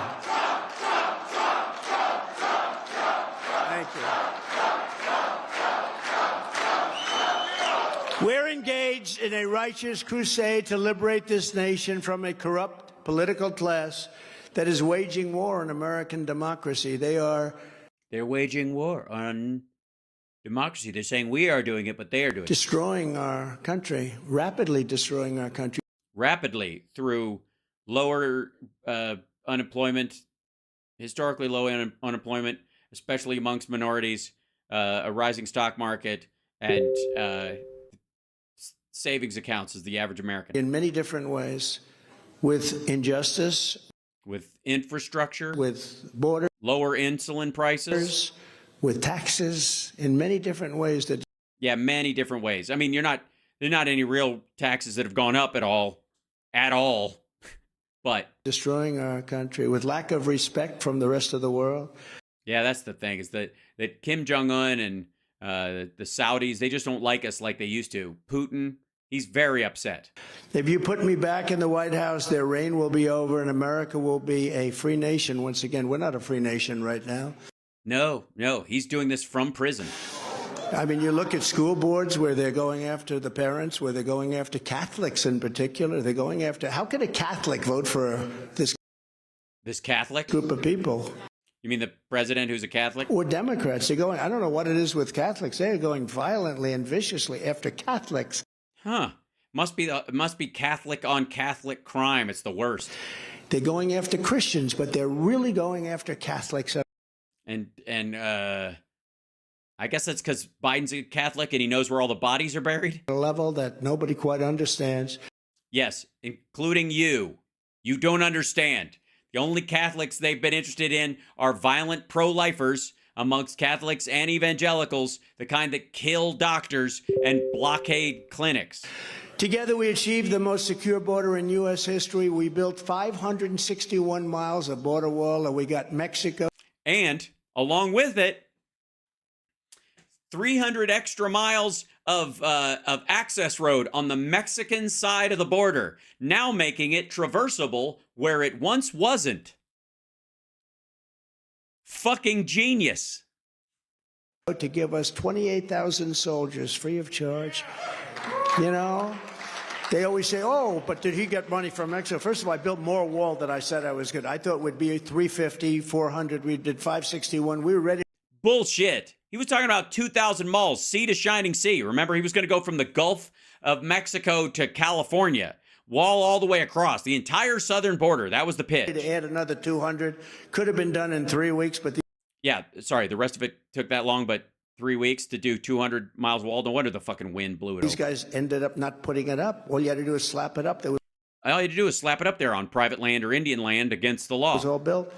And they put it in areas, and I hear they sold it for pennies on the dollar, and it was the exact wall that the Border Patrol wanted.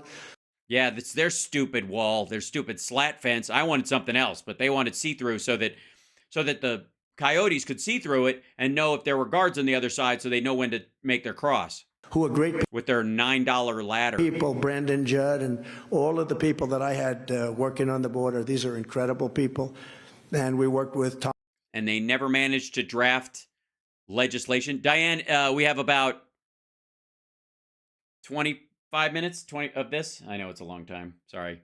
You don't have to stick around for it. I'm just burning it down because we haven't done this in a long time. So if I'm the last one standing, I'm going to get all the way to the end of this stupid fucking thing. I'm home and to again prove that I don't take stuff out of context, and this dumb motherfucker says the same lame, boring shit all the time. He's central casting. Go make some snacks or have some dinner and come back. He was fantastic. But I appointed nearly 300 federal judges. Yeah, we got to remember what we were talking about earlier with Glenn Beck and Mark Levin and this motherfucker. And 3 great Supreme Court justices.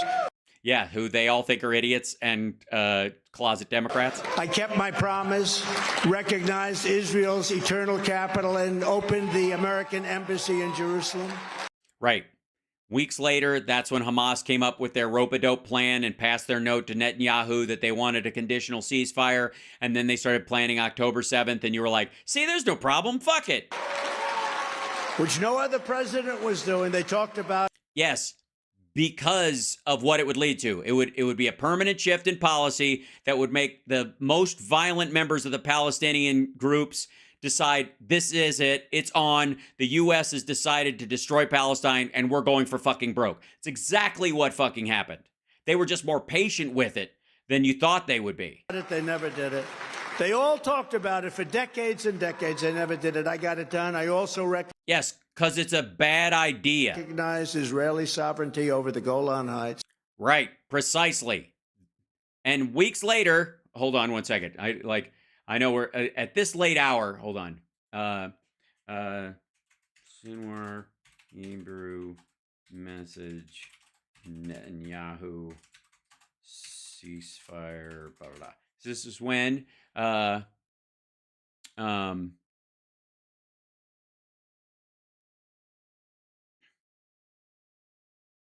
let's see. Yeah, here you go. There you go. Whoop. Anybody want to look at the timing of when Trump did this shit? And hold on, there we go. Drag this over here. Hamas leader Sinwar, hold on, I'll slide this over so that you're not blocking the way, whatever. Sent Netanyahu a letter during the 2018. Sent Netanyahu a Hebrew letter to Netanyahu during the 2018 truce talks about a ceasefire. Look at this fucking peace signs he's holding up at a rally in Gaza City. Yeah. He goes, he sent him a letter in August of 2018. Take a calculated risk, Sinwar wrote to Netanyahu in Hebrew in a letter. it appeared to be referring to a brewing agreement that would see Israel allow Qatari aid on a regular basis to pay Hamas civil servants as well as needy families in Gaza. Qatari support is considered a crucial lifeline for impoverished Palestinians living in Gaza, which has been under Israel and Egyptian blockade. And oh, that's nice. They used to say "and Egyptian blockade" during this thing. Hold on one second. Articles. Here we go. And Egyptian blockade, because again, if indeed you believe Gaza is the world's largest open air prison, only two sides of it is blocked by Israel. The other side is blocked by Egypt. You should ask them a few questions about why they, of all people, don't want Palestinians coming into their country. Because I got to say, there's nothing, while there is in Hamas's declaration, it says the Jews have got to die and we got to get rid of Israel permanently. That's that, and that's what they ran on, and that's what they won on. But the Egyptians, they don't have anything about the Egyptians needing to all die or the president of Egypt being wiped out or anything like that in their paperwork. And yet the Egyptians are a little touchy. And no, the ports aren't a full blockade. Aid can get in, has been getting in for a long time. And there's international boats that go in and out of there all the time.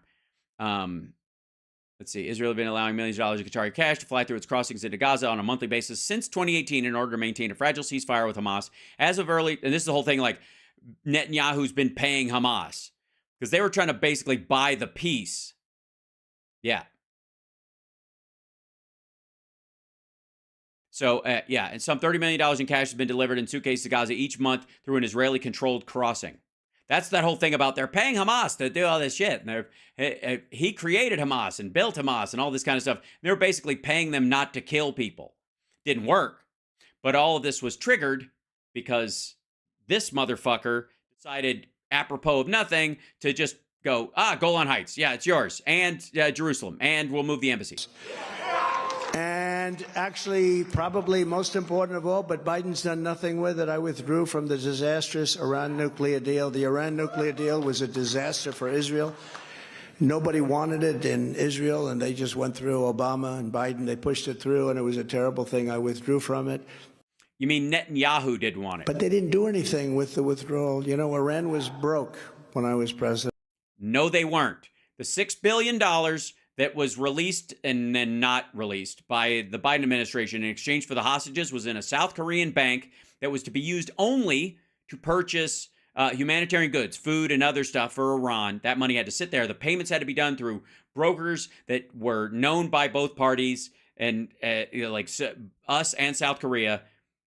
That $6 billion was earned by Iran selling oil and gas to South Korea while he was president because he gave them a waiver to buy Iranian oil. China wasn't buying oil. India wasn't buying. This is the whole, where is he? This one. China don't buy. None of you buy. They weren't buying. They were broke.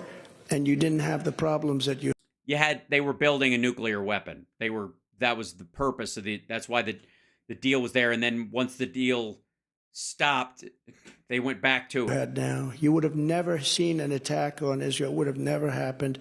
Bullshit. They literally planned it within a week of this asshole giving Israel the Golan Heights, recognizing the Golan Heights. They said it. They planned it. They rope-a-doped Israel, and they said, the minute we think their guard is sufficiently down, and Netanyahu bought it. And he started doing all this bullshit with the judiciary in the country, got all tied up in the politics of that and got distracted by it. And they thought, this is a good window. This is a good time. Yeah, no Arab country wants to take Palestinians. Every Arab nation has Palestinian refugee camps where they don't let them live amongst them. Right. That's another conversation for another time. This fucker has no idea about any of that shit. You would have never seen an attack on Ukraine. It was never going to happen. By the way, there were monthly bombings the entire time between Gaza, Hamas, and I guess the jihadi movement in there, the Islamic Jihad in Gaza, was sending rockets from Gaza into Israel every month of his presidency without fail. And in a couple of cases, 250, 400 rockets in one fell swoop. constantly. This asshole pretends like it never happened. Secondarily, there was always fighting in the Donbass the entirety of his presidency. He just never did anything with it except cradled Trump's balls in his gullet. I got along very well with Putin. It was never going to... Yeah, we know. You were just going to give it to him. It was never going to happen. You wouldn't have had inflation. You wouldn't have had any of the problems. All of these problems. You're right. You wouldn't have had inflation because the economy would have continued to spiral downward. Inflation was caused by the crazy energy prices that this guy caused to happen. The crazy energy prices that this guy caused to happen, which would be the entire world shut down, and then large portions of the world came back online, and there was no refineries open, there was no shipping, basically everything had come to a fucking standstill, and then they had to everybody was jockeying to buy very little supply. And with the historic Abraham Accords, I even made peace in the Middle East. We had peace. Yeah, peace. Peace in the Middle East amongst countries that weren't actively fighting. Peace in the Middle East. We would have had people signing left and right. You would have, except for that whole Golan Heights thing. And the Jerusalem thing and the embassy thing. For 4 straight years, I kept America safe. I kept Israel safe. I kept Ukraine safe. And I kept the entire world safe. All by yourself, you must be exhausted. He's a great leader, a very powerful leader. Very powerful leader. Somebody very powerful, very smart, very well respected. In Hungary, Viktor Orban. Yeah, great guy. Totally great. And they interviewed him 2 or 3 weeks ago. Viktor Orban, very powerful man, very respected. Yes. In a country that's massively known for its exports of, it's a big part of the financially, the community, Hungary's really known for its,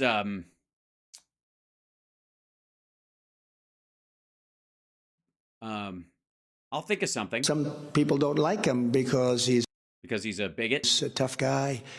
Because he's a bigot. But they said the whole world is exploding. Look at what's going on in the Middle East and everything. Yeah, none of this has ever happened before. Everything is exploding, and the world is a mess. He said there's only one thing that can be done.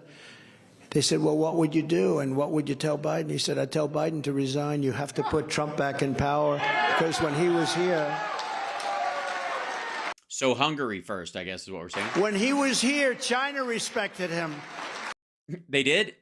According to this asshole, they sent a biological weapon to try and kill all of us, to wipe out the world. If you listen to RFK, the Jews and the Chinese worked together to drive the population down by releasing a pathogen. Meanwhile, what did this guy do?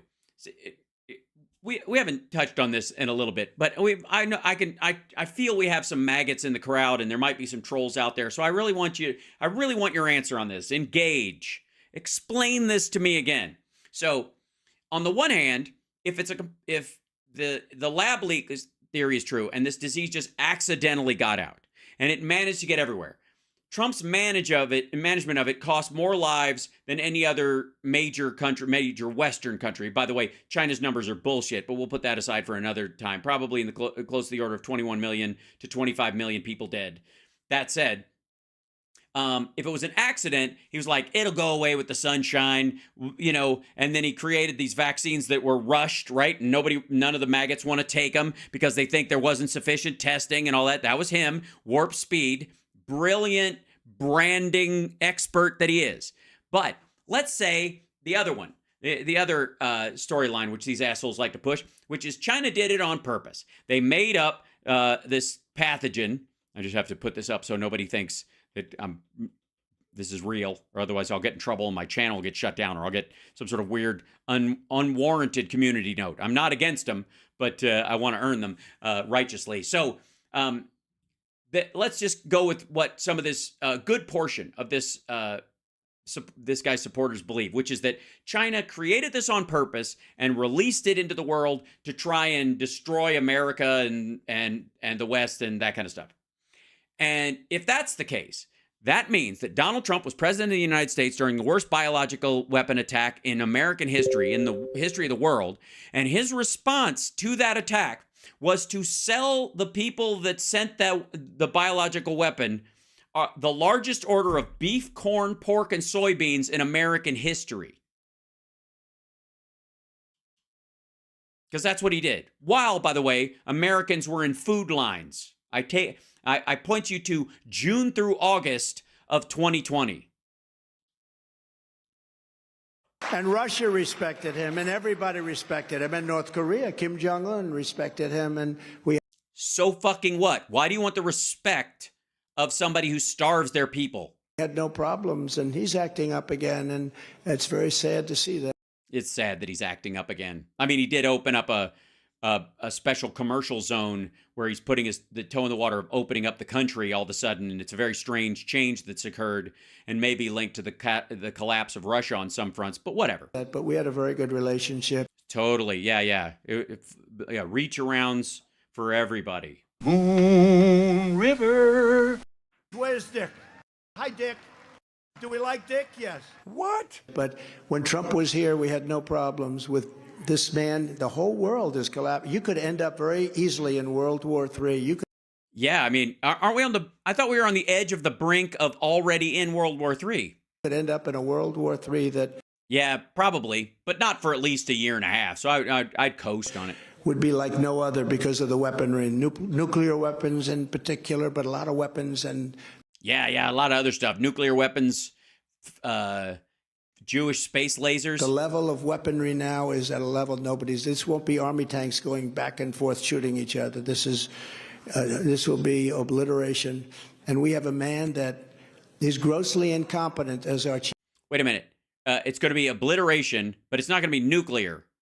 So what do we have? Are you going to admit it? Finally, we have what is it? Re-engineered. Hold on. Do I have him saying that? Hold on one second. De-engineering. Yeah. Where they're de-engineering UFOs. Chief negotiator, that's Biden. And we can't have this. We can't have this. You'll end up in World War III.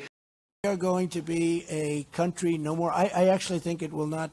It will be a country no more. Mm-hmm. We once again have peace through strength if you put us in, and when we become the 47th president of the United States, you'll see things happening at a much different level. You will be respected again. We will be a great nation again. Yeah, I love adjectives. Don't you guys love adjectives? They're great. They're great and super and good, and they're big and also small, but whatever you need.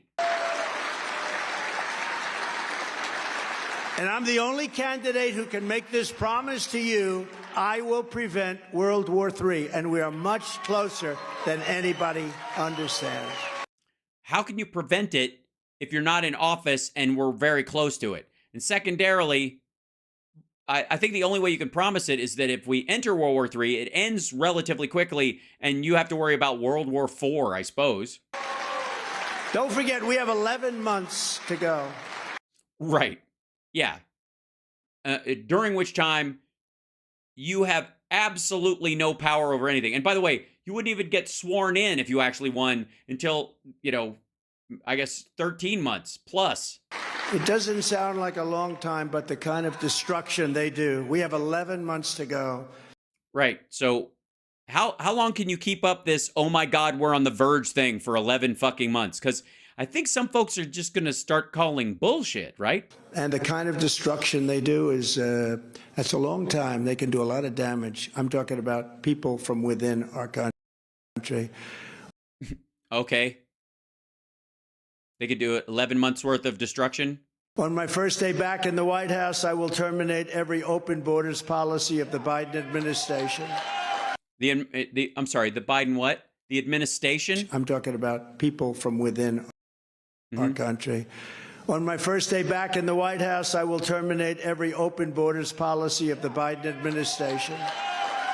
Yeah, you got to stop the Biden administration. I agree. For those of you who don't know, the administration is a control point where they use tiny things and they do it all in one place. It's the administration, and it's really important, but it's very hard to find. Stop the invasion of our southern border and begin the largest domestic deportation operation in American history. We have no choice. We have no choice. We just got to put all these, anybody who looks even vaguely Mexican or Guatemalan, they speak with an accent, except for Punter over here with his Australian accent. Everybody's got to get in a bus. We just drop them off in the desert. Man, woman, child, baby, infant, because we got to be pro-family. We got to do that. I will immediately restore and expand the Trump travel ban on entry from terror-plagued countries, and I will implement strong ideological screening on all immigrants coming in. If they want. Yeah, I can't see how that Biden's got a problem with Muslim voters who are going to leave him and switch parties and vote for Trump. Remember that story all this week? That fucking dead talking point? I can see how that works out. So all those folks, if any of you see this, what's your response? Good, I left because I wanted to get away from those fuckers anyways? Is that generally the idea? Right. Yeah, and again, nobody from Israel. Good point. Want to blow up our country? If they want to kill our people, we're not letting them into our. Well, if they, here's the thing: if they tell you they want to blow up the country, you're not going to let them in. That's general policy all the time. So you're telling me as long as they go, no, I don't want to blow up anything. This is like a scene from The Dictator. Country, if you hate America, if you want to abolish Israel, if you sympathize with jihadists, and then don't. And tell us, if you write it down, if you answer yes to these questions like a complete asshole, we only want terrorists in here who are smart enough to not tell us. Want your country to be great. You don't want America to be great and loving and caring. You're not coming into our country. We will restore law and order to our communities, and I will direct a completely overhauled DOJ to investigate every radical, out-of-control prosecutor in America for their illegal racist and reverse. Yeah, and I can think of one lady in particular going after a person I can think of, me. Enforcement of the law.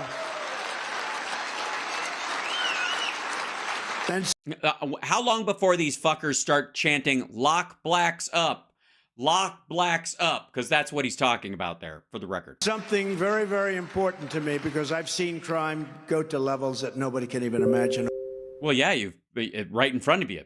You've watched your own hands do it, which is amazing, because your hands are so small, they seem farther away. Like, are my arms really long, or are my hands this tiny? It's a perspective trick. It's fascinating. Over the last few years, in the cities in particular. Uh-huh. That's weird. So you just go to the cities, is what you're saying, because that's where all the nice hotels and the food is. So you don't see the crime go up in the little rural areas because you avoid them for the most part? I am going to indemnify through the federal government all police officers and law enforcement officials throughout the United States for being destroyed by the radical left for taking strong actions on crime. They're afraid to do anything. Okay, you can't. You cannot indemnify police officers for taking strong action across the country. They're local police forces. They're not under the federal government. They are under the Constitution, laws, and the laws of the states they're in and the counties they're in. No. They're forced to avoid any conflict. No, they aren't.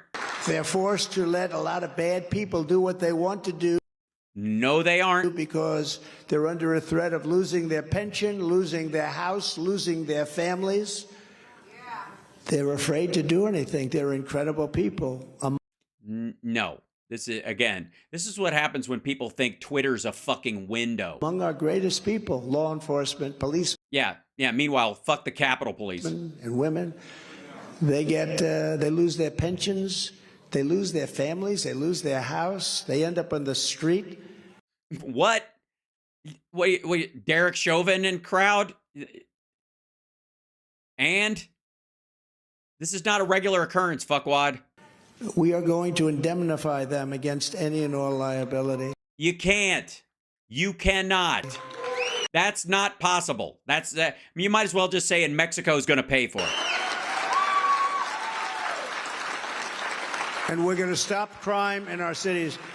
Are you? You're just going to stop it? How you going to? You're just going to like hang out on a fucking rooftop like Batman? We're going to create pre-crime. We're going to stop crime before it even happens.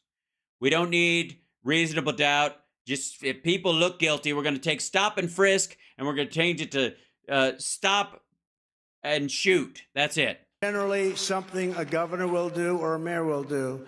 But we have to step in. We have to stop crime. You can't walk outside. You can't.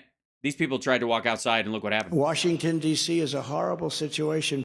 It's horrible. I've been there a couple times in the last year. It must have been an off night because it was really nice. People are being killed all the time there. They go to Washington to see our capital.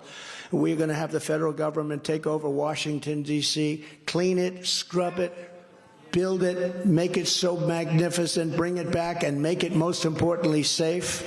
We're going to do a federal takeover of Washington, D.C., and make our capital great again. We're going to make our capital great again and safe again. So you're not, here's a good idea. I have a good idea to make the Capitol safe again. Don't invite large groups of your asshole followers down there. Unlike DeSantis, I will protect Social Security and Medicare for our great seniors. He doesn't want to do that. Neither does Mike Lee, the vast majority of the maggot-level House and Senate members. We're also going to fight to give you much better health care. Obamacare is a catastrophe for American families. Tell us your plan.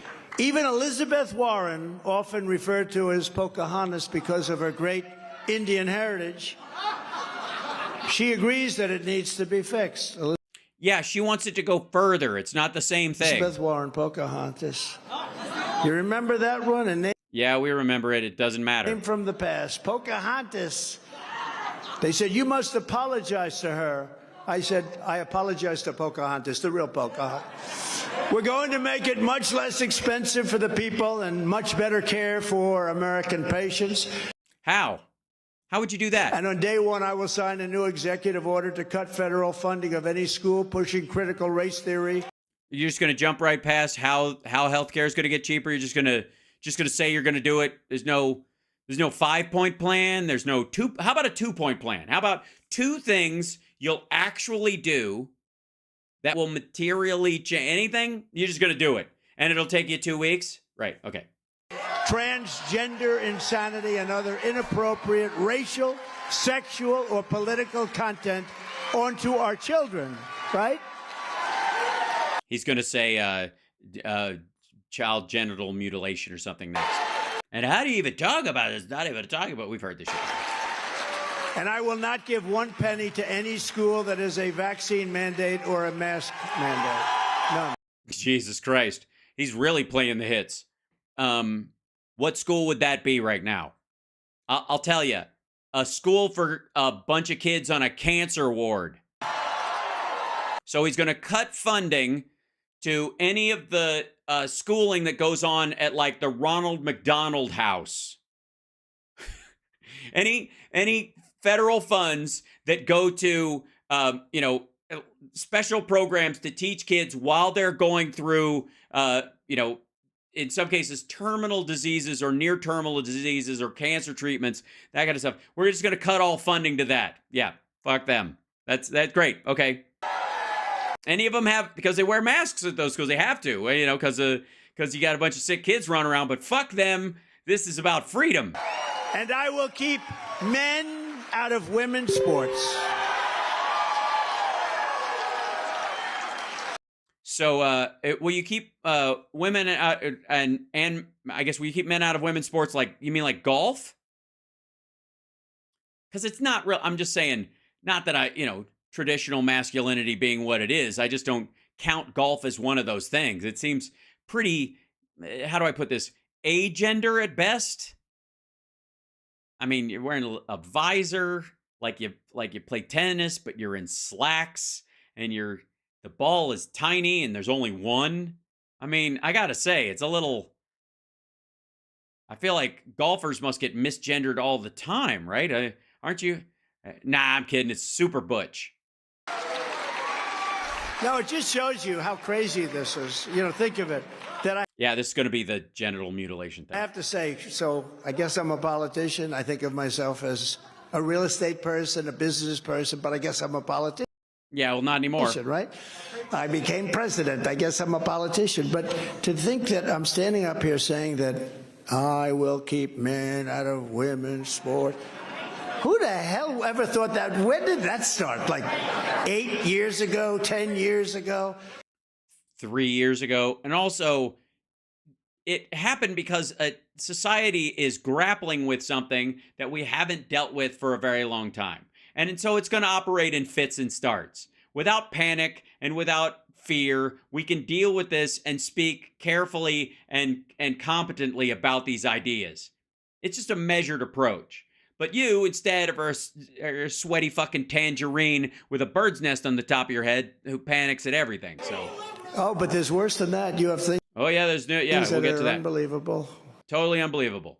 You know, with transition, a lot of transition. Yes, it's transition. Yeah. You have things that are unbelievable that you say.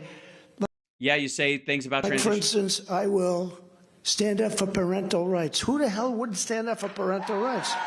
No, but why would you have to say that? Because some parents, a small group of parents, want to override the entire curriculum of someplace for, let's say, religious reasons. I'll give you a good example. Let's say, work with me on this, it's something you can deal with, that a group of Muslim parents show up at a school board meeting in Dearborn, Michigan, and they're 20% of the populace, but in this particular case, they decided that their kids need to learn about Sharia law and only Sharia law, and they believe they should have parental rights about what their kids experience in a public school, and they insist on it. And the school board and everybody else goes, no, we're going to teach them about the rules of the country they actually live in. And if you want to teach them that shit at home, knock yourself out. But this is how we actually run our judicial system here and our electoral system, and how this is what our rights are based on. So we're going to teach them that. And if they disagree with it, that's cool. And if you disagree with it, you can actually teach them that or whatever. But this asshole is like, do you think Donald Trump would show up and fight for their parental rights in that particular instance? Do you think? You think he'll come in and go, why are we fighting for these people's parental rights? You know, somebody comes into a school and they want, you know, an honor killing. Why the fuck not? You know, it's their kid. I will fully uphold the Second Amendment. I will protect innocent life. But guilty life, even marginally guilty life, fuck them. Also, if life begins at conception, so does original sin. So there is no innocent life. That's another thing. Just for the record, don't believe me? Check the Old Testament. Also, the Second Amendment, not under siege at all, or I'm sorry, under siege. Under siege, Second Amendment. Right. We will restore free speech. Yes, says the man talking to a crowd into a microphone that is being live streamed on the internet, which is forever. And very importantly, I will secure our elections. We will do it differently. How? If they're insecure, if they're unsecure, if they're not secure, and you're going to lose because they're not secure, how do you get into office to secure them unless you cheat? Ah. And our goal will be one-day voting with paper ballots and voter ID. Very simple. One-day voting, paper ballots. Yeah, but that'll have to be after you win.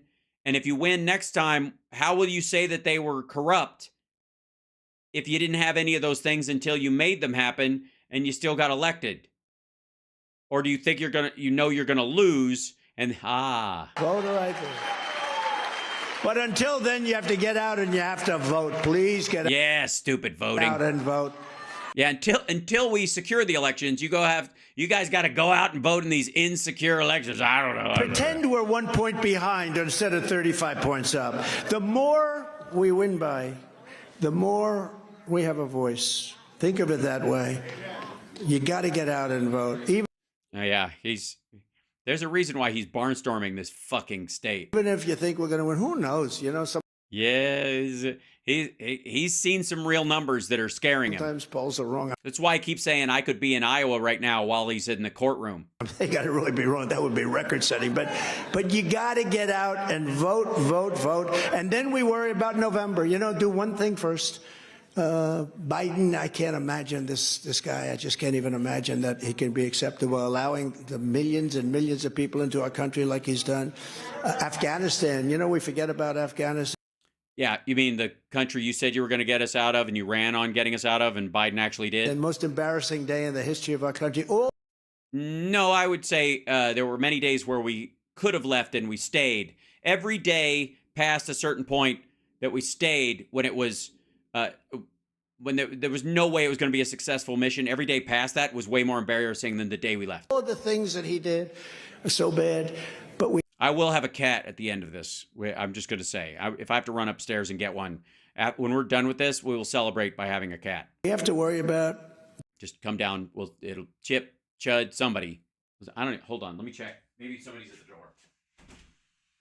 Nope. Nope. This caucus coming up, January 15th. It's the most important caucus of the world. Martin Luther King. It's Martin Luther King Day, so it's easy to remember. We have to get out and vote, even if we're going to do well. Usually it's a day when you guys stay at home scared that this is the day of the black uprising. But you got to go out. Iowa, you got to go out. There aren't that many black people. You'll be fine. The people, the caucus captains, I saw them backstage, and they said, "Oh, sir, it's going to be great." It's going to be great. Yeah, because what are they going to say to you? We got to make it great. We can't sit home. If we sit home, make Iowa great at all. It's not right now. Iowa sucks, kind of. It sucks, and I'll say it sucks even worse if I don't win. We're losing. You're hurting us because we have to put up big numbers.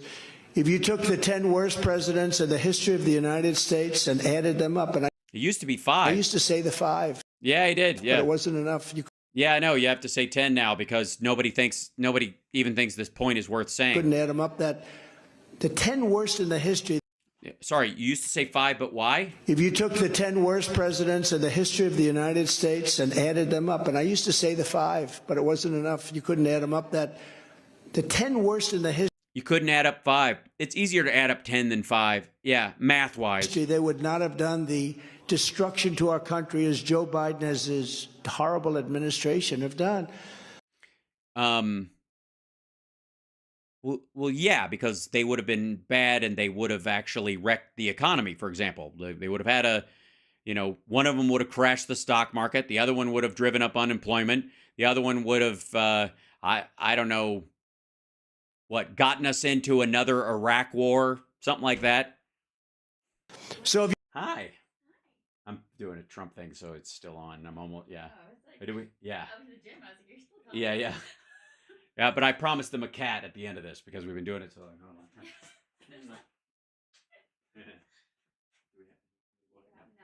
No, they're fine. I'll do it at the end. We have to. That's our reward at the end. you want to save America from crooked Joe Biden, then get every patriot and everybody that you know registered. Everybody to Republican. We have to get registered Republican. Go out. Right, because they are losing.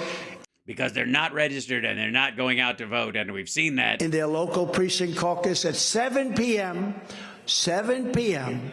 Bring cookies. On Monday, January 15th, Martin Luther King holiday. Which is, by the way, the child of Martin Luther King and Billie Holiday. I don't know if you know that, but he hyphenates his name. Now, Martin Luther King Jr., that's a different person. Yeah. And don't get me started on just Martin Luther.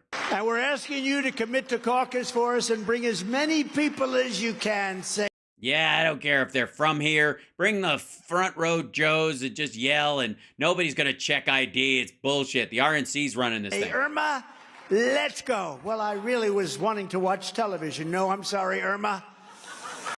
Irma, get in the fucking car or you're eating cat food for Christmas.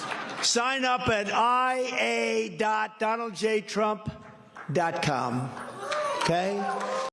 The .com part is easy to say. The rest of it seems to confuse us. So in conclusion, finally, Jesus Christ. Together we're taking on some of the most menacing forces and vicious opponents our people have ever seen. Some of the most menacing. Yes, totally. Yeah. Joe Biden, totally menacing. Mm-hmm. You're being menaced by a guy who you think can't walk off a stage, can't put two sentences together, and who hides in a basement but manages to kick your ass. I guess it's kind of like this weird kind of like rope-a-dope Pennywise character. Forces, many from within our country. Well, yeah, most of them. But no matter how you mean, and by the way, he means people who didn't and won't vote for him. They're very menacing. Hateful and corrupt the communists and criminals we're fighting against maybe, and they are vicious, vicious people that. Oh, vicious! They're vicious. I believe hate our country. Our country. You don't mean America. You mean Russia, right? You must never forget. When he says our country, I don't think he means the United States of America. I know he puts the flags up behind him, but I think that's a rhodope. This nation does not belong to them. This nation belongs to you. Technically, it belongs to everybody. That's the point. All Americans. It's a country. That's how it works. This is your home. America doesn't belong to all the masses of people in big cities who work every day and pay taxes and send their kids to school and brush their teeth and take a shit and go to Starbucks and try to go to a movie or a concert once a year and have streaming services, and we'll have a pizza night once a month and fuck around. It doesn't belong to them. It belongs to you. Small town in Iowa. This is your heritage, and your American liberty is your God-given right. You're not allowed to use the word God anymore. Did you?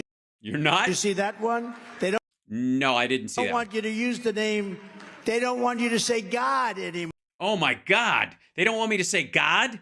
How they don't? Holy shit! More. Who? From Sioux City to Iowa City. To Sioux Falls. From Fort Dodge to Cedar Rapids, and from Des Moines. From Cedar Falls to Cedar Closets. Des Moines to Davenport. Mr. Davenport to you, motherfucker.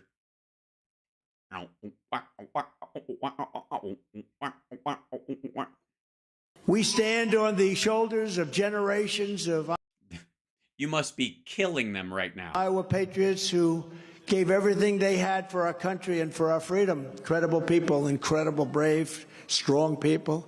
They'd have to be for you to be on their shoulders. They'd be ridiculously strong. This great state was founded by tough frontiermen, strong pioneer women who defied the dangers to carve out a life for a great family, beautiful home. They carved out a great family? Well, I guess some of them, they did have cabin fever out here in the middle of nowhere. Family. They tamed the wilderness. They braved the elements. They stormed the ramparts. They took over the airports. They did whatever they had to do. And then, of course, Michigan gave us Motang. Michigan gave us Motang. Right. They tilled the soil. They worked the fields. They built the factories, and they poured out their blood, sweat, and tears to make this country into the greatest nation in the history of the world. Simmer down. You're in Iowa.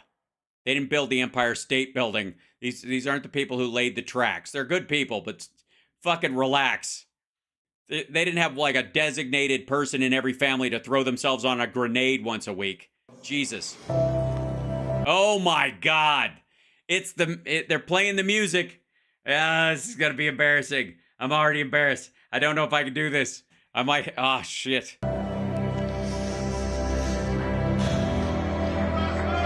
We gotta do it. We gotta do it. This is the closest. I saw this church thing and they wanted me to do it. Now I've got to do it.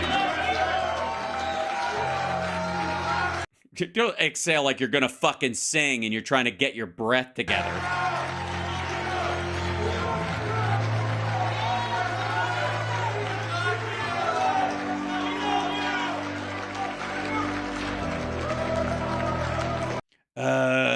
This is the part where I stand around like Hitler while a keyboard plays in the background.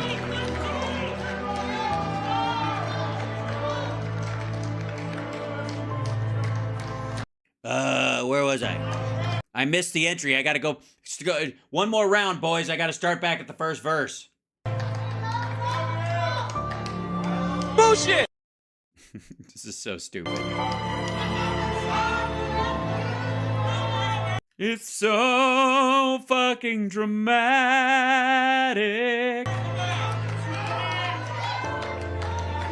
I'm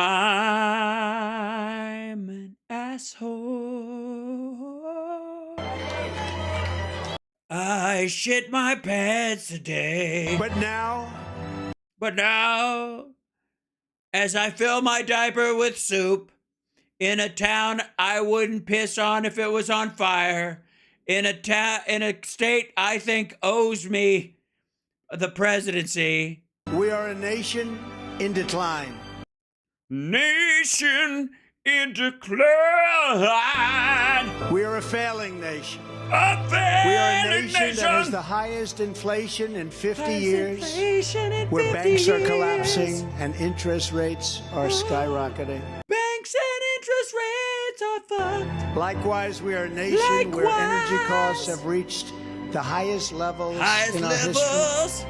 We're no longer energy independent or energy dominant as we were just a few short years ago. The entire We're a nation speech that I is just begging made. Venezuela and We're many begging others for oil. Venezuela. Please, please, please help us, Joe Biden says. Please, Yet we have more liquid help gold Joe under our Biden with feet your tar that than you can any only other process nation in anywhere in the world. Houston. We are a nation A nation that just recently heard that Saudi Arabia and Russia will be reducing their oil production. Oh, we just while heard at the they were same time diminishing their substantially oil increasing the output, and price. oh shit, what we're And gonna we do? met that threat Yeah. by announcing that we will no longer be drilling for oil in large areas. of We're Alaska only gonna or drill elsewhere in the States. small places. We are a nation that is consumed We're by a the radical nation. left's Green New Deal. The Yet everyone Green knows that the Green New Deal is fake. It's a and will lead fake. to It's our a fraud. destruction. It's a witchcraft hoax. We are a nation like whose all the other leaders are hoaxes. demanding all electric cars, All despite the electric fact that they can't go cars. far, They cost can't too go much, far at all. They and just whose pull over batteries the are side and you produced in China freeze. with materials China. only available in China. Only when materials an like unlimited amount noodles. of These gasoline cars. is available These cars. inexpensively in the United cars run States, on noodles. but is not available in China. Noodle car. And now we are a Won't nation run that very wants to make our revered and very powerful army Oh. tanks the best in the world. The best tanks in We the want to make world. them all electric, We're gonna make electric so that despite tanks, the and they won't fact go that they very are far. also not able to go far, They're gonna few drive in fucking pollutants will be released circles. into the air as we blast our way through enemy territory We're in going an to be quiet. environmentally friendly manner. That's right. We're gonna save the earth while we blow the shit And they apart. also want to make They our wanna- fighter jets with a green stamp wanna- of energy savings. They want to They're make our losing 15% green efficiency, but airplanes. allowing us to keep our enemy's atmosphere clean of emissions. I don't know what As the we fuck he's viciously talking about and at this point. unceremoniously attack them at levels never seen before. They're never gonna see Who it are coming these because our people silent that would do tanks will this be to electric. us?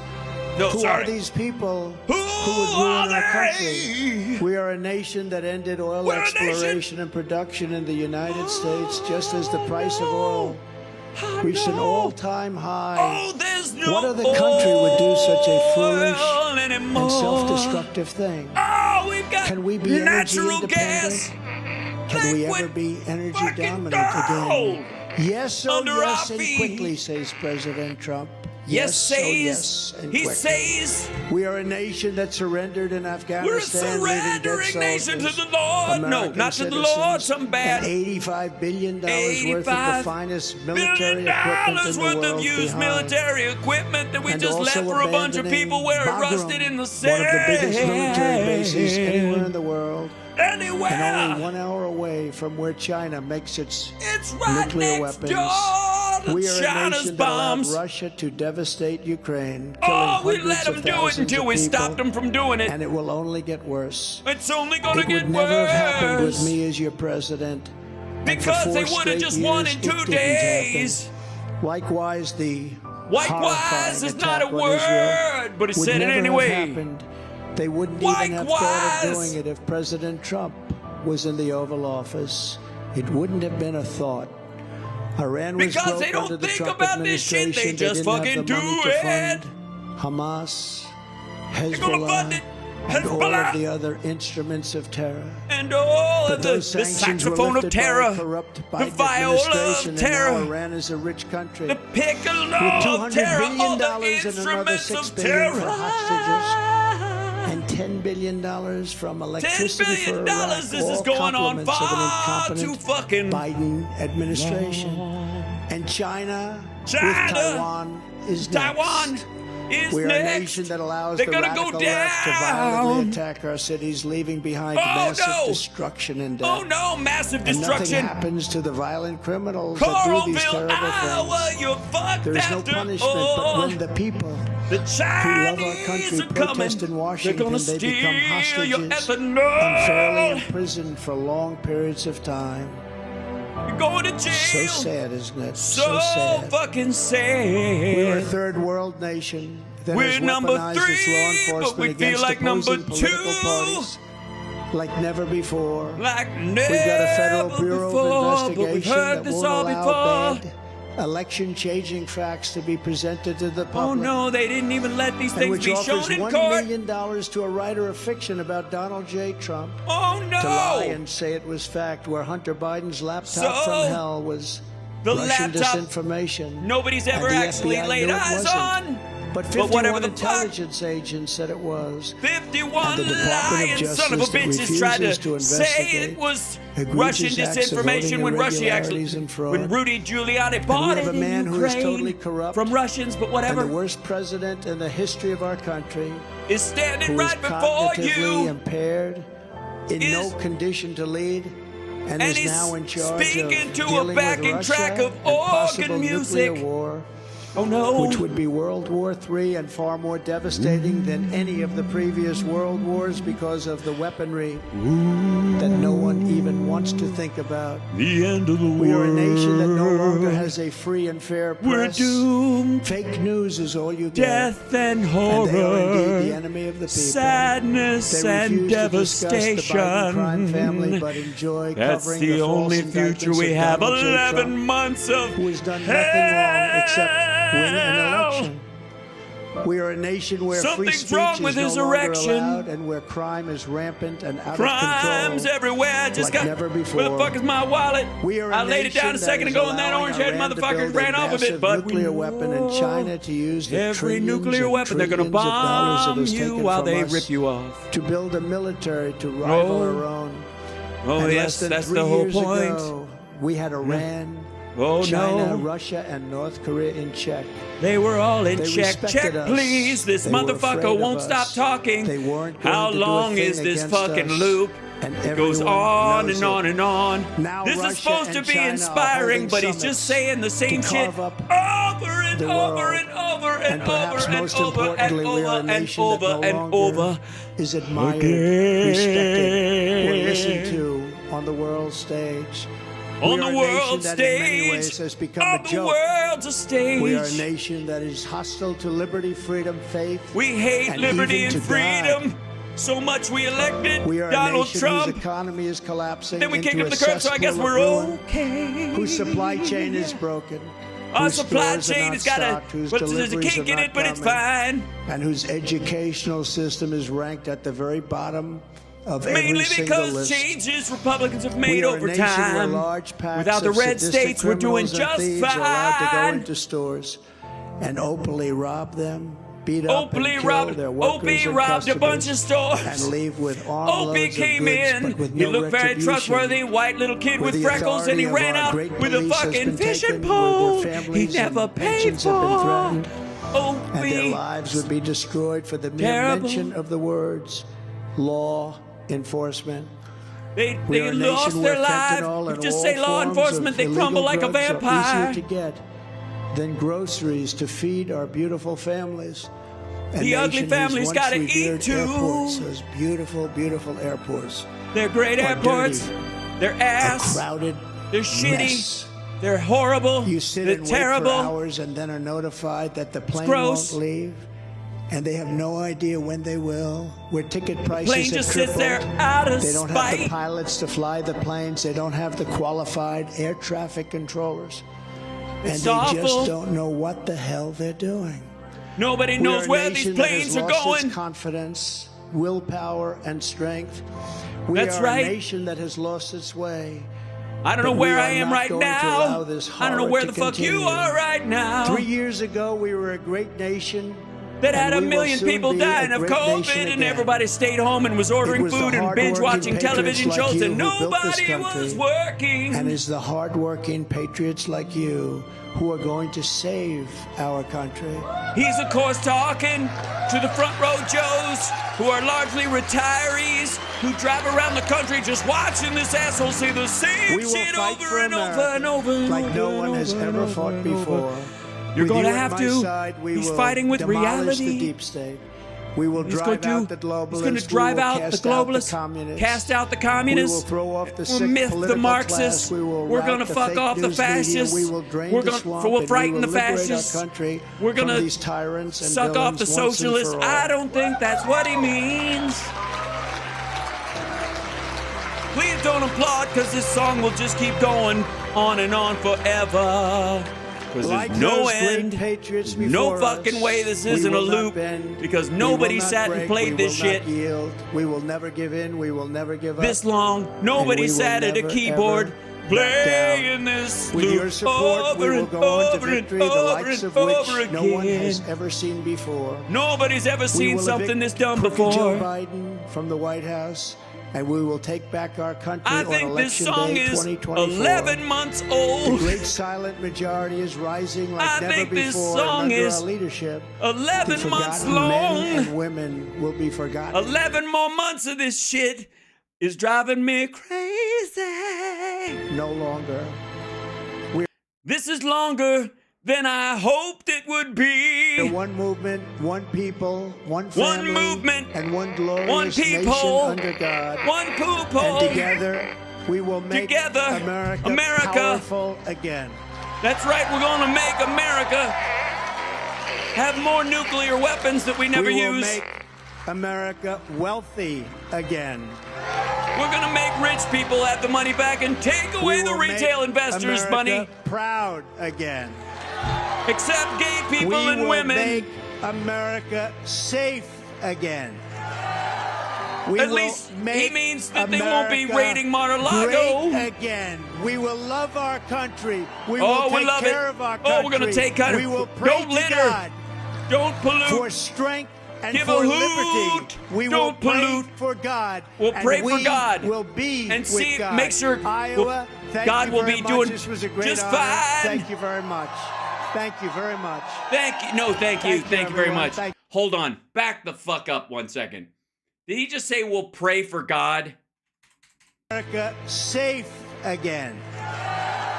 We will make America great again. We will love our country. We will take care of our country. We will pray to God for strength and for liberty. We will pray for God, and we will be with We'll pray for God. We'll pray for God and we'll be with God. So he means the rapture. Fucking hell. Iowa, thank you very much. No, thank you. Thank you very much. Okay, I've had enough of that shit. And so have you. And thank you guys for sticking around. Oh my gosh, Klaatu, Baranha, Nickel, Nincompoop. It's like, oh my God. We made it through though. Shit. Okay, hang out here. Talk amongst yourself. I'm gonna go get a cat because you've earned it. Hold on 1 second. Let's see. Which cat is down here? You have a cat? Is there a cat nearby? Is it Judd? I feel bad. Here.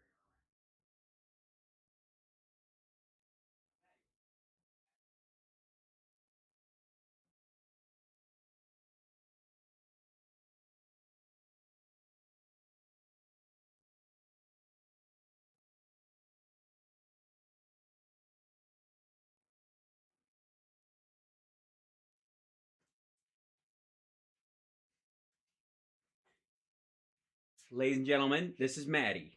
Maddie, everybody, Maddie. How you doing? Maddie is very sweet. She's very beautiful, and she's sort of dumb. And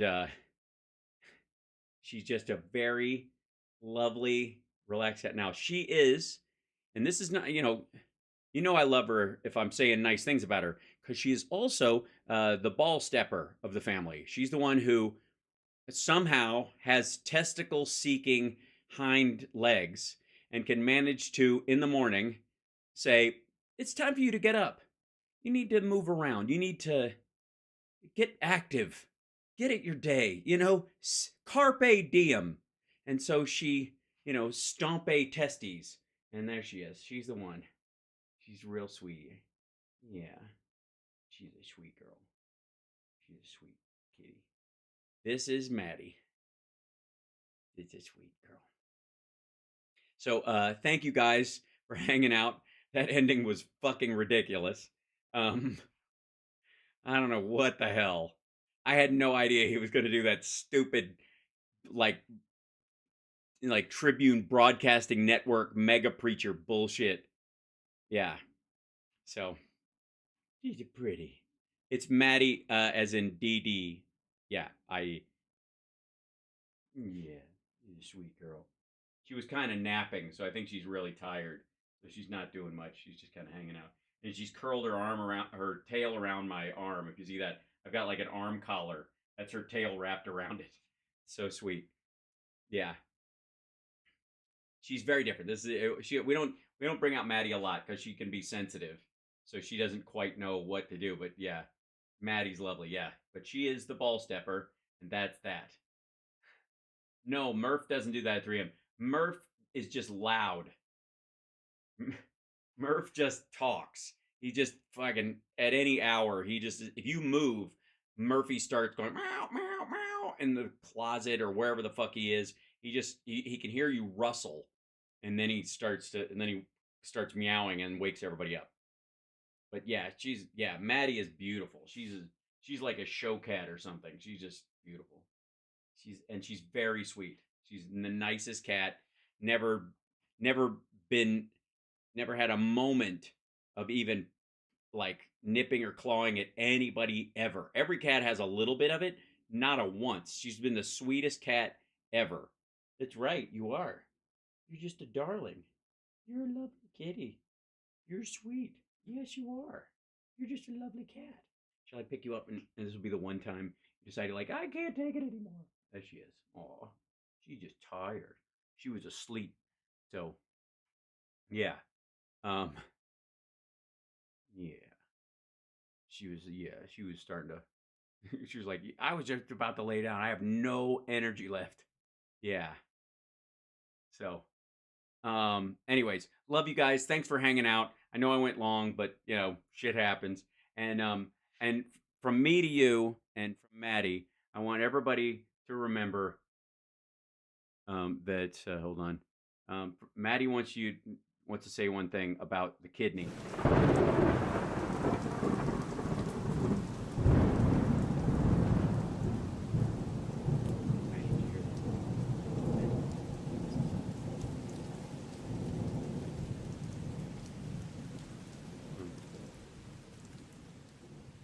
No, I think we're okay. I think we'll be all right. Have a great night. See you guys later. Thank you, domestic. Yay! Cool, Maddie and I have the same intellectual ability and we're both tired. Sweet. Maddie tips. Thank you guys so much. That's really sweet. I don't know why my credits aren't running. I'll try to fix that, but I'm taking care of the cat first.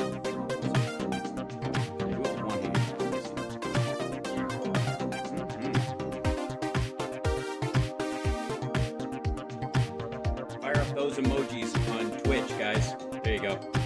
And I'll see you guys later. Thank you so much.